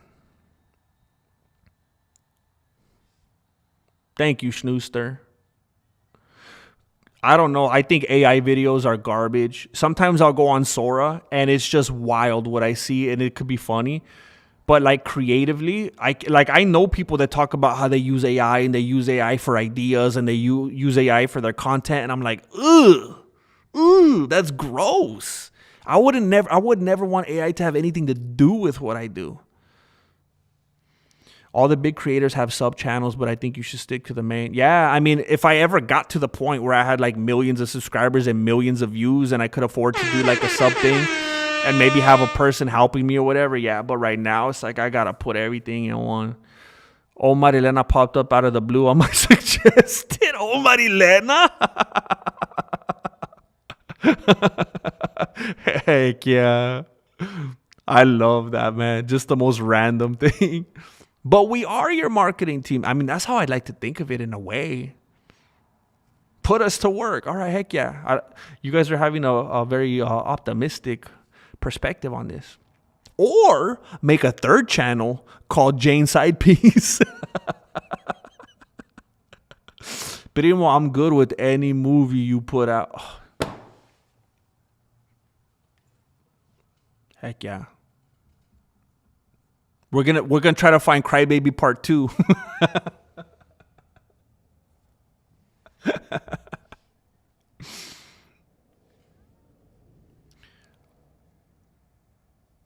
You guys are too kind. You guys are too kind. I think it can be useful for getting assets for projects, but yeah, AI isn't stealing my job. Heck yeah. Heck yeah. All right, let's see. So main channels, when again, I see what bunch of slackers on here, bro. There's 56 people watching and only 20 votes. You guys are lazy, bro. And I'm not ashamed to say that. Unless you're driving or you have your phone in your pocket because you're at work, that's messed up, bro. If I was watching the stream and the dude was trying to ask me to participate in a vote and I'm sitting here taking in that content, I'll be like, that's the least I could do. That's disrespectful, bro. The only not comedy was Rocky. Oh, that's right. That was our first one, huh? We don't need any more side pieces up in here. Jane's getting nervous. She's like, hey, shh. People might not have accounts. All right, I apologize. I came in hot. I apologize. But still, at the same time, 4 more people voted because they felt that conviction in their heart. But also, I apologize. I came in hot. Julio says, all it takes is a click, bro. That's the reason I get so upset about it. Because if it was me, I'd be like, of course I'll do that for you, bro. I watch your content. That's the least I could do. But if you don't have an account, if you're not signed in, I understand it. Somebody might be watching this video on one of the devices at Best Buy right now, and they're not even logged in. So I get it. Jane Caulfield says, I'm cleaning at work, and I still voted. That's what I'm saying. The first rule of GM's Dojo is you vote in the poll. The second rule is you vote in the poll. I want to say this. Since I had an outburst, 6 more people voted. And I want to say I appreciate you. Because what you could have done when I had my outburst is you could have got defensive and got mad at me. And you could have left and said, how dare he get upset with me? But you voted. 7 more people now. I appreciate it. I see your 7. I see you out there with every head bowed and with every eye closed. I see that 7. I see that 7. I have you in mind. I will not forget you. You are special to me. You made a difference tonight. So 74% are saying, I mean, I'll feel happy if we get to 30. 20s is still kind of pathetic. But I'm always lurking in the shadows without saying anything. And I even voted. Mad Cat Sprat, appreciate that. I do think some people at work for sure though. You know what? And if you're at work right now and you can't vote, I want to know that I appreciate you on the same level as if you did vote, for the fact that you're listening at work right now and risking getting in trouble. I appreciate that. It was hard to vote because I don't care either way. I'll still watch. Sounds good. The short when you poke Flacco in his ears at the end was funny. Bro, that's my highest viewed video. It has 9.9 million views. 9.9 million. Crazy. The 2 funnest things about this channel for me is the lingo and the hot takes. That's all I got, bro. That's all I got. Hey, we got 29 votes. Do I have one good-hearted soul out there that will allow me to sleep tonight and get me to 30? If we get to 30, I feel like I'm Mr. Beast right now. I feel like we did big things. We made some moves tonight. Can I get 30? Is there one good soul out there that's going to push us over the top? Everyone go to Best Buy tomorrow and put GM on all the monitors. Heck yeah. That's what we got to do. That's the secret right there. Best Buy, Target, Walmart. Mar Loca, The Pest. Ooh, The Pest, Big Fish, Blood In, Blood Out, The Mask. I feel like the film that really even got us talking about movie night was Blood In, Blood Out. We got to hit that one sooner than later. Now, when you say The Mask, are you talking about Jim Carrey or are you talking about Cher?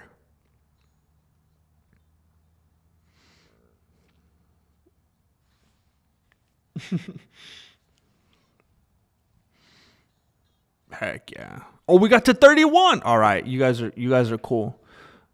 You guys are cool. I appreciate it. Thank you for doing it. If you voted,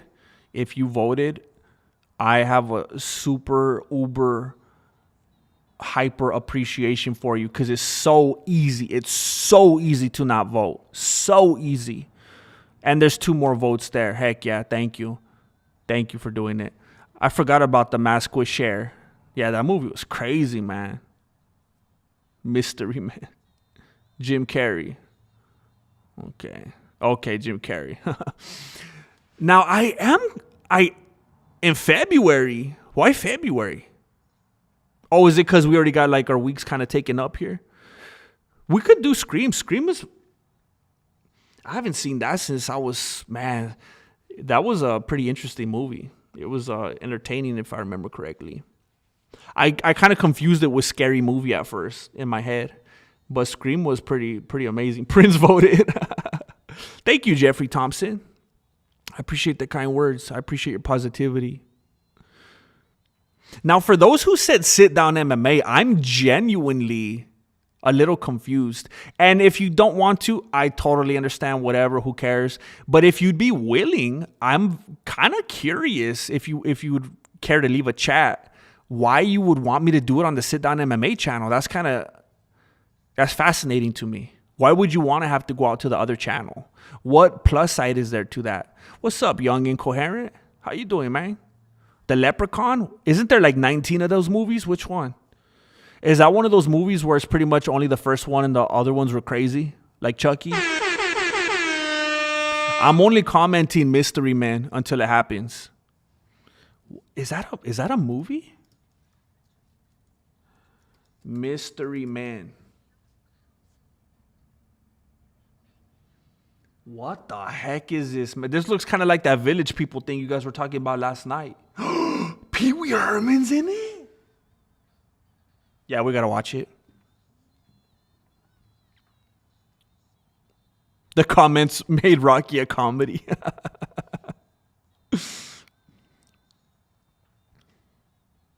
That's true, Balloon Fart. That's true.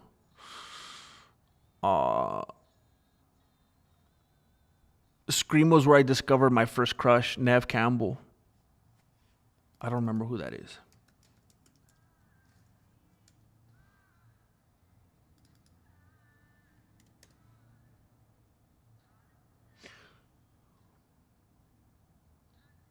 Okay.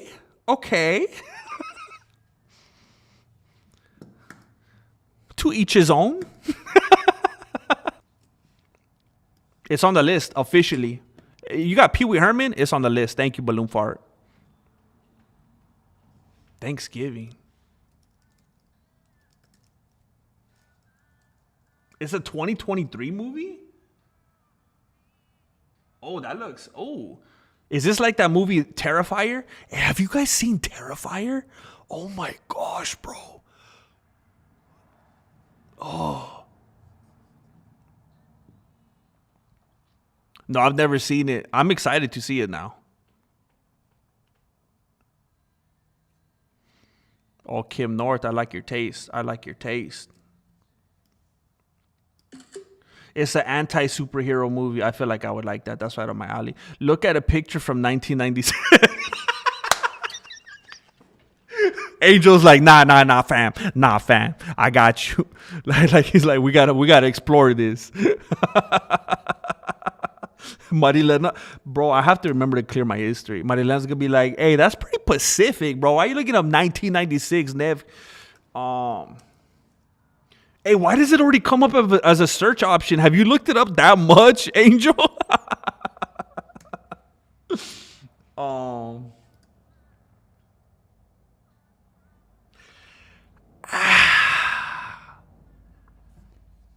I mean, I think this is kind of like I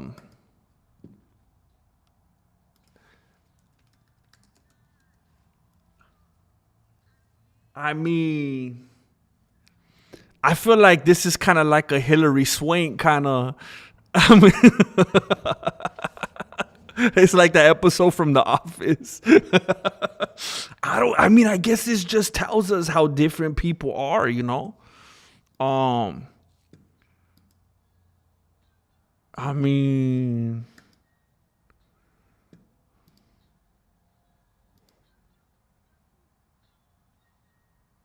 see, in 1996, I was like, I remember we watched Son-in-Law the other day. You know, in 1996, in 1996, I was asking Jeeves about Tiffany Amber Thiessen. You know what I'm talking about?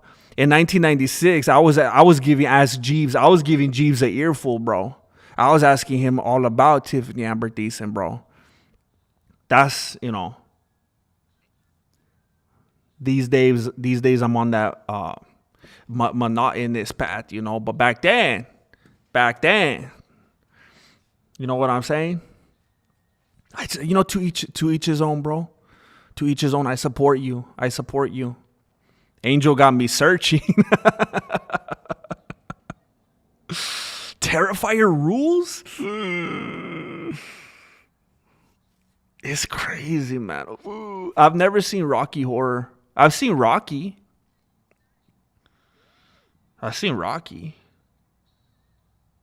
Saved by the Bell.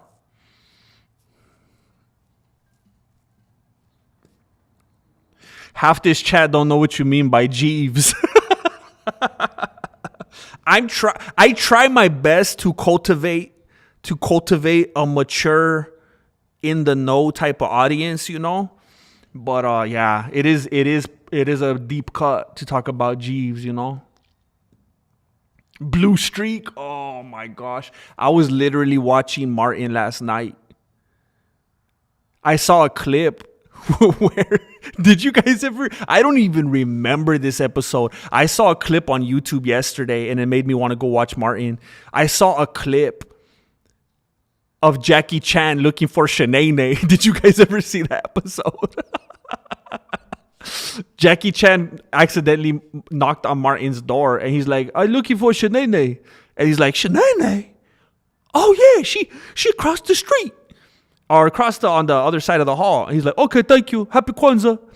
And then he went to talk to Shanae. Shanae is like, hey, why you come over here unannounced? Like if they already had like a thing going. And then Martin tells his lady, man, Shanae must got that ill, nah. I replayed that like 30 times, bro. When he said that Shanae got that ill, nah. I couldn't stop laughing. And then I started listening to that song. Wasn't it? Who is that? Tony Braxton? Who is that? Ill, nah. Who sings that? Foxy Brown. Tony Braxton. Oh my gosh. Stand by me. Oh, that's heavy, man. Lean on me. What's lean on me? You can stand by him and lean on him? Lean on me. What movie is that?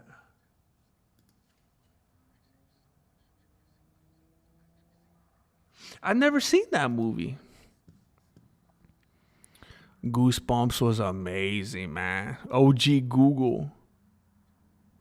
Funny story, last year me and my friend went to see Seven. Bro, being able to see Seven in a theater, like in 2025, that would be amazing, bro. We were both so confused, thinking CGI was so good to make Brad Pitt and Freeman look so...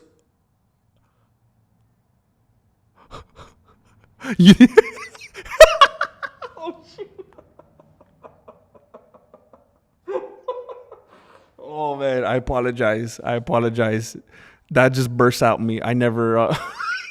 That took me off guard, bro. You didn't know it was one of them throwbacks. You know how sometimes they do a movie night where they play like old movies. You didn't know what was going on. Oh snap! Jeeves was my homie. He was very respectable. He was very well dressed.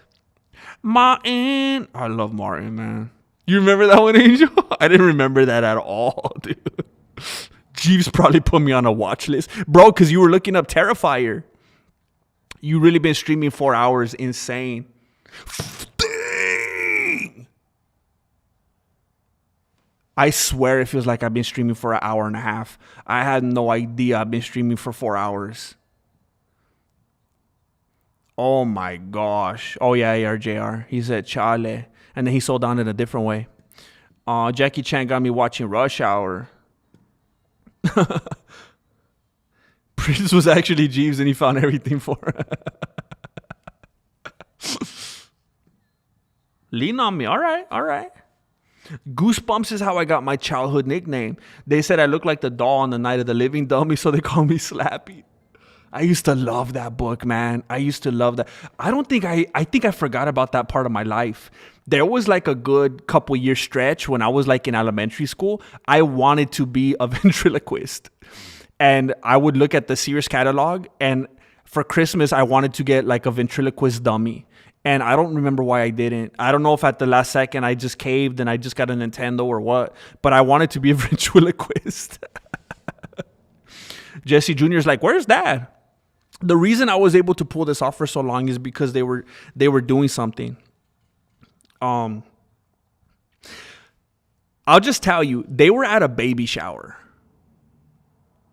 And they were acting like I was being archaic, you know? But I said, hey, homies don't go to baby showers, okay? I ain't a lady.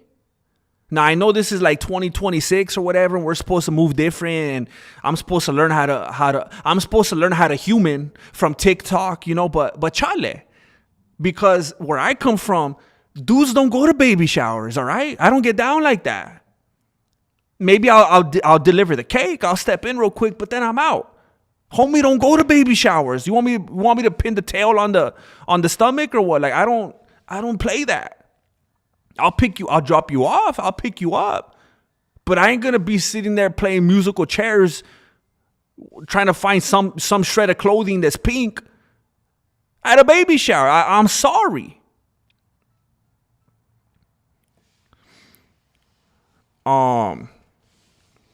Bro, we were both texting other friends telling them about this amazing new movie. It was embarrassing. I mean, in your favor, you know, to be fair, it's kind of like that movie that Scorsese did where he made all these dudes look young. What was it? It was like a 7-hour long movie that came out, The Irishman or something like that. No one wants to go to a baby shower. Serio. Jeff Dunham.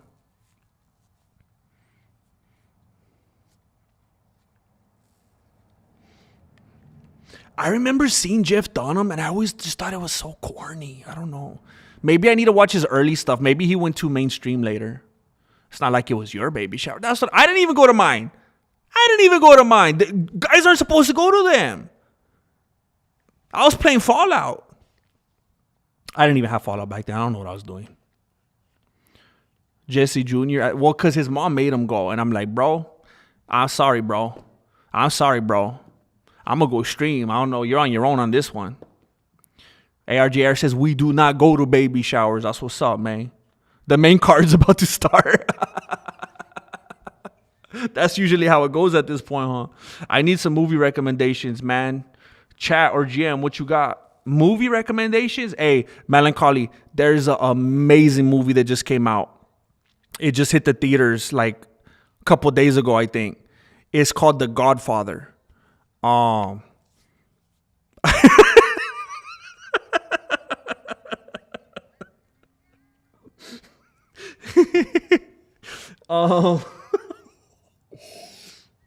Dang, movie recommendations. Do they have to be new movies? You know what? One of my favorite, Melancholy. One of my favorite movies of all time, is Dances with Wolves. Oh, classic of classics, bro. Have you ever seen Dances with Wolves? Melancholy.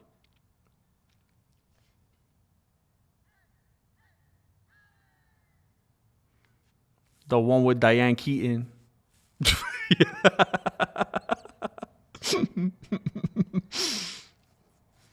Yeah, Diane Keaton, she's kind of like an up and comer right now. Heck yeah. Isn't that movie like 5 hours? It is on the long side. I'm not sure. Dances with Wolves. It is 3 hours and 1 minute. Oh, so you see? Okay, that's a good movie. All right, let's find an old bootleg film. Oh, Chubby, watch that. Some of my home movies when I was a kid, or what? I saw it in theaters when it. Dang, you saw it in theaters? I'm so jealous of you, bro. Let me see. Besides that, have you seen Tombstone? Can you be an American without? No, you can't. We just confirmed it right now. Robin Hood, Prince of Thieves. I've never seen that.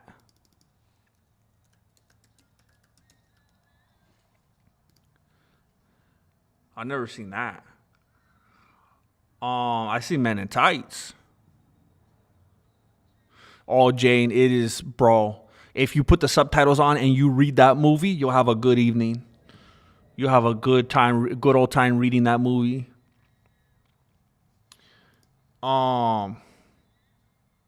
I've never seen Master and Commander.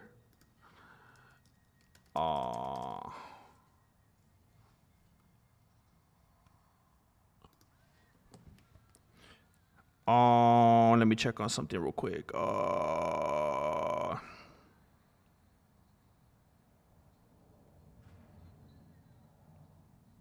Okay. Oh, it's parodied. That's what it parodied? I had no idea. Oh my gosh.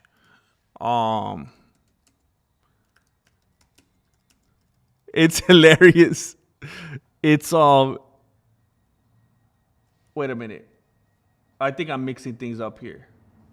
Master and Commander. What is that? I thought you were going to say that Jessica hates the Prince of Thieves one, and I thought it was going to be hilarious that she hates Prince of Thieves but loves Robin Hood Men in Tights. How about Multiplicity, Meatballs, Princess Bride? I don't think I've ever watched Multiplicity. I was too... Wait, Meatballs? I was thinking Spaceballs. Meatballs, what is that? Well, that's a homemade recipe. Homemade movie.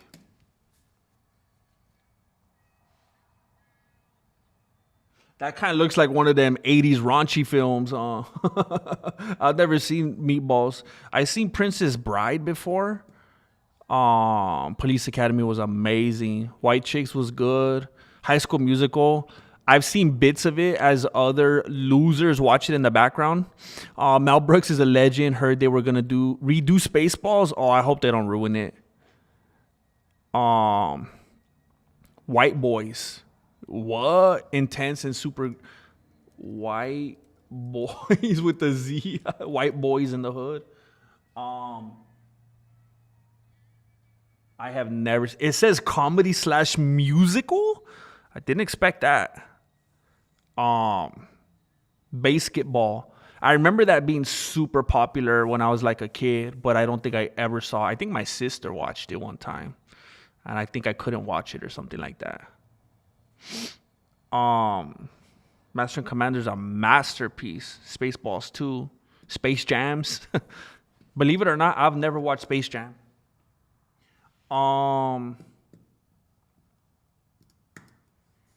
Well, shoot, there's all your recommendations right there, bro. So it looks like the main channel won, and I honestly don't know what could have made anybody vote for Sit Down MMA. It's definitely not a musical. It's interesting to me. It's interesting to me. I'm just wondering what plus side that has. What I'm thinking I'm gonna do right now is probably upload the new video on the main channel just as a regular video and see what happens. And who knows, it might get 300 views. It might be the same. But I don't think I could afford to not give it its best swing at this point and not put it on the main channel. I think that's the smartest thing from all angles at this point. Oh, that's terrible. Oh my gosh. Okay. I would have voted for sit down if it helped the growth. Yeah, it hasn't been up to this point, but who knows? The only reason voted for sit down because it's yours, but I would watch it on both. Thank you. Well, thank you for the clarity. Thank you. I remember back in the day, back when I was doing this with vote. Oh heck yeah, the Toxic Avengers, one of my bro. Toxic Avengers, one of the things that raised me, bro. There's like 4 or 5 parts, bro. I used to have them all. I just watch them nonstop. I remember back in the day when I was doing this with Voto Studios, and we were trying to make it. We were trying to figure it out. We didn't blow up until we started posting videos on Facebook. That's where we got big. And then we started telling the Facebook audience, "Hey, come over to YouTube. Come over to YouTube." And then the YouTube started growing slowly but surely. So who knows? Who knows what kind of push it would take Sit Down MMA to really take off and be its own thing. And I really would like it to work out. It would be super cool to be able to have another successful channel from the ground up and do the algorithm right. But I don't know if I'm at a point in my life where that's logical to start all over like that. Rick Moranis is coming back. Either way, I do need to dip out right now. I'm so happy that I was able to hang in there for 4 hours. It flew by. It absolutely flew by. For me, at least. I apologize if it didn't for you. But it flew by as far as I'm confirmed. I had a great time. It was a little rocky. It was a little rocky at first, but we made it. And look, if you already saw the video that I uploaded on Sit Down MMA, if you already saw the video that I uploaded on this channel as a short, it would mean everything to me if you would watch it again when you see me upload it in a little bit. It's only a 2-minute video. YouTube knows if you watch the whole thing. If you open it and dip out in 8 seconds, my algorithm is going to go because YouTube's going to be like, oh, they dip out in 8 seconds. I'm going to upload it to this channel. I'm going to do everything I can to make this make sense. I want to make this a party. I want to make it good all the way around. I don't want you guys to stay in this circumstance where the channel's underrated, the channel's underrated, the channel's underrated. Maybe someday we'll have something. Oh, we're the hidden gem of YouTube. You know what? It'd be nice to actually have some success with this thing. You know, that would feel good, and that we could live in party mode all the time. So if you would open the video, watch it, 2 minutes. Give it a like, give it a comment, all that stuff. Hype it up if it lets you. That would mean so much to me. ARJR, looks like you have your movie list for the year, GM. Let's go. Yes, he has Spaceballs brought him out of retirement. That's amazing. I know he had that sad story with his wife. It just showed what kind of dude he was. I think it was special. I think it was nice. He was there for his kids and everything, and that's amazing. I'm blown away that they got him to do that. It's got to have something to do. It's got to have everything to do with Mel Brooks and just being an old dude and Mick Romanis just being like, hey man, you know, you deserve this. You deserve these. You deserve these. And thank you. Oh, from platform to platform, we will follow you. I want to say thank you for this generous individual who just slapped down 20 big ones into the PayPal, who chooses to remain nameless. 20 big ones. So I can buy some of that crusty, crunchy, burned, overcooked Mianet's pizza. with lots more things than just cheese on it. Heck yeah, Kim North. I'm about to sign off right now, too. Thank you, everybody, for being here. I got to look up some airplane facts for Thursday. Thank you, everybody, for being here. Chances are, because I know we're going to go out and do a couple things tomorrow, that I probably won't be active on here tomorrow. But let's get all set up for Monday. And if you see me floating around on YouTube, would you please give me some clicky clicks, some clickety clicky clicks? I appreciate it very much. Thank you for spending so much time with me. Oh, American History X is a masterpiece. Thank you for spending time with me. You be safe out there. You have a good evening. And please keep your fruits separate from your pizzas and your burritos.